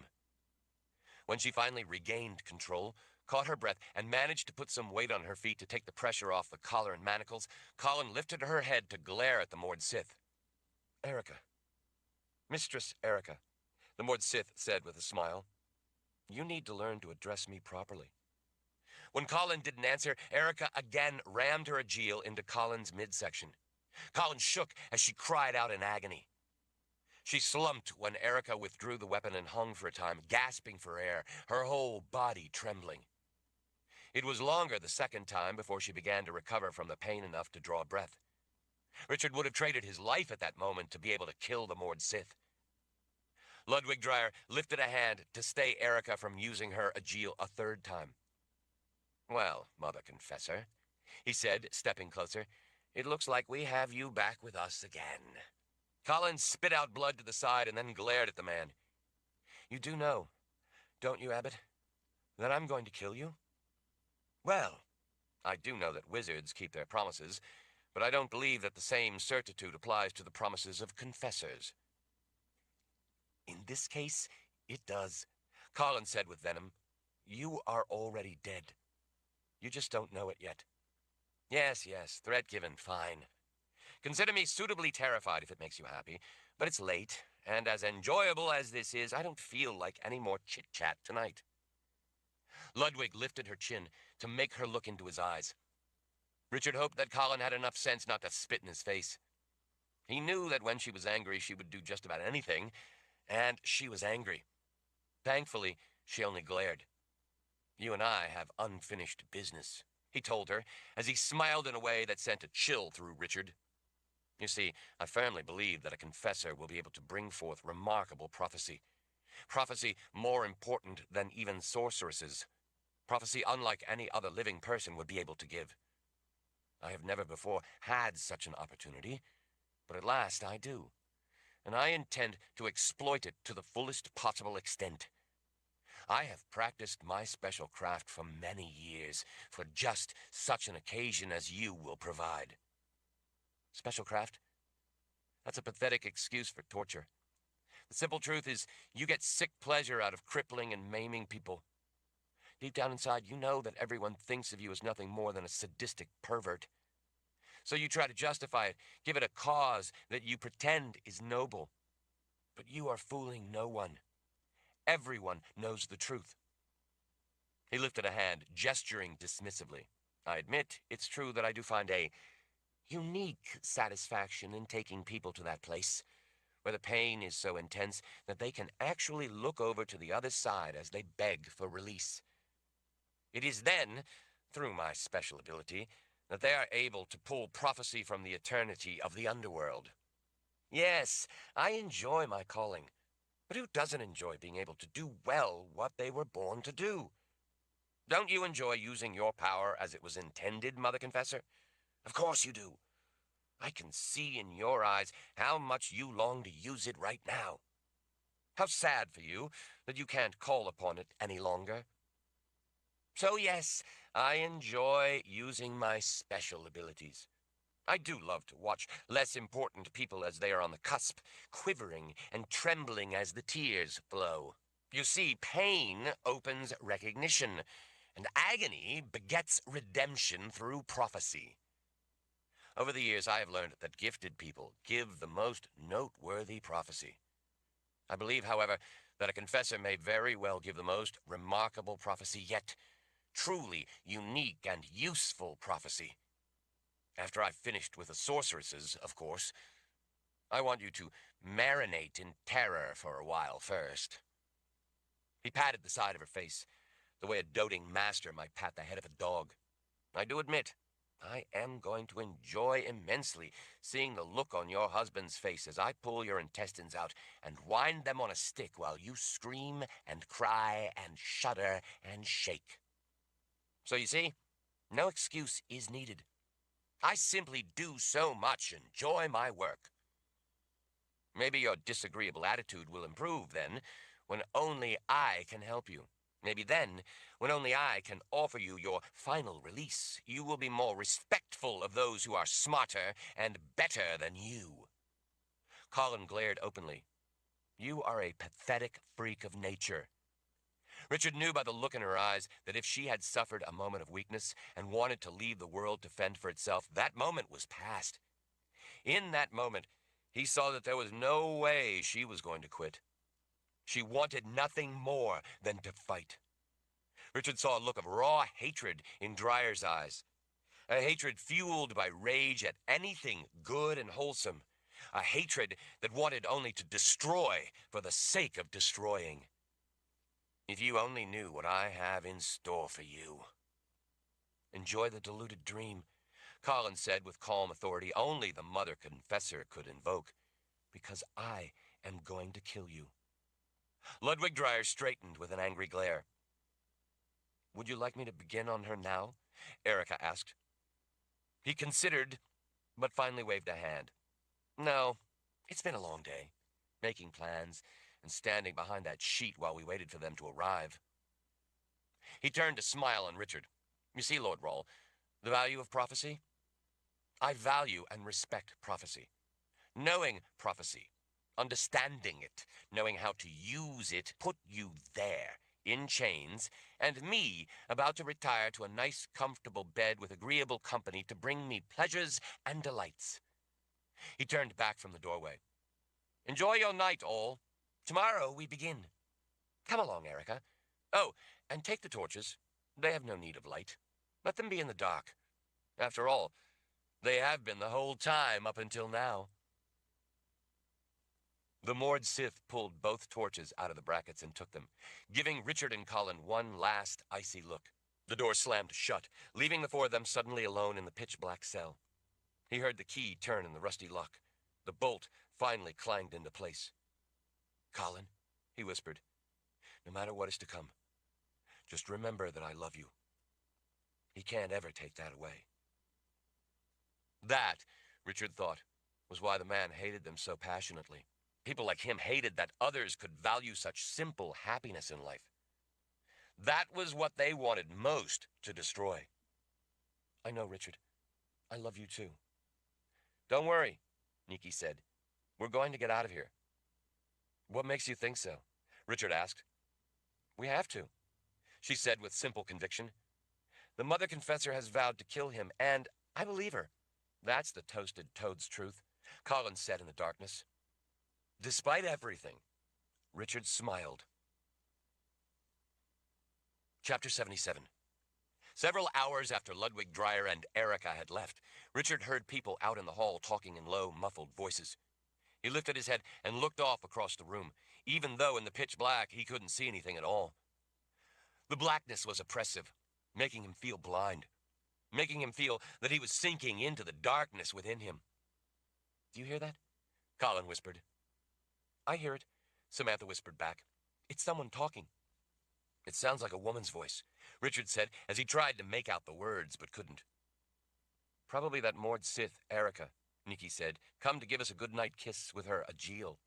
Richard didn't know how long they had been unconscious while being hung up in the chains pinned to the stone wall, but he was pretty sure it was still a long way from morning, so he didn't think that it was Ludwig Dreyer returning this soon. But knowing Mord Sith the way he did, it wouldn't surprise Richard one bit if Nikki was right. He heard a key turning the rusty lock until the bolt clanged back. The sound echoed around in the darkness, dying out after a long moment. The iron door squealed in protest as it was finally pulled open, the sound echoing in the stone dungeon.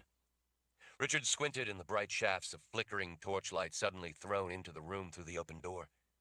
After being in total darkness for so long, the light seemed impossibly bright. After a moment, his eyes began to adjust. Still squinting, he saw 3 figures enter. They brought 2 torches. He was surprised to see that it was 3 Mord Sith, all in black leather. A 4th person remained back in the darkness of the stone corridor just outside the doorway. The Mord Sith placed the pair of torches in the iron wall brackets. 3 Mord Sith were more than enough to handle 4 helpless prisoners. Richard couldn't stand the thought of Samantha or Nikki being hurt by those women, but the thought of Colin being hurt by them caused his anger to ignite yet again. Being in the shackles, he couldn't reach his sword, but it was still on his hip. They had probably left it there because it helped remind him of how helpless he was. People like Dreyer liked to make people feel helpless. If ever there was an argument as to why he couldn't quit the struggle, this was it. Innocent people helpless against brutality. The sword was a reminder that while others were often helpless, he had the ability to act on their behalf. Except right at that moment, he couldn't reach his sword to help himself, much less anyone else. But having the sword on his hip did keep the anger close. Every time his anger flared, the sword's anger rose expectantly. He could feel it seething to be let loose. The tallest of the 3 women stepped confidently to him. Like the others, she was blonde, muscular, and wore the traditional long single braid that all Mord Sith wore. He found the black leather, though, to be less impressive than the red. The red had a purpose that, because of its practical aspect, actually made Mord Sith look all the more intimidating. It was meant to mask the presence of large quantities of blood, so the red leather thereby emphasized the unsettling purpose of Mord Sith. The black was a crude and graceless attempt by the man who made them wear it to create something more menacing. Richard suspected that Ludwig Dreyer thought he could make death more frightening than the Keeper himself. Rather than the other 2 going to the women chained to the wall, they stayed close behind the one looking into Richard's eyes. I am Cassia, she finally said. She briefly lifted a hand back to the other 2. This is Lauren and Vale. Richard thought that maybe he could focus their cruel attention on him and make them forget the others. Out for an evening stroll, are we? He asked.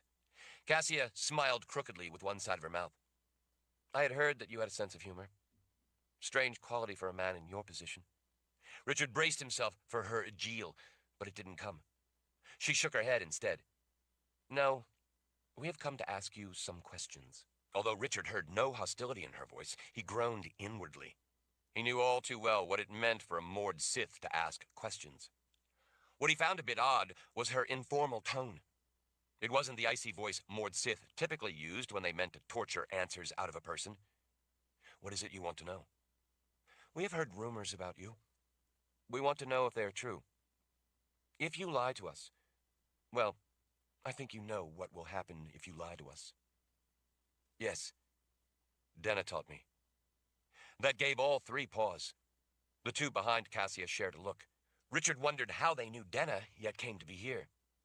You knew Denna? Cassia asked. Is that the truth? Yes. Darkenrahl had her capture me.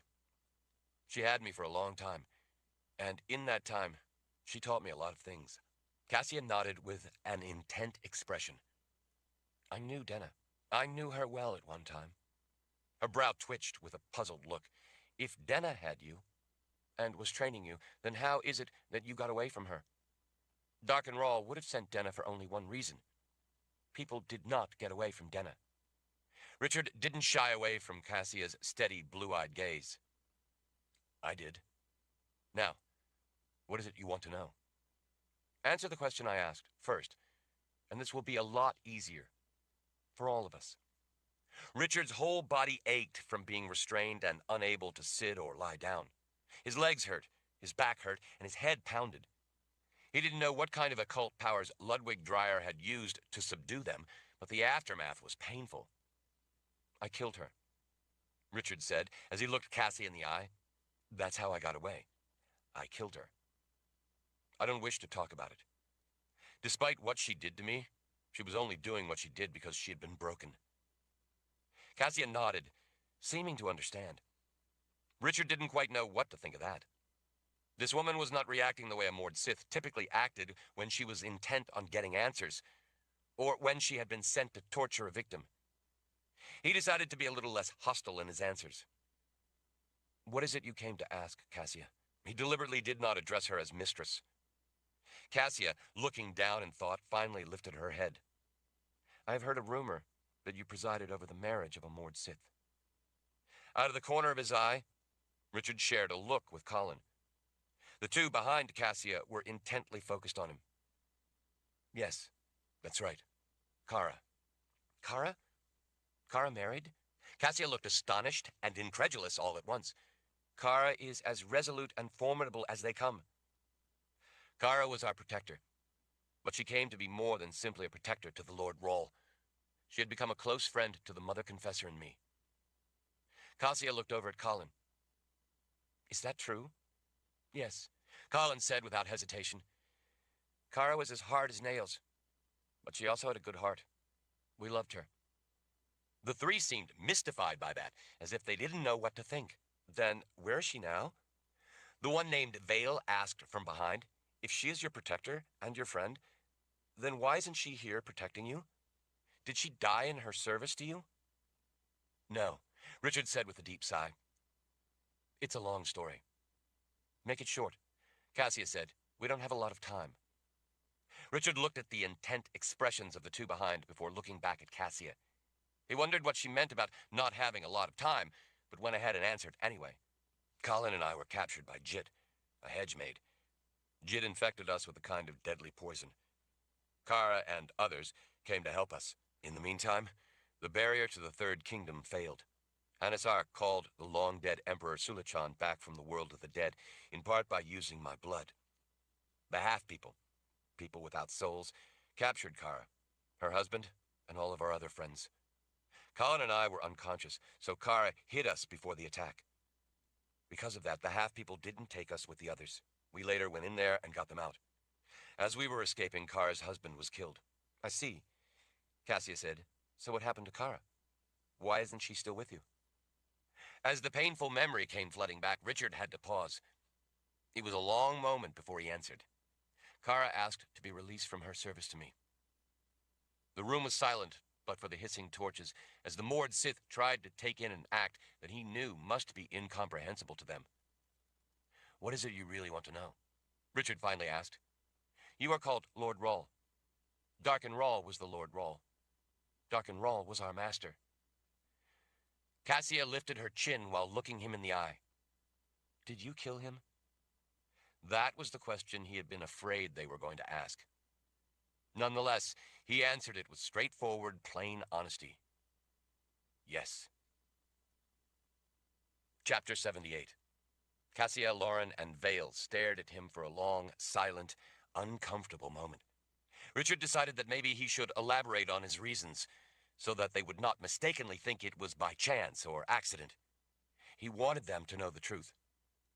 Darken Rawl was an evil man who caused untold suffering and death. I sent him to the underworld so that he couldn't harm anyone else, and I would do it all over again. So then, how is it that you became the Lord Rawl? He raped my mother. That makes me his offspring. I inherited the gift from him. At the time, I wasn't interested in being the Lord Rawl, or even willing to accept the fact that I had the gift, but I came to see that I could use my ability and the bond between the Lord Rawl and the people of Dahara to fight for something worthwhile. Freedom. Freedom to live our lives without the boot of tyranny on all of our necks. Freedom to live in a just world. Many wanted a chance for that and helped in the struggle. Kara was but one of them. She and the other Mord Sith who have joined in that struggle are not weak for wanting freedom. They are stronger for it. I have held Mord Sith in my arms as they died for our shared cause. I have worn the Ajil of Mord Sith who have given their lives fighting for our beliefs. Those people, like those Mord Sith who want the same things in life that I want, are the reason I fight. I fight on behalf of all of them. There have been times when I have been weary and wanted to give up that struggle and leave the fighting to others. He glanced briefly at Colin, but the Mother Confessor, who is the one who came to ask for my help in the first place, is my strength. And it is for her, and all those like her, that I fight. I will fight for what is right to the very end. I will fight with my dying breath if need be. That, Cassia, Lauren, Vale, is why I killed Darken Rawl. He needed killing, and I was the only one who could do it. That is why I am, and must be, the Lord Rawl. Colin gave Richard her special smile. He was heartened to see it, even if it ended up being for the last time. Cassia abruptly turned to Nikki. I've heard that you were once a Sister of the Dark, but no longer. Why not? Nikki was straightforward and simple in her answer. Richard showed me a better way. He is a good man. Colin is a good woman. I wanted to live life the way they showed me I could, if I chose to. Cassia nodded in thought. She looked down as she rolled her Ajil in her fingers for a time, carefully considering her next words. Richard knew the agonizing pain caused by holding that weapon. Mord Sith were taught to endure and ignore pain. In the madness these women had been cast into, pain was a refuge. The pain of the Ajil helps you to think, he said. It's familiar, ever-present, comforting. She looked up in wonder. I guess Denna really did teach you many things. She taught me that people who had been ripped from everything good they knew in life, and were made to suffer for no reason but to turn them into monsters who could be used to serve the cause of evil, could still find their way back. Not all of them, she said with quiet remorse. No, not all of them. Some have been severed from their souls and can never come back to humanity. But some still can. Cassia let her Ajil drop to dangle on the fine gold chain on her right wrist, as if suddenly not wanting to be reminded of the pain. We served under Darken Rawl. She gestured back at the other two. The three of us. He was everything you say. I would venture to say that we know that better than you ever could. Richard nodded. I understand.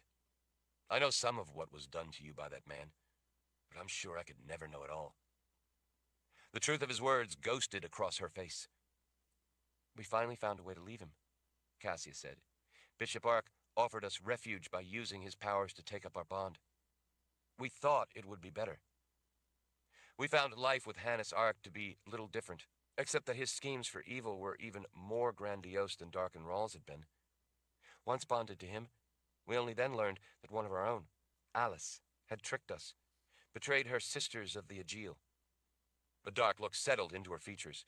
She had delivered us to him in exchange for favors for herself. Then, just days ago, Lord Dryer arrived and enslaved us in service to him by using his occult powers to link our bond to him instead, as if we were property he could walk in and seize. In many ways, personal ways, he has proven to be more than a match for the savagery of Darken Rawl or Bishop Ark. Those two used torture as a means to an end. Lord Dryer, though, gets pleasure from the things he does to people. Sick pleasure. There were 4 of us he put into bondage to him when he arrived here. Like Darken Rawl, he took us to his bed as a form of domination, to show us our place as his property, to let us know that he can use us as he wishes, however he wishes. One night he took Janelle to his bed. He was fascinated, captivated by her beauty. In the morning he decided that because she was Mord Sith, and he found her so achingly beautiful she would be the perfect one to use in his effort to obtain prophecy from the other side of the veil. He tortured her? Richard asked. One of his own Mord Sith? Cassian nodded. He and Erica commanded the three of us to watch it being done. To show us, he said, the tremendous value and importance of the work he does. There was no value in what he did to Janelle. There was no point to it other than his desire to watch her naked body break. He got no prophecy in exchange for her life. He shrugged it off as a worthy attempt. When she fell silent, Richard said, Believe me, Cassia, I share your revulsion at all three of the men who enslaved you. That's why I fight against them and those who help them.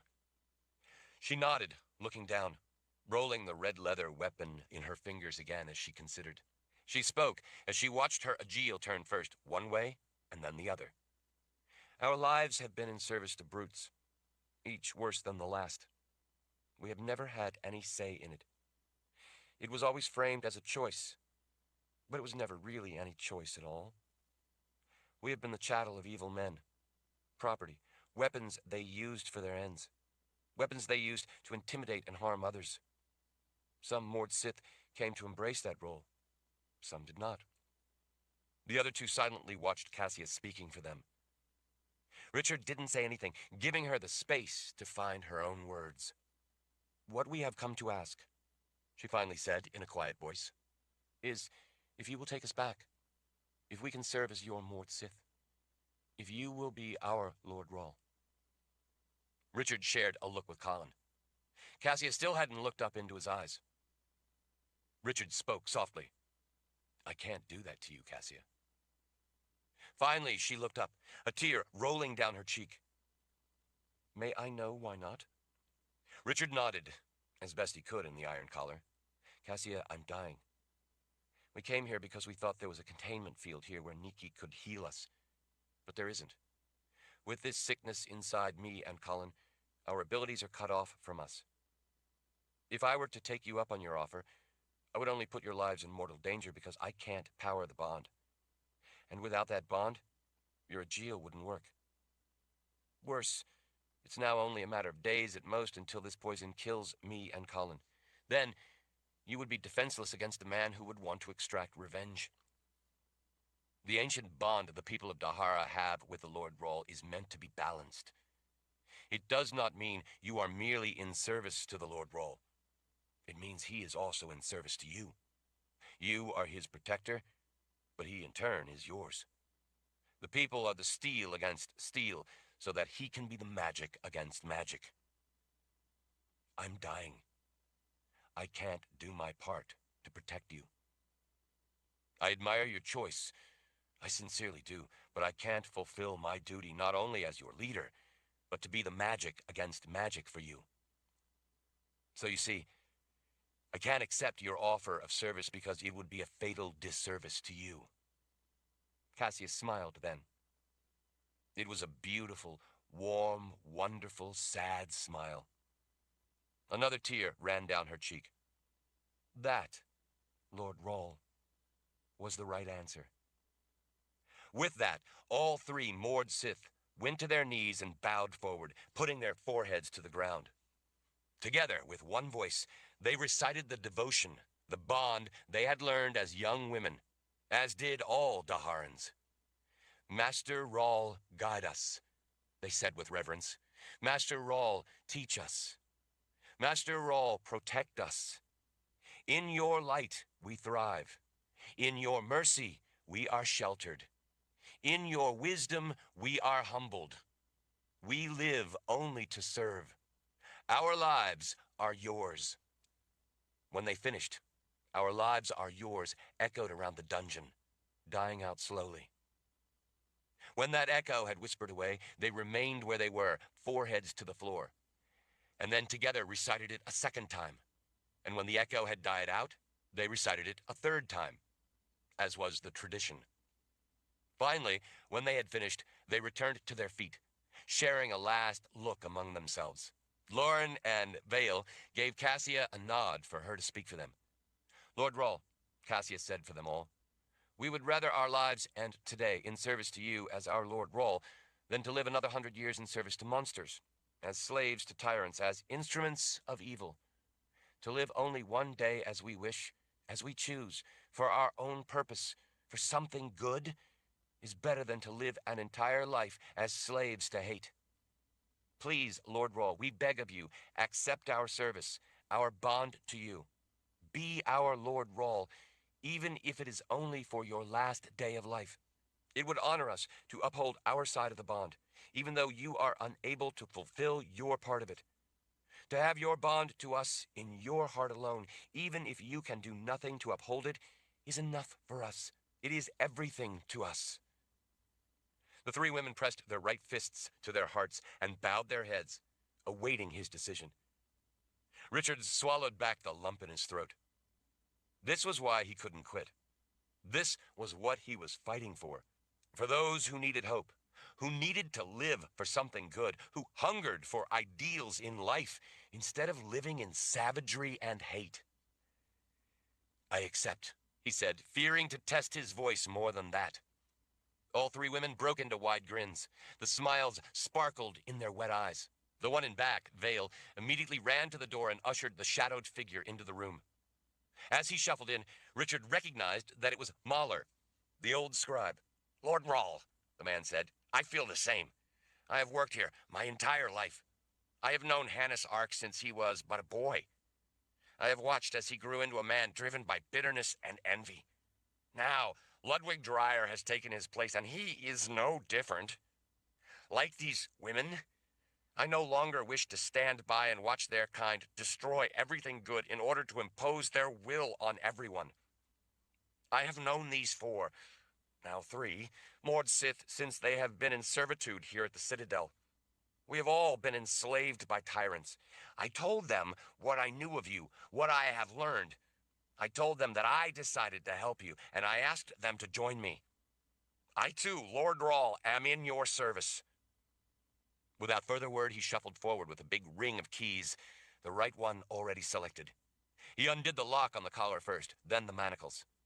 When he was free, Richard collapsed to his knees, unable to stand. As Cassia and Vale helped lift him to his feet, Mahler immediately went to Colin to unlock her restraints. Richard was there for Colin when she was finally free. She fell into his arms and hugged him with all her strength. Thank you for not giving up on any of us, she whispered in his ear. Never, he said. Chapter 79. Do any of you know where the others are? Richard asked the three Mord Sith and the scribe, Mahler. All the soldiers of the first file. There were a lot of men. And my mother, Samantha added. They are all down in the dungeons, Mahler said. The dungeons? Richard asked. Dreyer used his occult ability to render everyone unconscious, like he did to you, Lauren said. There are only shackles for 4 people in here, so the Citadel guard brought you 4 in here and carried all the others down to the lower cells in the other dungeons. Richard looked around at the stone room. It was shielded and secure, but I thought this was the dungeon. Cassia shook her head. This is only the upper dungeon area of the Citadel, and by far the smallest. The Citadel has an extensive dungeon complex, 3 full floors below us, with dozens and dozens of individual rooms. Some cells are only large enough to hold 1 person, but most are a great deal larger than this one. They could easily house hundreds of prisoners at a time down there. Richard frowned at the 3 Mord Sith. Why would they hold so many people? Cassia pulled a finger across her throat. To await execution. Vale nodded. There's an execution room on each floor below. Drains are cut into the stone for all the blood running from the blocks where the beheadings were done. Each execution room has a number of stations with well-worn blocks. Cassia gestured downward. The way it looks, they probably only used the cells to house people temporarily until they could be executed. From what I've seen of those rooms down below, it doesn't look like the dungeons and execution rooms have been in use for ages. But there is plenty of evidence that they were once in heavy use. The bodies were thrown in pits below the dungeons. 1 pit contains only skulls. The bones in others are a jumble. The bodies likely thrown in and left to rot. I have no idea how deep the layers of bones might be. We have to get my mother out of there, Samantha insisted, sounding on the verge of panic. We have to get her out now. Richard put a hand on her shoulder as he thought it through. We will, Samantha. We will. She would get me out, she insisted. Richard looked back up at the Mord Sith and the scribe. I don't understand. Why are there so many prison cells here? Do any of you know? I mean, this is a pretty small city for so many dungeon cells, to say nothing of all the executions. From old accounts I've seen, Mahler said, the Citadel has long been a prison for the Dark Lands, a place to confine the most dangerous people, such as those with occult powers, until they could be executed. It was suddenly making sense to Richard. The barrier to the Third Kingdom was in this general area of the Dark Lands, he said. The people back in the time of the First Confessor, the time of the Great War, knew that the seals of the barrier would begin to fail one day and that occult powers confined there would begin to seep out. They left people in Stroiza to watch for the barrier to fail completely. But more than that, they built the Citadel to collect and confine anyone with dangerous occult powers that from time to time had leaked out from beyond the barrier. People like Jit. Unfortunately, those powers apparently also settled into Hannes Ark and Ludwig Dreyer, Colin said. Nikki gestured in frustration. Great. So a man with those occult abilities came to be the very one running the prison meant to confine him. More likely to execute him, Colin said. Richard looked back at the shackles pinned to the wall. He was beginning to get an idea. He just needed time to think it through. But there was no time. He needed to act before it was too late. I know that look, Colin said. What are you thinking? Get everyone out from below and do a lightning-quick attack? Richard's mind was filled with the flow and form of the dance with death. The way of a war wizard. He was lost in that dance he had come to know so well. The threat we face is not one that will be helped with soldiers. For the moment, we need to leave them down there, out of the way. We need everyone in the Citadel to think we are all still locked up and under control. Samantha's hands fisted. My mother's gifted. We need to get her out. She can help. Samantha, calm down. I know how much you want to get her out, but I know what I'm talking about. We will get her out, I promise. But we first have to make it safe to do so. You need to trust me in this. You wouldn't want to get her out only to have her killed because we failed to recognize the full extent what we face, would you? Well, no, I guess not, but nothing. Dreyer possesses occult abilities. He has already proven that he can cut any gifted person down in a heartbeat. He put all of us and the men down before any of us knew what hit us. Your mother has no chance against him. None of us do. A devious smile spread on Niki's face. I have some ideas. Richard was sure she did. Niki was experienced at this sort of thing, and using her head rather than brawn. She also knew better than to try to use what they knew wouldn't work. We need to act with surprise, swiftness, and violence, Richard told all of them. Capturing Dreyer is the priority. Colin's expression suddenly took an angry set. Capture him? Richard, we can't risk capturing him. And what would be the point? The best thing to do is what you said. Surprise, swiftness, and violence. We need to kill the bastard before he has a chance to strike back. With his abilities, he could kill us all. We wouldn't stand a chance of stopping him. We need to kill him, not capture him. Now we have the chance to surprise him and end the threat. The threat from Dreyer, Richard said. But what about the rest of it? What about it? Colin lifted her hands and let them flop down into her sides. What can we do, Richard? We're going to be dead from Jit's poison before we have a chance to do anything else. We can at least kill Ludwig Dreyer before we die. To be able to do anything else, we would have to be cured. Exactly. Richard smiled as he drew his sword. The ring of steel echoed around the stone dungeon. Everyone looked puzzled as he turned. With a mighty swing, he struck the chain holding the collar that had been around his neck. As it cleaved the chain away at the wall, the blade sent hot fragments of steel flying through the room, some skittering along the floor, some rebounding off walls. When the collar clattered to the floor, Richard picked it up by its short length of chain and held it up before the others. This is a collar meant to contain the powers of the gifted. Dreyer has occult powers, Colin pointed out. Those are even more powerful than his gifted abilities. A grin spread on Niki's face. But this place was made specifically to confine those with occult powers, not merely the gifted. Right, Richard said. With this, we can capture Ludwig Dryer and keep him from using his power against us. Colin folded her arms, interested, but not yet convinced. Why? It would be easier to kill him. What's the point of going to the trouble of capturing him? What kind of poison do we have in us? He asked her. Colin shrugged. The call of death from Jit. Which is? Richard prompted. Her eyes widened with understanding, caused by an occult power. That's right. Jit had occult powers. That's what is infecting us. Nikki was smiling.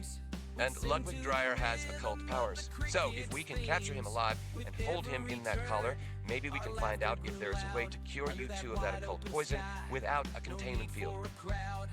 It's our only chance, Richard said. We have to try. Even if you somehow get him in the collar, Colin said. How are you going to get him to cooperate? Cassia leaned in as she smiled in the chilling way that only Mord Sith could smile. You leave that part to us, Mother Confessor. We are Lord Rawls' Mord Sith now. We will get Dryer to cooperate. With this sickness in me, my bond doesn't work to power your Ageal, Richard reminded them. No, she agreed, the smile still in place. But Dryer said that his occult abilities power our Ageal now, and the bond that powers them can't be broken as long as he's alive. So, Vale said, we can use his own ability against him. We're going to do whatever it takes to protect Lord Rawls' life. Lauren added, that is what Mord Sith do. We will get him to talk. If there is a cure, he will tell us what he knows. Colin looked at the determination in their eyes. Just leave him alive when you're done, so I can kill him. You've got it, Mother Confessor, Lauren said. He's yours to kill, Cassia agreed. But until then, he is ours, Vale said, with a gleam of menace in her eyes. Do any of you know where he sleeps? Richard asked the three Mord Sith.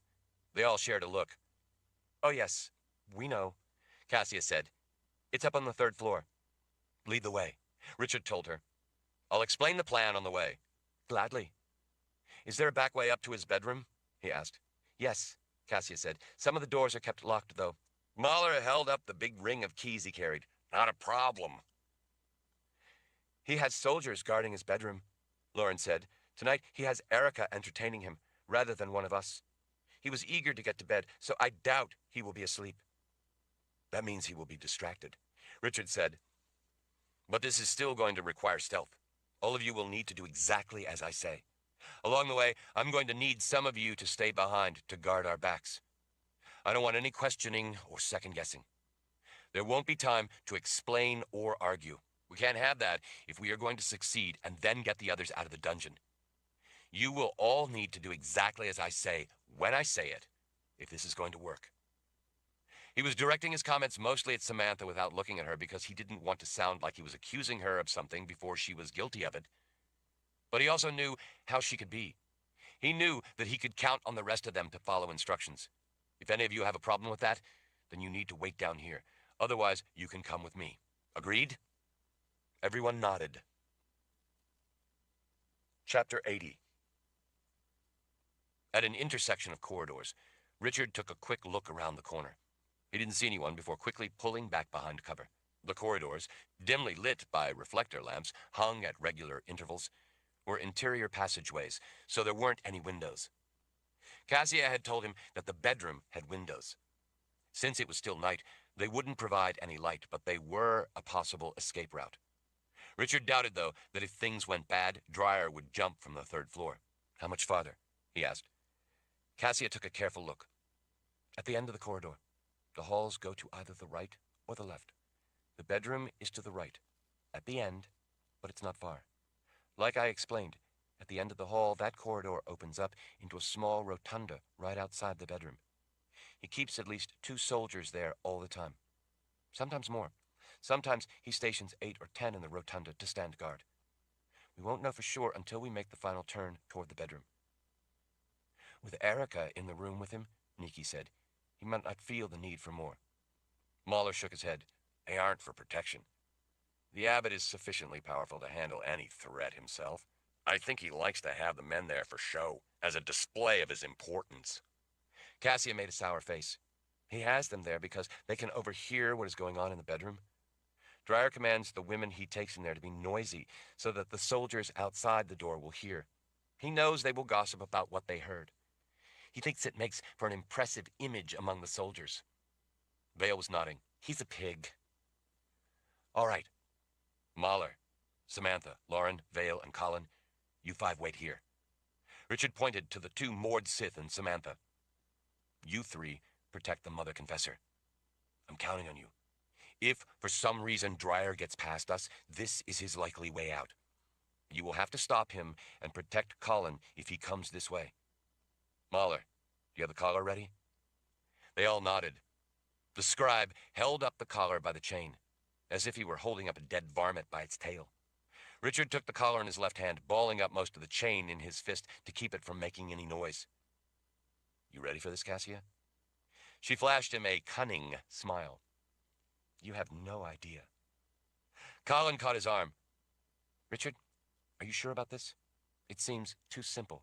Sometimes simple is the best approach to a fight. Complicated plans have more to go wrong. We will only have one chance before he uses his powers. Simplicity, speed, and violence of action is our best chance. Colin leaned forward and gave him a quick kiss on the cheek. If anyone can do it, you 3 can. All right, let's go, Richard said to Nikki and Cassia. Keep it quiet. You both know what to do. Richard already had his sword out so that he wouldn't have to draw it anywhere near the bedroom. He knew that the ringing sound of pulling the blade would carry in the confines of the corridors. He didn't know how good the guards were, if they were really listening for the sound of any threat in the halls, or if they were instead listening to the sounds from the bedroom. But he didn't want to take any chances with making an unnecessary noise.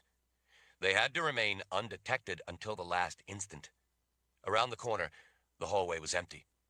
The long, dark blue carpet running down the length of the hall muffled the sounds of their footsteps as they moved swiftly along the hall.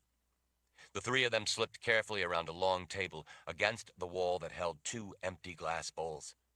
Small tapestries hung in several places, further helping to quiet any sound they made.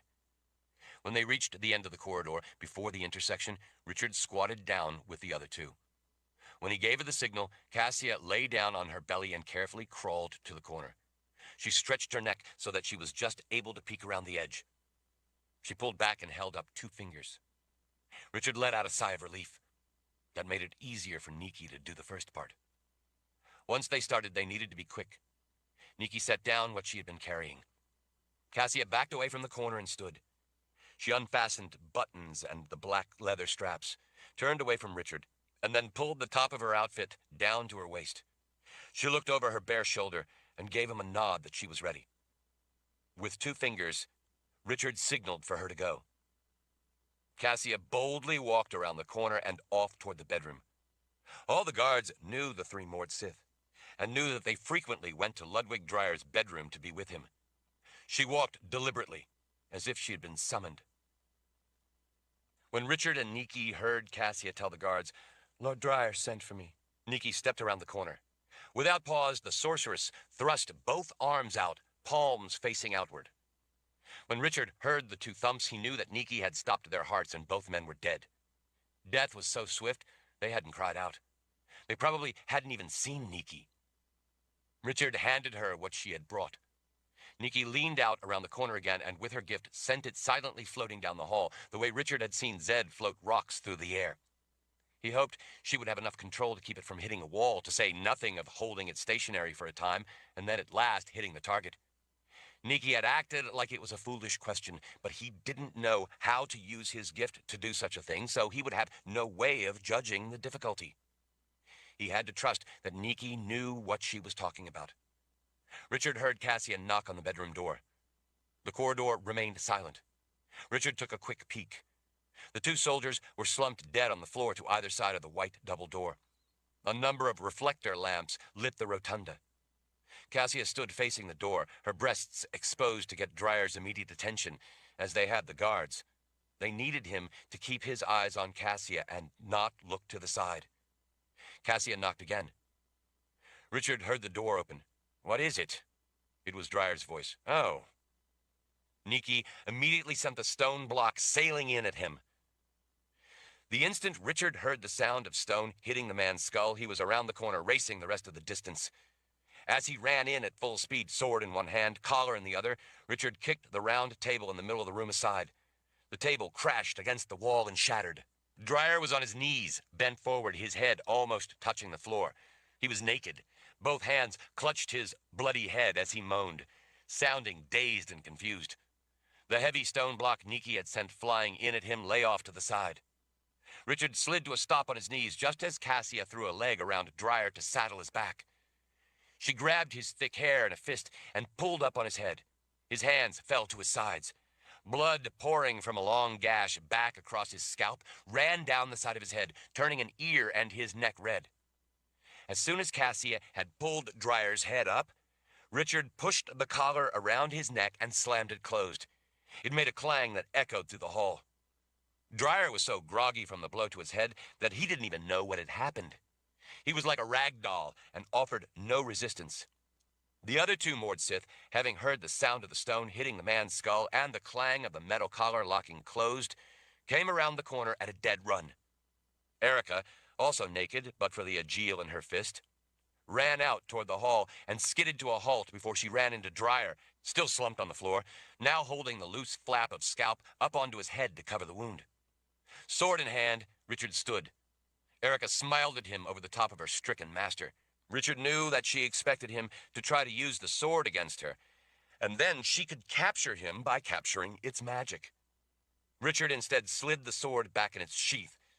Sorry, but I've done that dance before. I'm not going to do it again. Vale and Lauren came up on either side of her. They had their Aegil in their fists as well. Your choice, Richard said.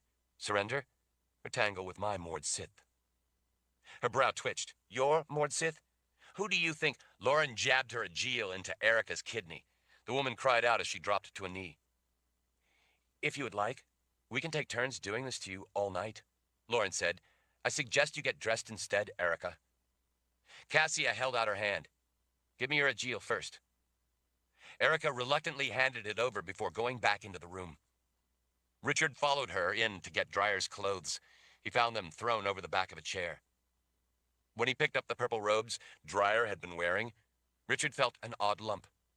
He groped the robes and found a concealed pocket on the inside at the waist.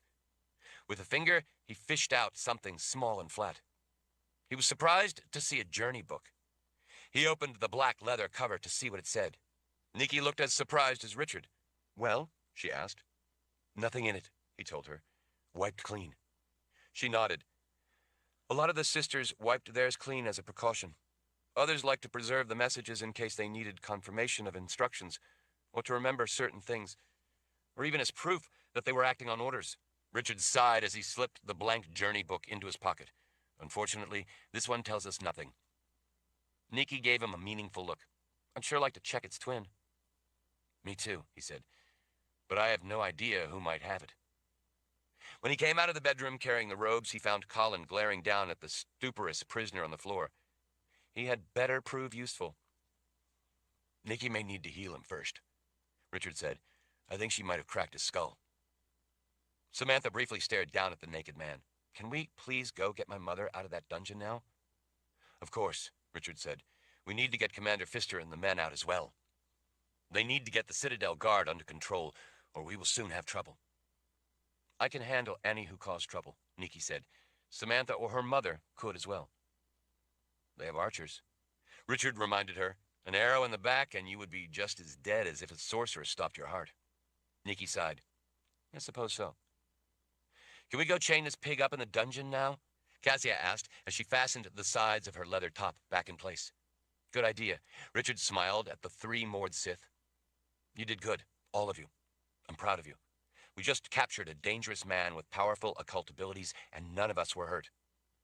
I got the idea from Samantha, Nikki said, smiling down at her.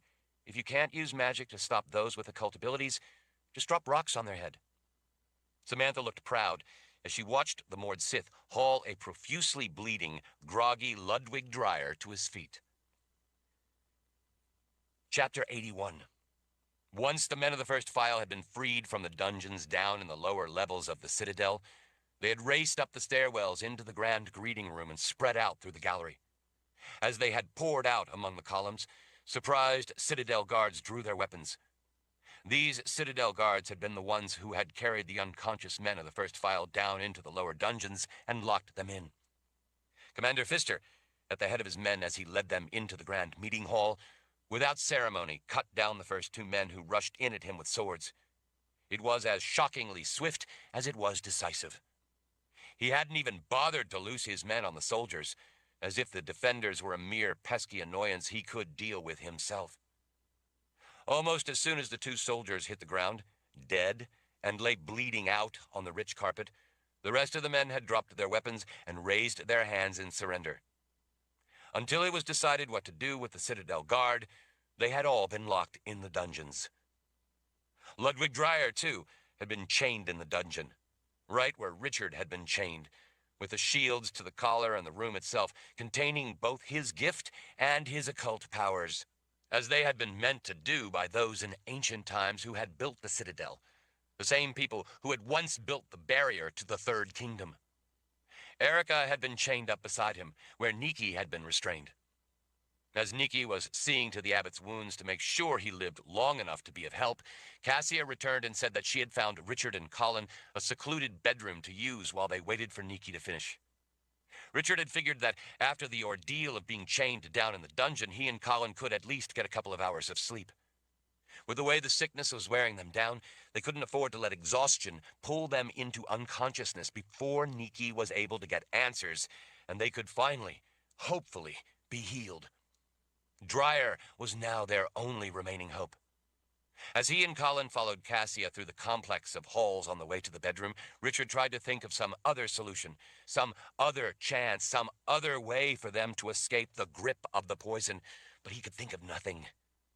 Irina, rushing up one of the side hallways, spotted them out ahead and called out Richard's name. When Richard turned and saw her back down the hall, she hurried all the more to rush around the corner and catch up with them. Richard knew that the woman was always trying to find a way to place herself close to him. He saw the looks Colin gave the woman when she giggled and fawned over him. Richard disliked it even more than Colin, but he wasn't exactly sure what to do about it. He didn't want to be rude, but more than that, she was Samantha's mother, after all. He figured that the least he could do was to be polite.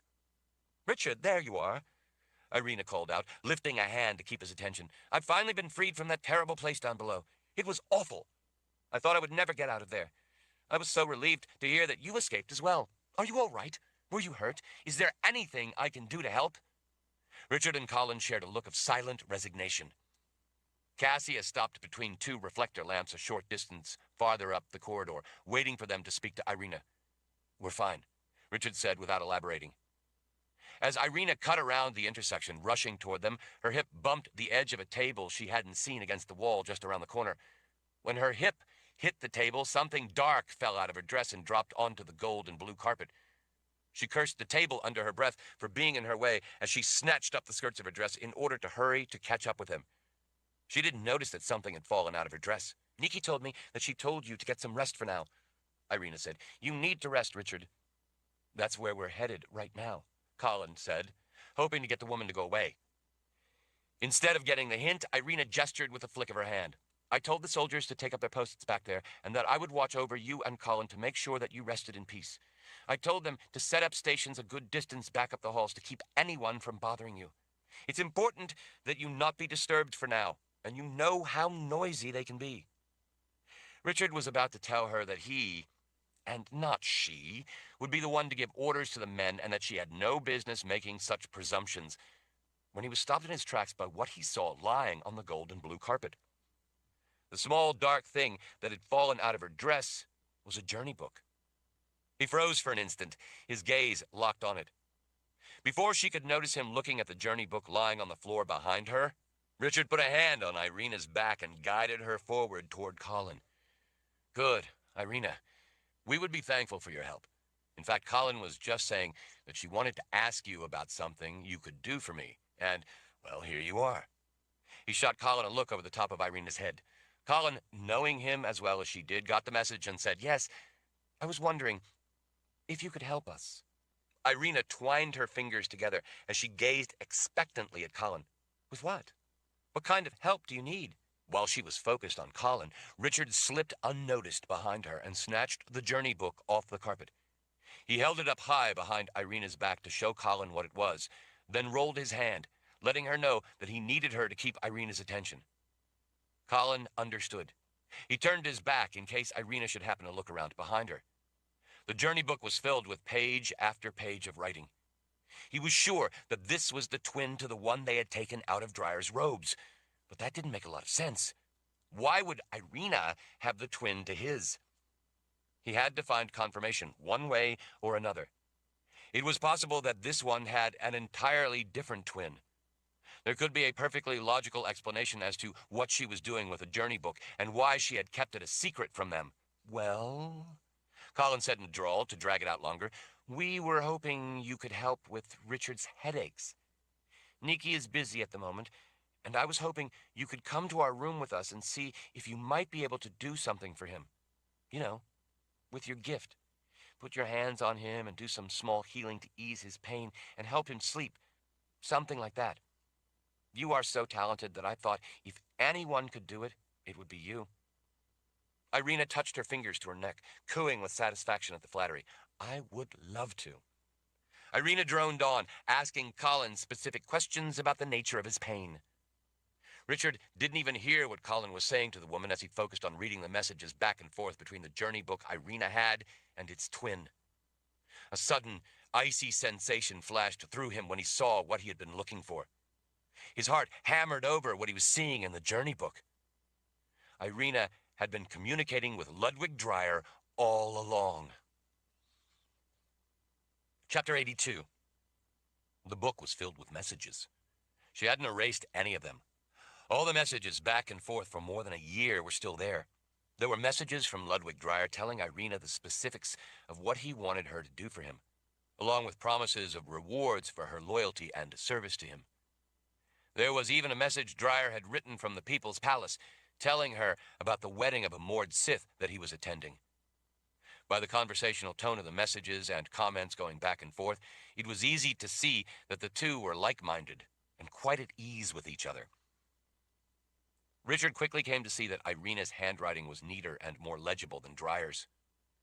He spotted an account where she told Dreyer that she had let herself be captured by Hannes Ark, so that she would be closer to him in order to report on what he was doing to raise the Spirit King from the dead.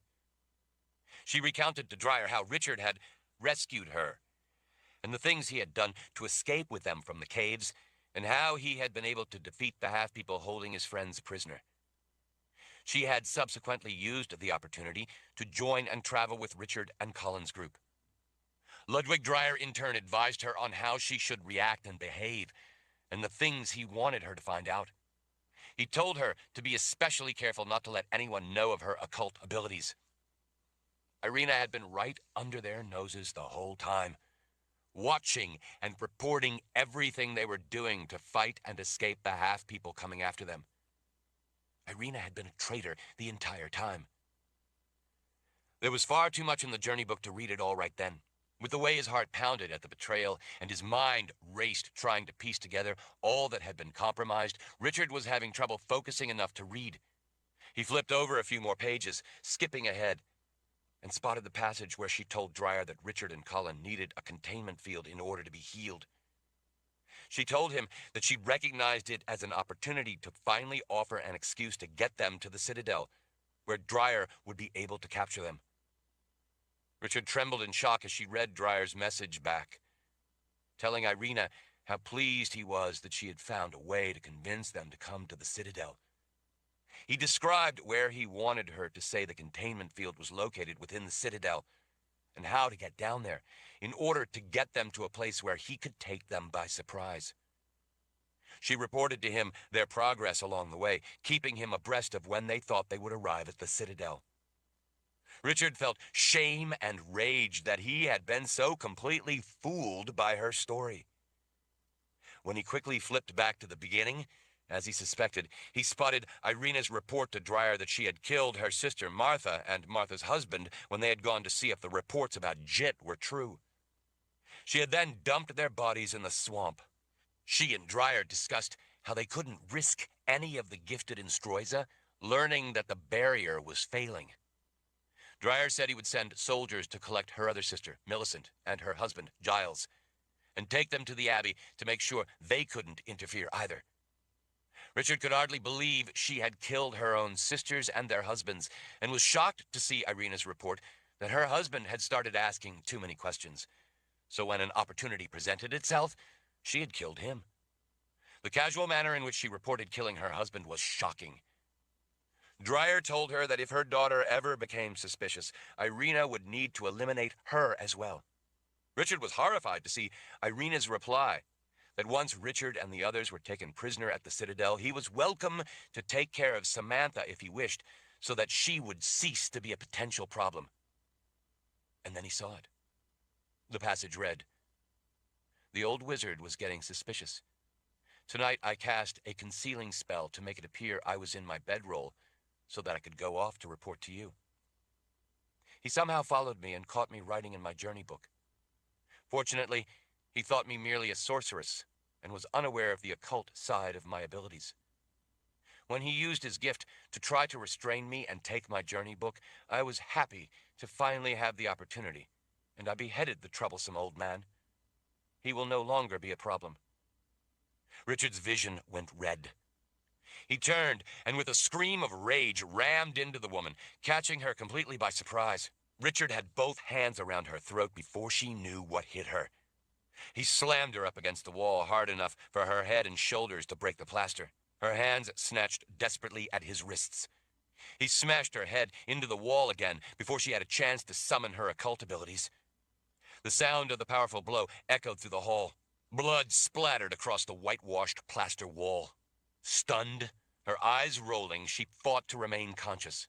Her face glowed beet red as she struggled in vain to get air. Irina's feet kicked above the floor as Richard pinned her up against the wall, crushing her windpipe. He was in a blind rage, screaming the whole time. Nothing else mattered to him but choking to death this traitorous woman who had killed Zed. As he strangled her, her face went from red to dark red to blue. Her wide eyes bulged. Her limbs hung lifeless, swinging from side to side as he repeatedly bashed her head against the wall. "Richard, what is it?" Colin cried out. "What's going on?" He realized that Colin had been asking the question over and over. She had been screaming it at him. He was panting so rapidly he could hardly speak. "She killed Zed." Colin's eyes widened. "What?" Richard's lethal focus remained riveted on the woman he was strangling, on her blue skin, her dead eyes staring at him as his big hands shook with the effort of crushing her throat. "She's been a traitor among us the whole time, working to sabotage us, to make sure we were captured, to see us all murdered by Dreyer." Richard gritted his teeth in rage. Tears ran down his face. "She killed Zed." With a growl of fury, he slammed her lifeless body up against the wall yet again. He kept choking her, even though he knew she was dead. He wanted to kill her 1,000 times over. His grandfather, the man who had raised him, the best, the smartest, the kindest, the wisest man Richard had ever known, had been murdered in cold blood by this evil, conniving traitor. Colin gently pulled on his arm. "Richard, it's over." He finally dropped her in a lifeless heap, her limbs flopping out to the sides as he stood over her, panting. It was then that he realized Samantha had just come around the corner. She stood frozen in shock. Her dark eyes were as wide as they would go. Her face stood out white against her black hair. Chapter 83. Frozen in horror, Samantha stared down at her dead mother for a moment. And then she ran toward Richard, screaming, her fists flying. "What have you done? You monster, what have you done?" "Samantha," Colin said, trying to pull the young woman back away from Richard, or at least to catch her furiously flying fists. "You don't understand." "I understand perfectly well," she screamed. "He killed my mother. He killed her. I saw it." "Samantha," Richard yelled back, "you don't understand." "I do too understand.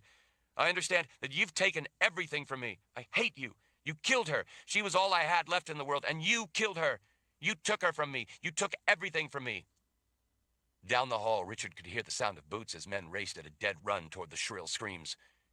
Nikki ran in around the corner. "What's going on?" "Samantha!" Colin yelled, as she again tried to pull the young woman away. "Listen to us!" Nikki skidded to a stop when she saw the crumpled body of Irina on the floor. "What happened?" "Richard killed her!" Samantha screamed. Cassia reached for the young woman to help Colin try to contain her.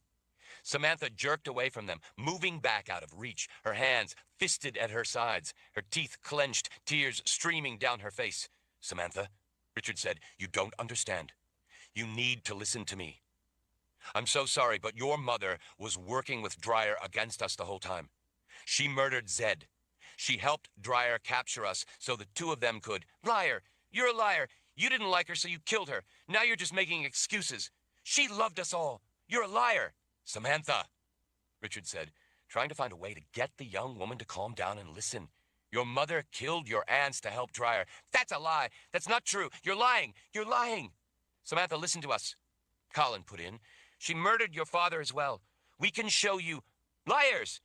You all only pretended to like us. You're liars. I hate you all." Colin took a step toward her. "Samantha, please. You have to listen to us.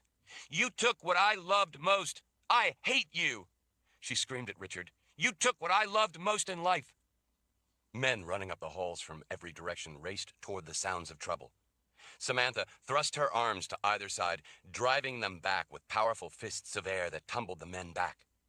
"You took what I loved most," she said with venom to Richard. "Now I'm taking what you love most." She reached out and snatched the knife from Colin's belt. Richard shot toward the girl. Before he could reach her, Samantha spun, whipping around in an arc, and slammed the knife in her fist, hilt deep into the center of Colin's chest. The impact made a sickening sound. In shock, Richard saw Colin's eyes go wide as she tried to pull a breath. Her eyes rolled up in her head as she collapsed. Richard was too late to try to stop what had already happened. Samantha had already dodged back out of reach. Colin was dead when she hit the floor. Samantha darted to an intersection in the hall and turned back, fists at her side, glaring at Richard. "I hate you. We are enemies from now on." As men reached to grab her, she swept an arm out.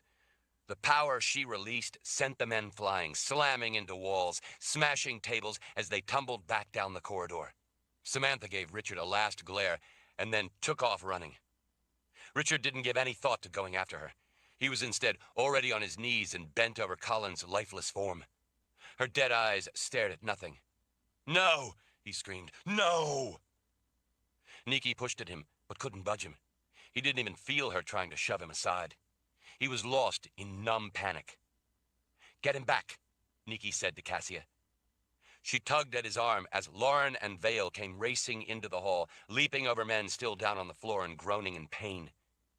Both Mord Sith came to a dead stop when they saw Irina's lifeless body in a heap, and then Colin, dead on the floor, the knife buried in the center of her chest. Richard needed to do something. He needed to stop what was happening. He needed to make it all right. He tried to think of how to undo what had already happened, but he couldn't seem to form thoughts. "Get him back," Nikki growled, tears running down her face, as she urgently tried to get Richard back away from Colin, tried to get his hands off her shoulders so she could see if there was anything she could do. Richard didn't want to let go of Colin. He couldn't let go. He was in a dream world where everything was happening so slow he couldn't make sense of the echoing voices. He didn't even know what they were saying. None of it seemed real. He couldn't allow this to happen. He had to stop it. He couldn't comprehend the sight of only the handle of Colin's long knife jutting up from the center of her chest. She wasn't breathing. Her eyes stared at nothing. "No!" he cried out again, as the three Mord Sith pulled at him, trying to get him back. Richard had seen more than enough dead people to know that Colin was dead, and yet he couldn't seem to make sense of it. It couldn't be real. He knew it couldn't be real. Not Colin. "Richard!" Nikki screamed at him as tears streamed down her face. "Please, let me see what I can do. Please, Richard, get back." The three Mord Sith trying to pull him back were no match for his muscle. "Lord Rawl," Cassia said, putting her face right in front of his, blocking his view of Colin. "Lord Rawl, her only chance is Nikki. You have to let Nikki help the Mother Confessor." Richard blinked. That made sense. Nikki could help her. Shaking uncontrollably, he finally moved back with the help of the three Mord Sith pulling urgently at him. He reached a hand out toward Nikki. "Do something." She ignored him as she bent over Colin and worked swiftly to try to fix the unfixable. The men had recovered and collected a ways back down the halls, standing in silent shock, watching. "You have to heal her," Richard said. "Nikki, you have to. Don't let her die. Please, Nikki, don't let her die."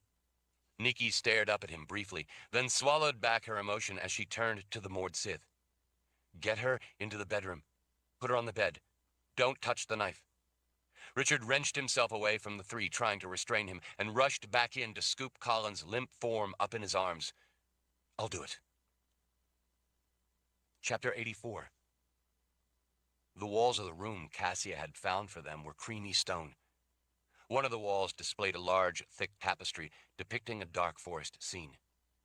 It reminded Richard of the place in Heartland where he had first met Colin. The room's one window let in the darkness from out in the dark lands. Raindrops pattered softly against the diamond-shaped pieces of leaded glass.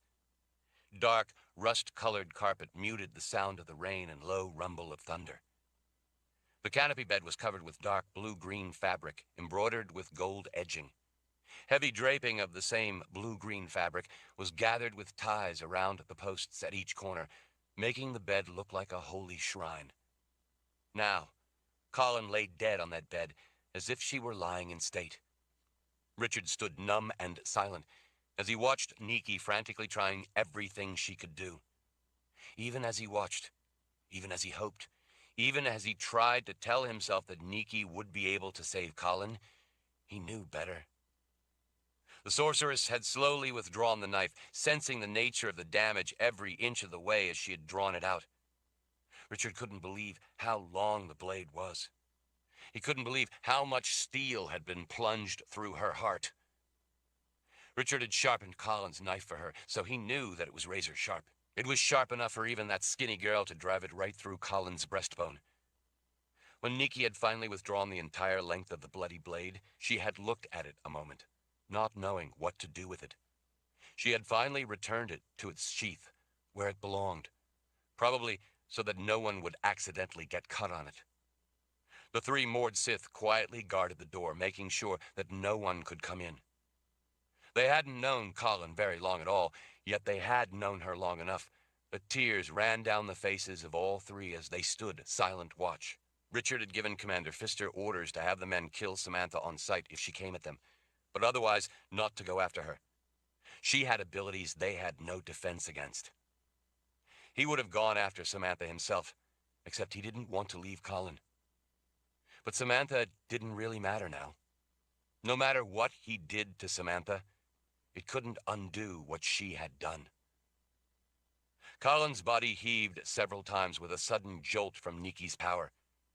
It was a desperate attempt to bring life back to Colin's lifeless form. It didn't do any good. There was no movement, no life in her. Richard stared at the terrifying stillness of the woman he loved more than life itself. Nikki had closed Colin's eyelids so her beautiful green eyes wouldn't be staring up at nothing. Richard had never imagined how terrifying those eyes would look without a soul behind them, without her life in them, without Colin in them. He would do anything if he could trade places with her. If she would just draw breath again, look at him again, smile with her special smile for him again. After a time, Nikki pushed herself up and slowly, reluctantly turned. "Richard, we need to talk." "So talk." Nikki rose and stepped closer to lightly grasp his arm. "Richard, she's gone." "No, she's not. She can't be gone. You need to heal her." Nikki looked away from his eyes as she pressed her fingers to her brow. "Richard, the knife went right through her heart. Her chest is full of blood." "My chest was full of blood one time, and you healed me, remember?" Nikki nodded. "I remember. You used subtractive magic to take the blood out, an additive to repair the damage. Do that now for her." "Richard," she said as patiently as possible, "you were alive when I did that. and that arrow had gone through your lung, not your heart. Do it, he repeated. Nikki stared at him. Richard gritted his teeth. Do it, Nikki. Repair all the damage. Use your gift to put her back the way she was. Nikki licked her lips. Richard, her soul is gone. That knife did more than pierce her heart. It severed her soul from her worldly form. She's gone, the same as Zed is gone. I can't heal death. Richard was losing his patience. Nikki, I know some things about the world of life and the world of death. I have both in me. So does she. My soul, her soul, carry both. And what good is that going to do? What can you hope to accomplish by having her dead body put back the way it was when she was alive? Do it. Do it now and be quick about it. We don't have much time. Nikki stared at him. Do it! Nikki flinched. Finally, she nodded with a look of sympathetic understanding. She sat on the edge of the bed beside Colin and immediately went back to work, placing both hands around the bloody wound as she closed her eyes. Richard watched as Colin's chest compressed with the pressure of Nikki's hands. The sorceress gritted her teeth. Outside, lightning flickered and thunder rumbled through the mountains. Inside, the room crackled with threads of lightning that lit the stony faces of the Mord Sith.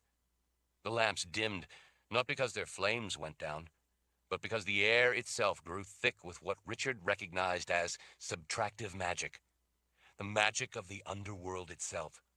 The realm where Colin had gone. Ropes of black lightning arced and crackled around the bed.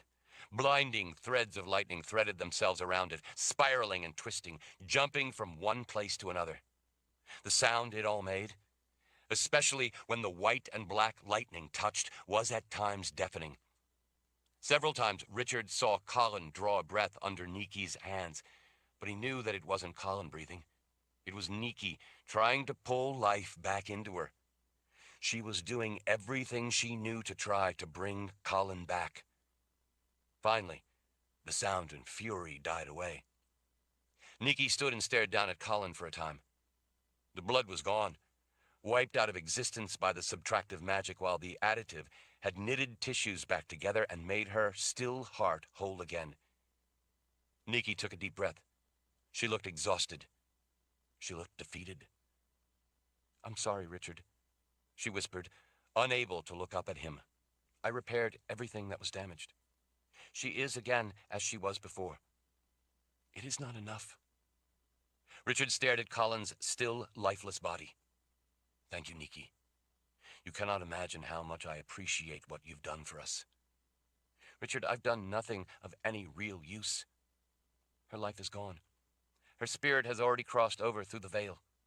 Her soul is already on that journey along the lines of the grace. She's gone beyond now. I know that, Nikki, Richard said, holding himself together for what was to come.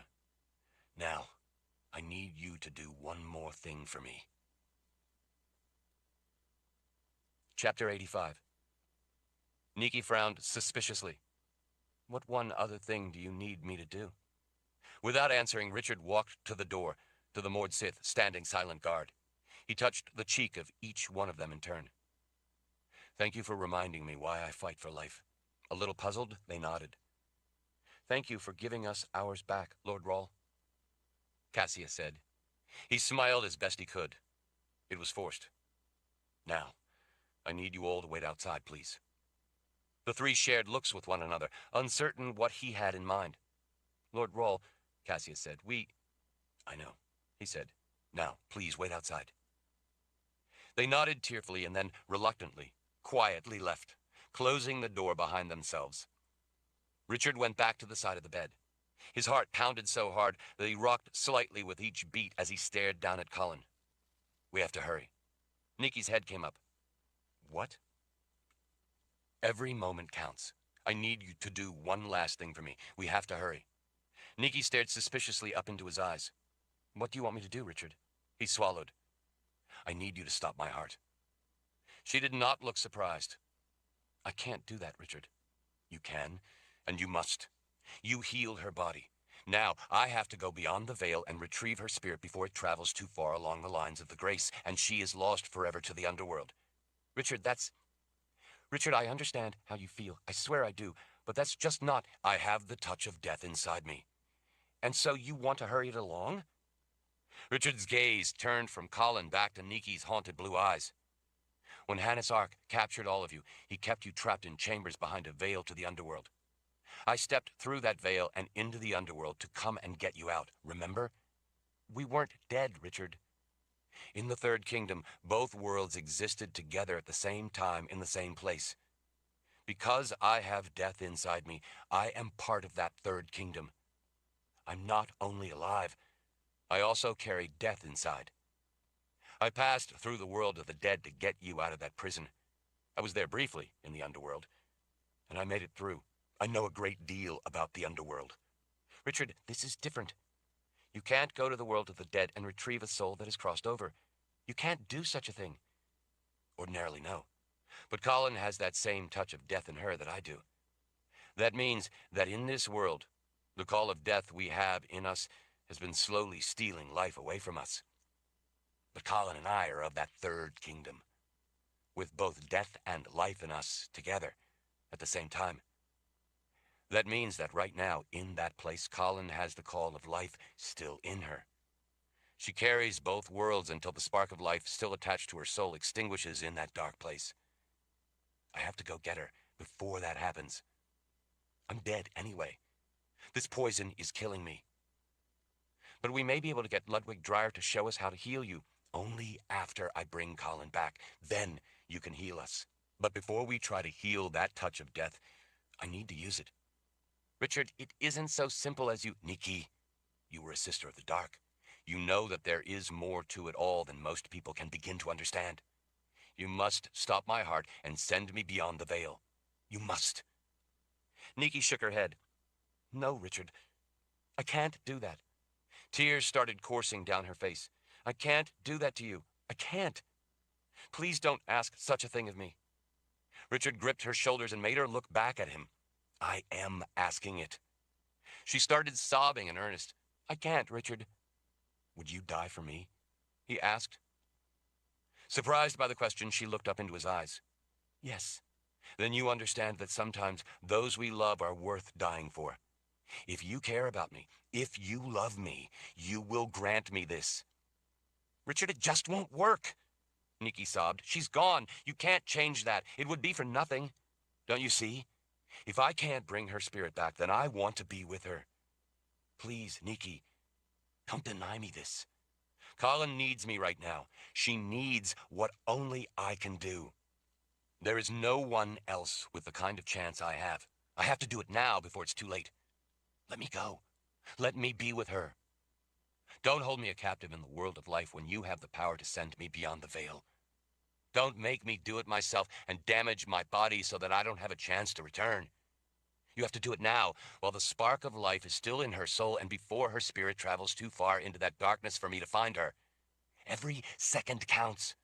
Every second allows Colin's soul to slip farther and farther away into the depths of the underworld where the winged demons wait for her. Niki shook as she sobbed, hardly able to look at him through the tears. They are waiting for you, too. Richard drew his sword. If he had to, he could do it himself, with the sword. If he had to, he would. I have my sword. Are you crazy? She asked in fury through her tears. The sword is of this world. It can't cross over with you. With the hilt in his hand, his anger had been ignited. It powered him, gave him strength to do what he needed to do. Its anger will. The blade is bonded to me. That bond will cross over with me, even if the blade itself won't. Richard lay down on the bed beside Colin's still, lifeless form. He had never imagined that he would lie next to her when she was dead.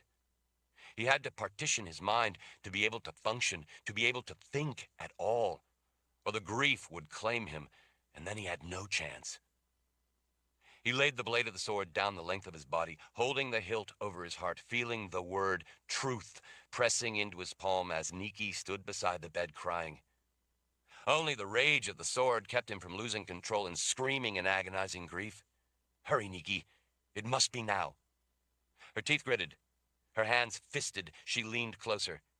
Richard, I don't want to lose you. We can't lose you. We all need you. Why do you need me? he asked, looking up into her wet blue eyes. Because you are the one. You always have been. You always know what to do to save us. You always do the right thing. That's what I'm doing now. He smiled. You know that you are far more than special to me. You have saved my life more times and in more ways than I can count. Now, you must take it. How can I? She asked. It's all right, Nikki. This is what I want. As he stared into her eyes, as she wept nearly uncontrollably, she leaned over, her long blonde hair falling forward over her shoulders as she placed her hands to either side of the hilt of the sword over his heart. Richard didn't tell Nikki that while he thought he had a chance to return Colin's spirit to her body in the world of life, he knew that he had no chance to return. There could be no one with both life and death in them, no one with the knowledge and experience of having been to the underworld who could come after him. He believed that he had a chance, a slim chance, but a chance, to capture Colin's spirit in time and let it return to the world of life, to her healed body. But he knew that, for him, it was a one-way journey. This time, there was no way he could come back. He was terrified of dying, of giving up the only life he would ever have. But he was more terrified of living without Colin. He was fully committed to what he had to do. He had made his decision. Nothing was going to deter him. He knew full well that this was the last time he would cross through the veil. Chapter 86. Nikki's power slammed into him like a bolt of lightning, compressing his chest. In an instant, his heart was stilled. Richard's eyes squeezed closed under the unrelenting pressure. With desperate effort, he gasped a breath under the enormous weight of pain pressing in on him. He was all too aware that it was the last breath he would ever draw. His muscles went rigid against the searing pain. Pain burned through the nerves of his jaw, down his arms, and into his back. Things were happening too fast, spinning out of control. He felt himself suffocating as he was unable to get any air. Time stretched until it became meaningless. Gradually, the agonizing pain began to become more and more distant. The pain seemed to recede in his awareness as darkness increasingly seeped in around him to take its place. He felt as if he was trying to hold back the night, but the weight of it was overwhelming. At some point, he lost track of what the pain had felt like. It no longer seemed important. But in place of the pain came something far worse. A kind of blind panic at the sensation of slipping away from the world of life. It was happening too fast. He felt icy cold fear as he fully grasped that he was dying, felt the finality of it, and tried desperately to cling to the slender thread of life he still had left as light and images flashed through his mind. He saw people he remembered, places he had been. The colors were vivid and bright and real. He heard distant laughter. It was him when he was a boy, laughing as he ran from Zed. Zed was laughing as he chased after Richard. Mostly, though, through it all, there was Colin. He saw glimpses of her gazing at him with love, her whole face radiant with it as she smiled with her special smile that she gave no one but him. Then that, too, faded away as his mind descended into ever-gathering darkness, a kind of heavy, thick darkness unlike any other. He could smell sulfur. There was no up, no down. There were no boundaries of any kind, only a black void. He focused on what he had to do, on why he had done this. That overpowering need became all. In that eternity of darkness, he had to find the one person he loved more than life itself. He had to find his soulmate. With that thought, the thought of how Colin was the one, the only one that he could ever love in the way he loved her, in the way that only one soulmate could love another, he began to have a sense of a track of light in the forever of darkness. It wasn't light, though, the way the sun created light. This was a kind of spiritual light, the kind of glow that he would expect to see from the good spirits. It seemed to be everywhere and nowhere. It was a feeling, a presence of spirit. He recognized that it was the right one, the right spirit. He thought that the light was beginning to coalesce, but then he realized that it really wasn't. Rather, It was that he was traveling along the trail left by that spirit he knew so well, and as he did, he was moving along a line, a pathway that it formed moving through the eternity of darkness. He knew then that he was actually seeing the glowing line of the gift within the grace itself. And then he spotted the glow of her spirit moving ever onward, farther and farther away, sinking ever downward. He was confused. It felt wrong. He didn't understand why it was spiraling downward. And then he saw them. The demons. They were so dark, they blended with the eternal blackness. They were darkness itself, the way a night stone was dark beyond silver black. Yet, he could see them, see their shape when they writhed and tumbled and twisted downward. The Dark Ones had enveloped Colin's spirit and were taking her with them as they descended ever deeper toward the darkest depths of eternity, taking her where they could smother her spirit and keep it forever from the light.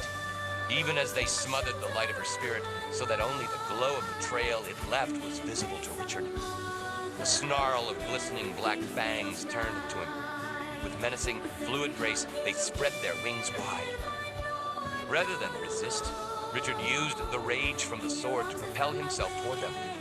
It felt like he had jumped from a cliff, falling through bottomless space that was not even space, but merely a black emptiness as he traveled ever farther from any light. Even Colin's spirit was dimming as it was being suffocated under the weight of dark wings wrapped around her, pulling her downward. Richard shot through that dark tangle of wings and reached Colin, embraced her, joining with her soul to do what he needed to do. In that instant, for a glorious, singular spark in time, he joined with his soulmate, and they were one.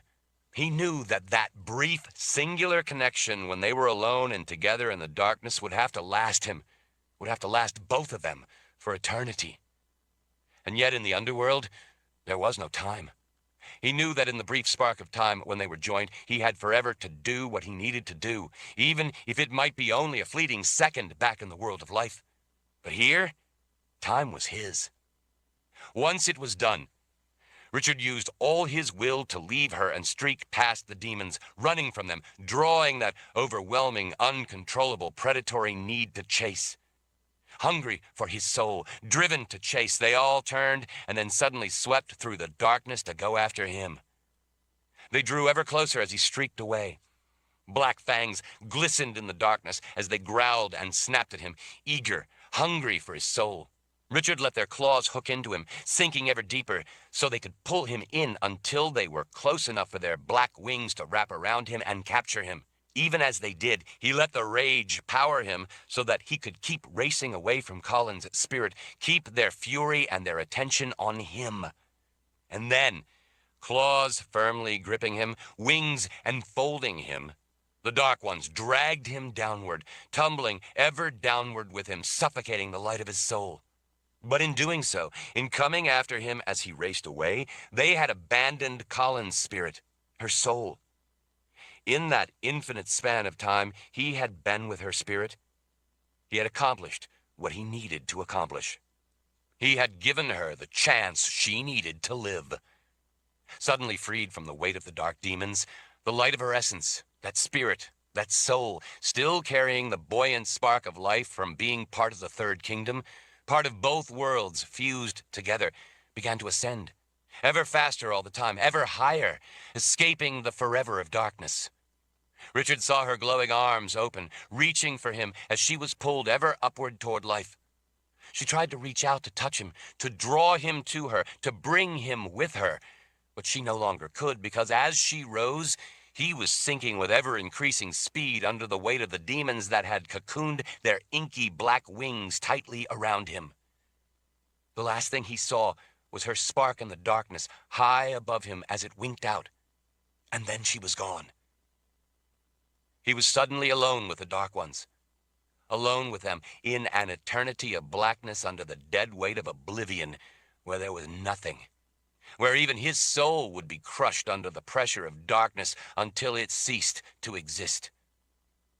His last thought was one of joy that he had been able to save Colin from that fate, that he had been able to give Colin the gift of her life. that he had done what he had always said he would willingly do. He had traded his life for hers so that she might live. In so doing, he had also been able to draw all the demons with him into the dark eternity below. They could no longer shadow her in death. When it was her time, she would rest forever in the light. Even as he felt his own spirit become insubstantial, as it faded away into an eternity of darkness, he felt joy. It had been worth it to him. Colin would live. Chapter 87. Colin gasped as she sat bolt upright, her eyes wide. She desperately gasped again, trying to get enough air. Nikki cried out, jumping back as if she had seen a ghost. Colin was only dimly aware of the warm colors of the strange room, the rust-colored carpeting, the heavy blue-green fabric draped overhead and down around the bedposts. Almost her entire focus was on urgently drawing life and air into her lungs, on desperately drawing her severed soul back into her worldly self. None of it really made any sense. Everything was a jumble. She couldn't quite put all the images and events together into a coherent concept. "Colin," Nikki cried out as she rushed in close to take up Colin's hand. "You're alive." Colin looked down at her own hand and Nikki's. It did not look to her the way she thought it should look. It didn't look like it belonged to her, or like it could possibly be hers. It should be light, luminescent. It should be without form. It should be insubstantial. But this was substantial. It had form. It was not made of light. It was flesh and bone. She could feel blood pumping through her. She could feel life coursing through her. She could feel weight, touch. She could feel herself whole again. She still gasped for air, still struggled to get enough to catch her breath, but she was beginning to feel like she was finally getting it under control. "Where am I?" she asked, gulping for air. Nikki was crying for some reason. "In one of the bedrooms in the Citadel." "No, I mean, where am I?" Nikki frowned through her tears. "I don't understand. Is this death? It's all wrong. It doesn't make sense. Something isn't right. Where am I?" "You died," Nikki said through her tears. "You were murdered. But you have both life and death in you, and that life sustained you for a bit while you were in the underworld. But now you are back, Colin. You're alive. Dear spirits, you're alive." Colin felt euphoric. She had been murdered, but now she was alive. She understood what it meant that she was going to live. Life, wonderful life, wasn't over. She couldn't stop smiling as she looked around. She was going to live. "Where's Richard?" Nikki's face went ashen. Colin followed the woman's stricken gaze and saw that someone lay beside her. It was Richard. Her heart jumped with a flash of joy at seeing him. But as soon as she saw him, she knew that something was terribly wrong. He was too still. He wasn't breathing. He stared up at nothing with dead eyes. Colin screamed when she realized the awful truth. The instantaneous joy she had felt at seeing him turned to horror. She fell on him, throwing an arm over his chest, over his sword's hilt, clutched in his fists, resting over his heart. "No, dear spirits, no! Don't bring me back to this! Please don't do this to me!" Nikki rushed to draw Colin back, pulling her arms from him, turning her away from Richard to take her up in her arms. "What's happening?" Colin wept against Nikki's shoulder. Nikki swallowed back her own sobs. "I'm so sorry, Colin. Richard gave up his life to go after you, to bring you back to life. He has only been gone a moment." Colin looked over at the horrifyingly still body of the man she loved, her everything. "But why isn't he here? If I was able to return because I still had that third kingdom spark of life in me, then why didn't he?" She remembered then. It all flooded back in like a terrible, dark, profoundly troubling dream, seeping back into your memory after you woke. A dream that left a sickening feeling behind in you that you couldn't escape, no matter how hard you tried. "What?" Nikki asked, seeing the look on Colin's face. "Do you remember?" Colin nodded. "Richard's spirit found me. In all that darkness, in all that eternity of nothing, Richard found me. I was lost in darkness, and yet he found me." "Then what?" Nikki asked, when Colin fell silent, staring off into the nightmare. Then he pulled the Dark Ones off me, drawing them away to chase after him instead. I tried to stop him. I didn't want him to do that to himself. But he was stronger and tore them away from me. He somehow pushed me back into the glowing lines of the Grace. I had no control. I wanted to stay with him, but I couldn't. Those glowing lines pulled me back. I don't know how. Because you still had life in you, Nikki said. The Grace was healing itself, putting you back to where you belonged on that line of the gift coming from creation. Colin gazed at Nikki in desperation. Then why didn't it do the same for Richard? Why didn't he return with me? He couldn't. He went there to save you from Sulachan's dark demons, and he did. He did what only Richard could do. He pushed you back toward life. But now, there is no one to save him. No one to help him get back to the light, to his lifeline. Colin looked over at him, lying next to where she had lain. He had his sword clutched in his dead hands. His eyes no longer saw the world of life. Now he was lost in a world of darkness. To see Richard so still, without life in him, was beyond any kind of agony she had ever known. How did he die? Her own voice sounded like someone else, asking the unimaginable. She looked back at Nikki when she heard the sorceress softly sobbing. Nikki, how did he die? What happened? She finally looked up with torment in her blue eyes. He asked me to stop his heart. Colin's eyes widened. You killed Richard? Nikki nodded, but couldn't find the words as she wept with a horror at what she had done. It was a torture she would always have to bear. Nikki, how could you kill Richard? How could you possibly do such a thing? You, of all people. After all he has done for you, how could you have done such a thing to him? Nikki sniffled to get herself under control so that she could explain. Because not to have done so, not to have let him have his deepest wish to go after you to try to save you, would have been worse. It would have been saving his life, but killing his soul. It was obvious what such a burden was doing to the woman. She looked ready to end her own life. Colin reached out and cupped Nikki's face. Dear spirits, I understand. I'm so sorry, Nikki, that it had to be you to do such a thing. You, of all people. I'm so sorry, Colin.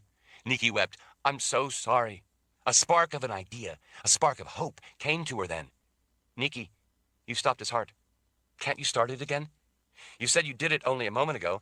Can't you start his heart and let life come back into him the way it came back into me? No. That single word had a world of finality to it. Colin touched her chest, where she remembered the knife slamming into her. She remembered the pain, the helpless terror. But I was stabbed through my heart. How is it working now? I don't understand. Why can't you do that for him? Richard had me heal the damage to you before he went. But I couldn't bring back your life, and I can't bring back his. I don't have the power. Your heart started spontaneously when your soul returned, when Richard sent you back. Even if I could start his heart beating again, there's no soul there, nothing to keep it going. I can't pull his soul back from the world of the dead.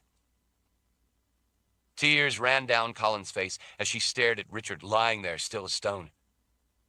She had fought countless battles, seen death more times than she cared to contemplate.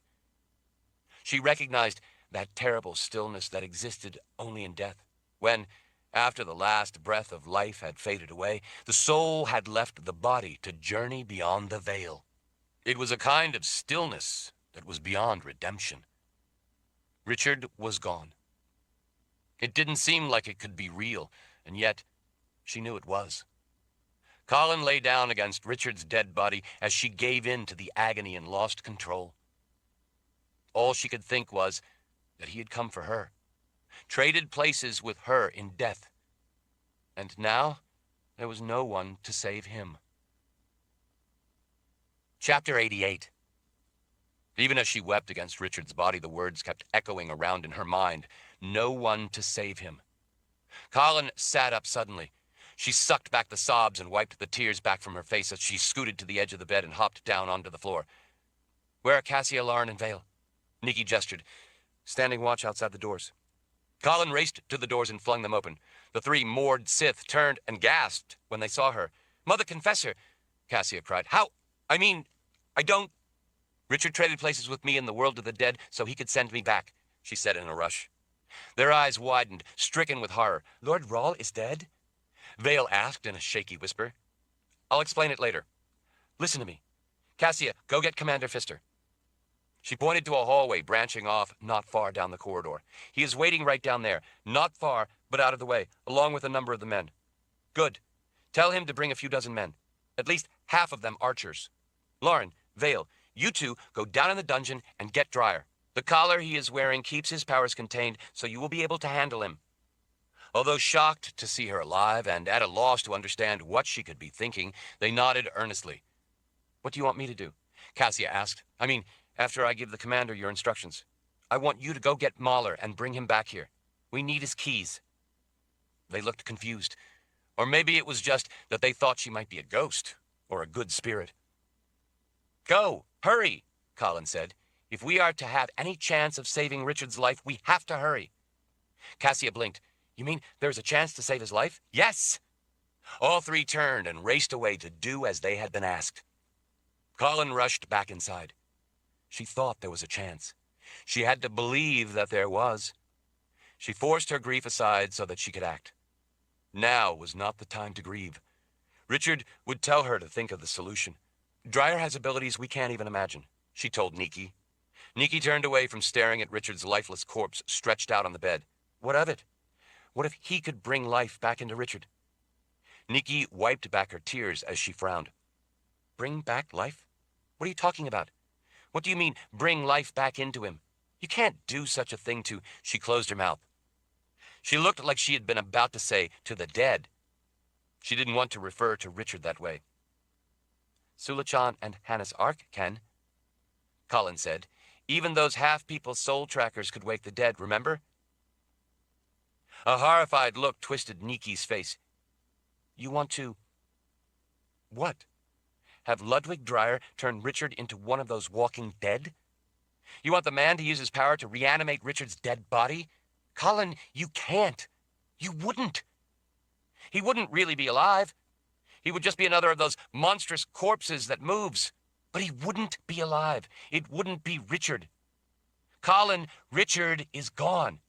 His life force, his spirit, his soul has left him and gone beyond the veil." Colin paced for a moment, thinking, refusing to allow herself to give up. "Nikki, I'm just trying to think of how to do what he did." "What he did? What do you mean?" "Richard had you heal my body, the wound and my heart, so that my body would be ready for my spirit to return." Nikki was frowning at her.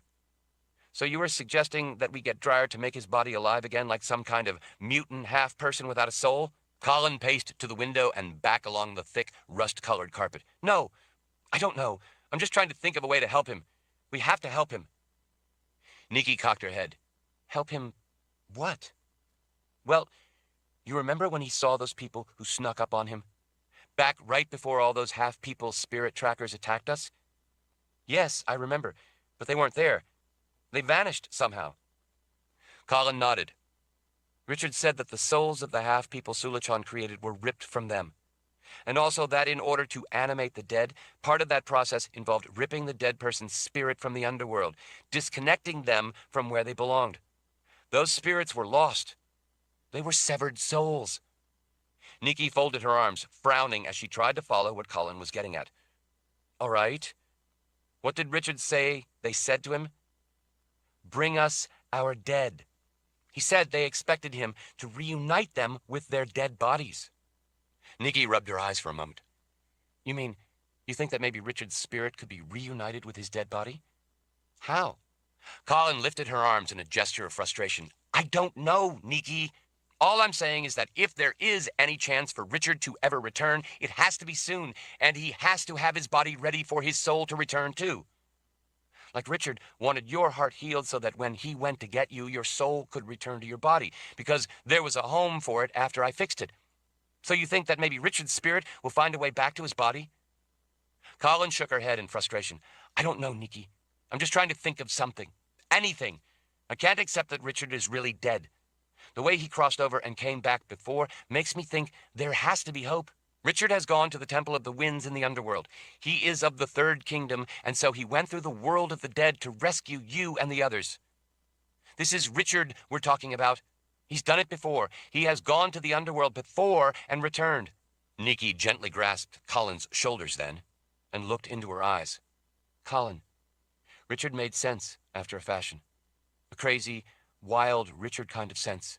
But sense. This is different. This is... I don't know. This sounds to me like you were just trying to wish something into being true because you're desperate. Colin stared back. Hopelessness clawed its way back into her. Maybe I am. But don't you think we should try? Do you want to let him go without trying? We have to try. Colin, look at him. Nikki turned Colin's chin to make her look past her toward the still body lying on the bed. Look at him. Colin, Richard is dead. Colin looked back into Nikki's eyes. So was I. Nikki wiped a trembling hand back over her forehead. Yes, and you had Richard to go to the underworld itself to bring you back. Who is going to bring him back? Colin felt the terrible weight of despair crushing her. I don't know, Nikki, but we can try, can't we? Please, Nikki. We can try every last crazy thing, can't we? Nikki took a deep breath then. Yes, of course we can. You're right. We have to try. Chapter 89. Colin and Nikki were standing beside the bed waiting when there was at last a knock on the door. Without waiting for an answer, Cassia opened the door and stuck her head in. Mother Confessor, we have him. Colin gestured impatiently. Bring him in. She put on her confessor face, the expression her mother had taught her, the countenance that showed nothing of what she felt. She was dying inside, terrified and in agony inside, but none of it showed on her face. She was again the Mother Confessor. The doors opened, and the three Mord Sith led Ludwig Dreyer in. They gave him a last rough shove so that he stumbled into the room. He wore filthy, old groundskeeper clothes they had found for him. He missed a step, balking when he saw what was waiting for him in the room. Commander Pfister stood near the foot of the bed, behind Colin and Nikki. The room was ringed with over a dozen archers, all with arrows nocked, holding them in place, the strings with tension on them, but not yet drawn fully tight. There were also men with swords out, as well as men with axes in hand, and others with pikes. It was the archers, though, that Colin could tell worried Dreyer the most. When he had rendered them all unconscious with his occult ability, they had not had time to do much about it. A man with a sword, no matter how swift, still took a brief bit of time to reach his target. But an arrow could be released in an instant. Well, well, Mother Confessor, Dreyer said as he straightened, it seems you have me at a disadvantage. I'm glad that you recognize the reality of the situation. He looked around at the room. I know you said you intended to kill me, but this seems an odd place for an execution. Colin stepped aside so he could see Richard's body on the bed. He frowned when he realized who it was. Is he actually dead? He asked, his astonishment overcoming his fear. I stopped his heart, Nikki said. His frown deepened. Not that I object, but why would you do that? Here's the thing, Colin said. We want you to do something to keep him alive for now. He scratched an eyebrow. What? Use your occult abilities to keep him alive, she said. He stared at her a long moment, looked over at Richard, and then back at Colin. He's dead. You must realize that. I can see from here that he's dead. We know his condition, Nikki said. It was necessary to stop his heart, but I don't have the ability to restart it. We need you to do that. His frown grew even more incredulous. He is dead. We didn't bring you up here to tell us what we already know, Nikki said, heat increasingly coming into her tone. If you want, we can take you back down to your cell, chain you back up, lock the door, and throw away the key. Or maybe we can have these three fine young ladies convince you of the benefits of not being tortured by a Mord Sith. Cassia briefly jammed her Ageal into the small of his back. He grunted with a cry of pain as he dropped to one knee. She motioned with her Ageal in front of his face for him to get up. He stared at the weapon with open fear as he rose. What is it exactly that you want me to do for the corpse of Richard Rahl? Colin hated the way he was referring to Richard, but she maintained the confessor face. She had more important matters on her mind. She needed to stay focused, despite her inner anguish. We know that occult powers can do some remarkable things with creating the likes of half-people and reanimating the dead. But beyond that, we don't know if you can do anything that would convince us not to have you tortured to death. So, you tell us, what can you do to keep him alive? He tilted his head to look past them. May I get a closer look? Colin nodded, and the Mord Sith walked him closer to the bed. He reached out and touched Richard's face, then his neck. What's in it for me? He asked as he looked back. Depends on what service you can provide. Colin said, Well, I can't really be of any use to you at all with this collar around my neck. It prevents my ability from functioning. If we take the collar off, what can you do? You don't need it off to tell us. He checked the resolve in her eyes before again studying Richard more closely from the side of the bed. Well, not a lot. I may be talented and may have a great many skills, but I can't revive the dead. Then I guess you will soon find yourself in the same condition. Colin said, Dead. I guess this conversation is over. He put a finger under the collar, trying to ease the discomfort of it. Colin could see his hands trembling slightly. Well, there are things I can do with occult abilities that suspend the death process. What does that mean exactly? Nikki asked. He gestured toward Richard. If he stays like that, he will soon go all stiff, then begin to decompose and rot just like any corpse. With my occult abilities, I can suspend that process before it starts so that the body stays viable, after a fashion. How does that work? The sorceress asked. It's complex to explain to someone not schooled in the use of occult abilities. Make it simple for me while you still have the ability to talk. He swallowed at the look in her eyes before again glancing over at Richard. Well, you were a Sister of the Dark.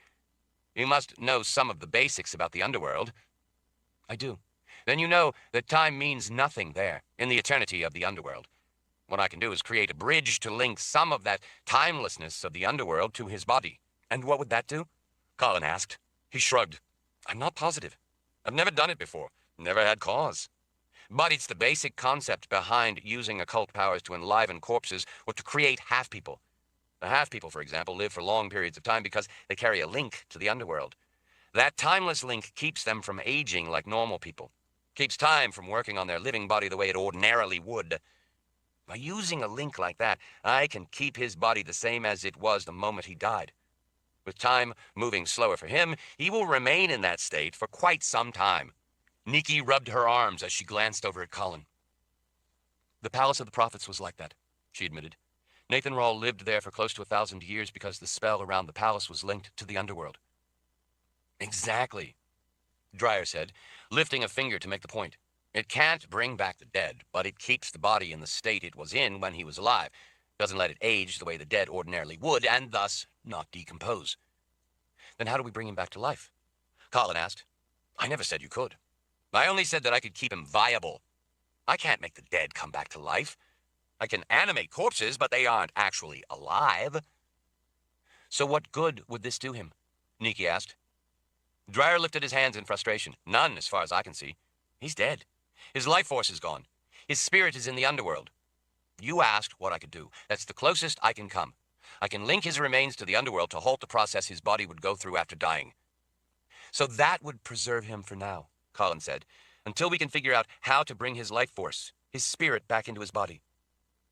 Dreyer made a face. Preserve him for a time, yes. Bring his spirit back into that preserved body? That can't be done. He is dead, ladies. Dead, dead, dead. I don't know how to bring the dead back to life. But if you do, then I suppose this would keep him from deteriorating until you bring him back from the dead. I can do a great many things with my abilities, but there are limits to how far one can bend the laws of nature. One of those limits is the grace itself. It defines life and death. It can't reverse death. Colin wondered if the man was telling the truth, if she could trust him to tell her the truth. She looked from Dreyer's eyes to the still form of the man she loved, the man she desperately wanted back. Colin knew that Richard hadn't actually, technically, reversed her death. He had used the spark of life still in her soul. That spark was what had brought her back. Richard had that same spark of life in his soul. At least, she hoped he still did. In the underworld, it would fade rapidly. It was the balance to the poison Jit had infected them with. She had put death into them when they were still alive. That death had been extinguishing their life force. But for a time, life and death existed together. They were part dead, yet part alive. "All right," she said, "do it. If that's the best you can do for now, do it." Dreyer waggled a finger. "Not so fast. What's in it for me? What do you want?" "I want you to let me and Erica go." Colin, still wearing her confessor face, stared into Dreyer's eyes. Her entire life had been devoted to uncovering truth. She weighed what to do, what she dared to do. Everything hung in the balance and on the choice she made. The right choice did not mean success, but if she made the wrong choice, all would certainly be lost. In that brief instant, she weighed his words, the risks, and made her decision. Colin gave him a single nod. "Done. You do what you said to keep Richard's body viable, and we will let you go." Nikki took hold of Colin's arm. "Mother Confessor, I don't think that's such a good idea. What he is proposing to do, when it comes right down to it, is of virtually no value. And for that, we would be giving him his freedom, so that he could plot his revenge, so that he could use those occult powers against us on another day. If he could start Richard's heart, maybe, but just to keep him the way he is." Colin stared at Dreyer for a long time. It was his occult powers she was considering. Finally, she turned and paced to the bed. The big men all around the room looked grim and despondent. They had lost their Lord Rawle. It was unthinkable. What was to become of them all without Richard? "When I was young," Colin said, "there was a boy I knew of who lived there in Eidendril. One day, in late winter, he fell through the ice on a lake. He was under the ice for hours before they were able to get his body out. He was dead, of course, drowned under the ice. They wrapped him up, preparing to bury him, when he revived. I don't know much about such things, but I saw it with my own eyes. Who are we to say when the soul has actually crossed over for good, when that veil has closed? If there is a way to keep Richard on ice, so to speak, to give him a chance to return back through that veil, then I want to take it." Nikki regarded her with an understanding look. "If you say so, then I agree." Colin gave the signal. All around the room, the archers drew back their bowstrings. "Take off his collar," she said to the scribe, standing quietly back against the wall. Mahler shuffled forward with his keys. "You make one wrong twitch," Colin told Dreyer as Mahler unlocked the collar, "and you will have a dozen arrows through you from every which way." He nodded. "And do I have your word as the Mother Confessor that if I do this, you will let me go?" Colin glanced at the sorceress a moment, then to Dreyer. "You have my word as the Mother Confessor. If you keep your end, we will let you go." In unison, the archers tracked Dreyer's every step. He kept a wary eye on them as he went to the bed where Richard lay. He gestured over the body. "Can you remove that sword, please? It interferes with what I have to do." Colin lifted the weapon and slid it back into the scabbard at Richard's hip. Being that close again, touching his cold flesh, seeing him that still, almost made her panic. Almost made her lose control of her confessor's face. Colin finally stepped back. "All right, go ahead." They all watched as Dreyer wasted no time in laying his hands on Richard's chest. He closed his eyes a moment, then placed one hand on Richard's forehead. The air in the room began to hum. The sound built until the glass in the window rattled. A momentary glow came to Richard's body as the room darkened. Dreyer lifted his hands back. "It is done." Colin stood by the bed and stared at Richard for a moment. "I don't see anything different. I told you, the man is dead. Nothing is going to change that." He gestured in frustration at Richard. "I did what I told you I would do. He will be preserved for now. He will not go stiff in death and decompose. He will stay as he was when alive. You will be able to tell for yourself when, in a short time, he does not get stiff, as the dead always do." Colin went to the window, set back in the thick stone wall, looking out at the dawn of the gray day. She put a hand over her stomach. She felt like she might be sick. She leaned under the arch and opened the window to get some fresh air on her face. She had never thought she would see another day. Now, she didn't care if she did. "You may go," she said without looking back over her shoulder to Dreyer. "Commander, see that he has safe passage out of the Citadel. I want him out of here, and I want him out now." As they all watched and waited on her, Colin took a breath to steady her voice. "But I gave my word as the Mother Confessor. Don't you or any of your men do anything to break my word. Get him out of the Citadel and let him go. Do it at once. Chapter 90. Commander Pfister reluctantly clapped a fist to his heart. Of course, Mother Confessor. He gestured to his sergeant. Take some of the archers and see to getting him out. Colin didn't look back. Lauren, Vale, please go with them to make sure the abbot is promptly sent out and on his way. Dreyer was eager to leave before she could change her mind. In a moment they were gone. The commander fidgeted for a time after the door closed as she stared out the window. Colin, Nikki finally asked in a quiet voice, do you really think what Dreyer did was of any use? Do you really think that it gives us any hope at all?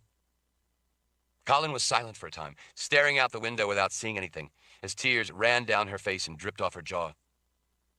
No, she finally said in a frail voice as she stared out at nothing. Richard is gone. He took my place in the underworld. I saw the winged demons take him down into the depths of darkness. He is lost to us. Nikki stepped closer.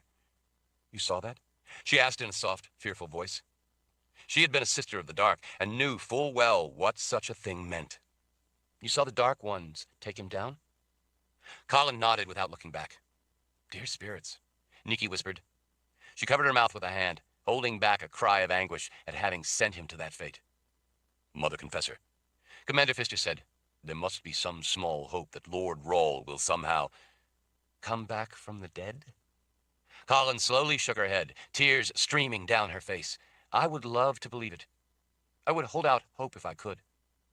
For a brief time I thought I could. I tried. But my whole life I have been devoted to the truth, no matter how harsh and cold the truth may be. I am the Mother Confessor, and I can't believe in something I know isn't true. The room behind her fell silent again as she stared out the window. Colin wiped tears from her cheek as she turned to one of the men. May I have your bow, please? Puzzled, he handed it over. Nikki, wondering what Colin was doing, went to the window beside her. Colin knocked the arrow and drew the string to her cheek. She settled herself and called the target to her the way Richard had taught her. Nothing else existed. Time slowed. She didn't even feel herself release the bowstring. Like a breath of breeze, the arrow was away. Colin watched its flight, watched it going exactly where she had envisioned it to fly. The arrow hit Ludwig Dreyer square in the back of his head on the left side, exiting his right eye socket. Dreyer dropped, dead before he hit the road leading away from the Citadel. Beautiful shot, Mother Confessor, the archer said, sounding sincerely impressed when she handed him back his bow. Richard taught me to shoot.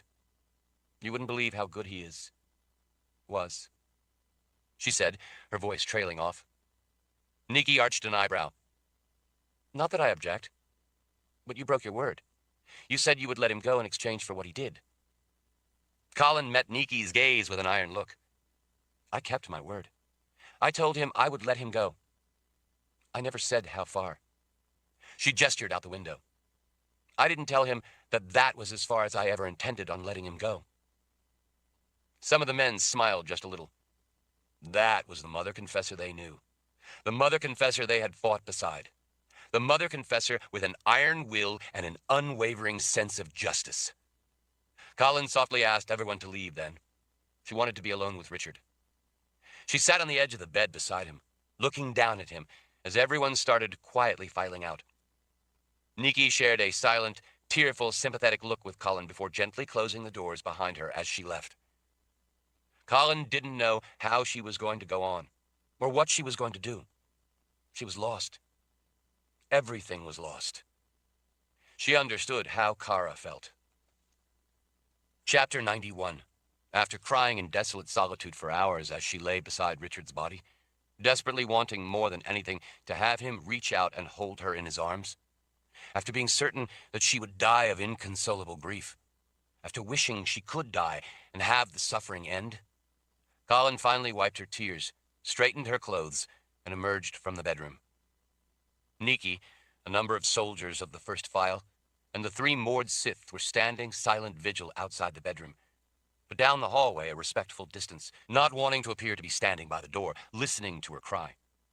When Colin started off in silence down the corridor to go speak with Commander Pfister, they all followed behind her.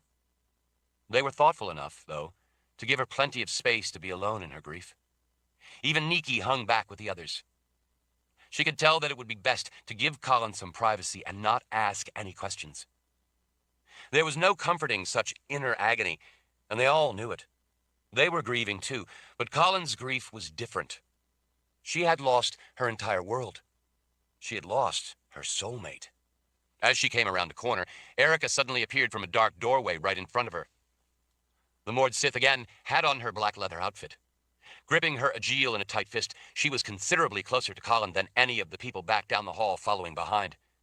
And the Mord Sith was already moving at a dead run as she emerged from the doorway. Colin had fought in the war with Kara enough to recognize the way Erica was holding her weapon. It was a killing stance, meant to deliver a single strike to stop the heart of an enemy. Erica's eyes were filled with hate. Instinctively, Colin had already raised her hand as Erica flew toward her. Colin's fingers just began to contact the center of the woman's chest, just below her throat. In that instant, time became hers. The contact of her fingers was still ever so slight, barely more than that of a lover's warm breath on a cheek. Time was hers. Colin could have counted every hair at the hairline on Erica's forehead, and then every eyelash. Although Erica's face was filled with hate, Colin felt no hate. She felt no pity, no rage, no anger, no sorrow. There was no mercy in Erica's eyes, and there was none in Colin's either. In that infinitesimal spark of time, Colin's mind was without emotion, filled only with the all-consuming rush of time suspended. As she watched Erica before her, frozen in time in the midst of rushing in for the kill, Colin knew that the woman had no chance. None. She was already dead. That fact simply hadn't caught up with her yet. Colin could see in the woman's eyes that she did not yet comprehend what was about to happen. She still thought that she was in control of what was about to happen. She was not. The cold ferocity of Colin's power slipping its bounds was breathtaking. She felt it welling up from that deep core within her, obediently inundating every fiber of her being in its onward rush. In that instant in time, her power was all. As Colin had done countless times before, she released her restraint on that wave of power just as it was cresting through her. Erica's mind, who she was, who she had been, every desire she had ever had, was already gone. In a timeless instant of pristine violence, thunder without sound jolted the air of the hallway. Glass chimneys on the nearby lamps shattered. A window exploded outward. The floor and walls shook from the concussion. Nearby doors blew open. The ripple of power lifted the carpet, rolling it in a wave racing away in both directions. The terrible shock of it cracked the plaster of the walls all up and down the hall. Behind her, people were thrown to the ground. Those closest felt the searing pain of it the most. Screaming, Erica collapsed. Her arms and legs twitched as they began pulling in, drawing her up into a ball as she screamed. Bones snapped, flesh ripped. The woman could do nothing to stop the pain of her body coming apart as the lethal result of her Mord Sith ability absorbed the unleashed power of a confessor. As the woman in black leather writhed in agony, the men, who had finally recovered and scrambled to their feet, came rushing forward to make sure the threat was subdued. The threat had been subdued before they had even seen the woman. The threat had been ended the instant Colin had seen her. Cassia, Lauren, and Vale, all in red leather, closed in beside Colin, looking down at the result of a confessor unleashing her power on a Mord Sith. This time, there would be no begging to carry out the wishes of the confessor who had touched her. It was different when a Mord Sith was touched by a confessor's power. For a Mord Sith, such a touch meant a long and agonizing death. Pick her up and take her down to the dungeons, Colin said to the men. Leave her down there where her screams won't bother anyone. No need to lock her in. She won't be going anywhere. But she will be the rest of the day, and probably the entire night, dying. I had heard the stories, Cassia said in a whisper as she watched the men picking up the twisting, screaming woman dripping a trail of blood as they carried her down the hallway. The truth is a lot worse than the rumors. Colin nodded. She chose her own fate the day she eagerly swore allegiance in her heart to Ludwig Dreyer. As the men vanished down the hall, carrying the screaming Erica away, Nikki took Colin by the arm and pulled her close. Colin, the poison you carry in you, Jit's touch of death, cut you off from your power, preventing you from using your ability. So how did you do that? I no longer carry Jit's poisonous touch of death in me. Nikki blinked in surprise. What? When I was in the underworld, Richard removed it. Because we were in the world of the dead, the touch of death could cause no harm when it was pulled out of me, the way it would have here in the world of life. The world of the dead is, in effect, a containment field for death. The veil keeps death on that side. Thanks to Richard, Jit's touch of death was left in the world of the dead where it belonged. Nikki put a hand to her heart as she let out an audible sigh. That's wonderful. Dear spirits, that's wonderful. Colin nodded. A good spirit healed me. Richard's spirit. Cassia brightened. Then you aren't going to die? Colin shook her head. No, but I have nothing to live for now. Ironic that when I was dying I wanted to live, and now that I'm going to live, I only want to die. Nikki put her arms around Colin, giving her a silent hug in sympathy. When they parted, Nikki's expression turned suspicious. If you could use your power, then why wouldn't you have used it on Dryer? You could have simply taken him with your power and not have had to go through all that. It's not as simple as it sounds. Maybe not, Nikki said, but still, had you taken him with your power, you would have been certain that you had gotten the truth out of him. I did get the truth out of him. I've spent my life getting the truth out of people like him. I don't always need to unleash my power. He told us the truth. That was all he could do for us. For Richard. Nikki gestured back toward the bedroom. He wouldn't have been able to pose a threat had you touched him, and he might have also been a valuable source of information. Colin shook her head. I made a calculated decision. What do you mean? Other than animating corpses, they couldn't really bring the dead back to life. I don't think there was much of anything he could have told us that would have been worth the risk of trying to use my power on him. Nikki flicked a hand toward the blood on the floor. What risk? You took Erica with your power. Colin gave Nikki a look. Erica didn't have occult powers. Nikki straightened. Oh, I guess there is that. Indeed there is. I've never used my confessor ability on someone with occult powers. We know that regular additive magic doesn't work on those with such power. My ability is partially additive magic. Even Zed couldn't stop those like Dryer with powerful occult abilities. So it might not have worked? Cassia guessed. Having it not work would have been the least of it. My power doesn't work the same on everyone. Mord Sith, for example, can capture a person's magic when the person tries to use it on them. Yet when they try to capture a confessor's power, it turns deadly, as you saw with Erica. It is entirely possible that had I tried to use my confessor power on Dryer, he could have turned it back on me in a similar way and used the opportunity to have us all. It could easily have been a fatal mistake for all of us. The risk was too great, and besides, I believe we got all we could from him, so there was no point. That was the calculated decision I made.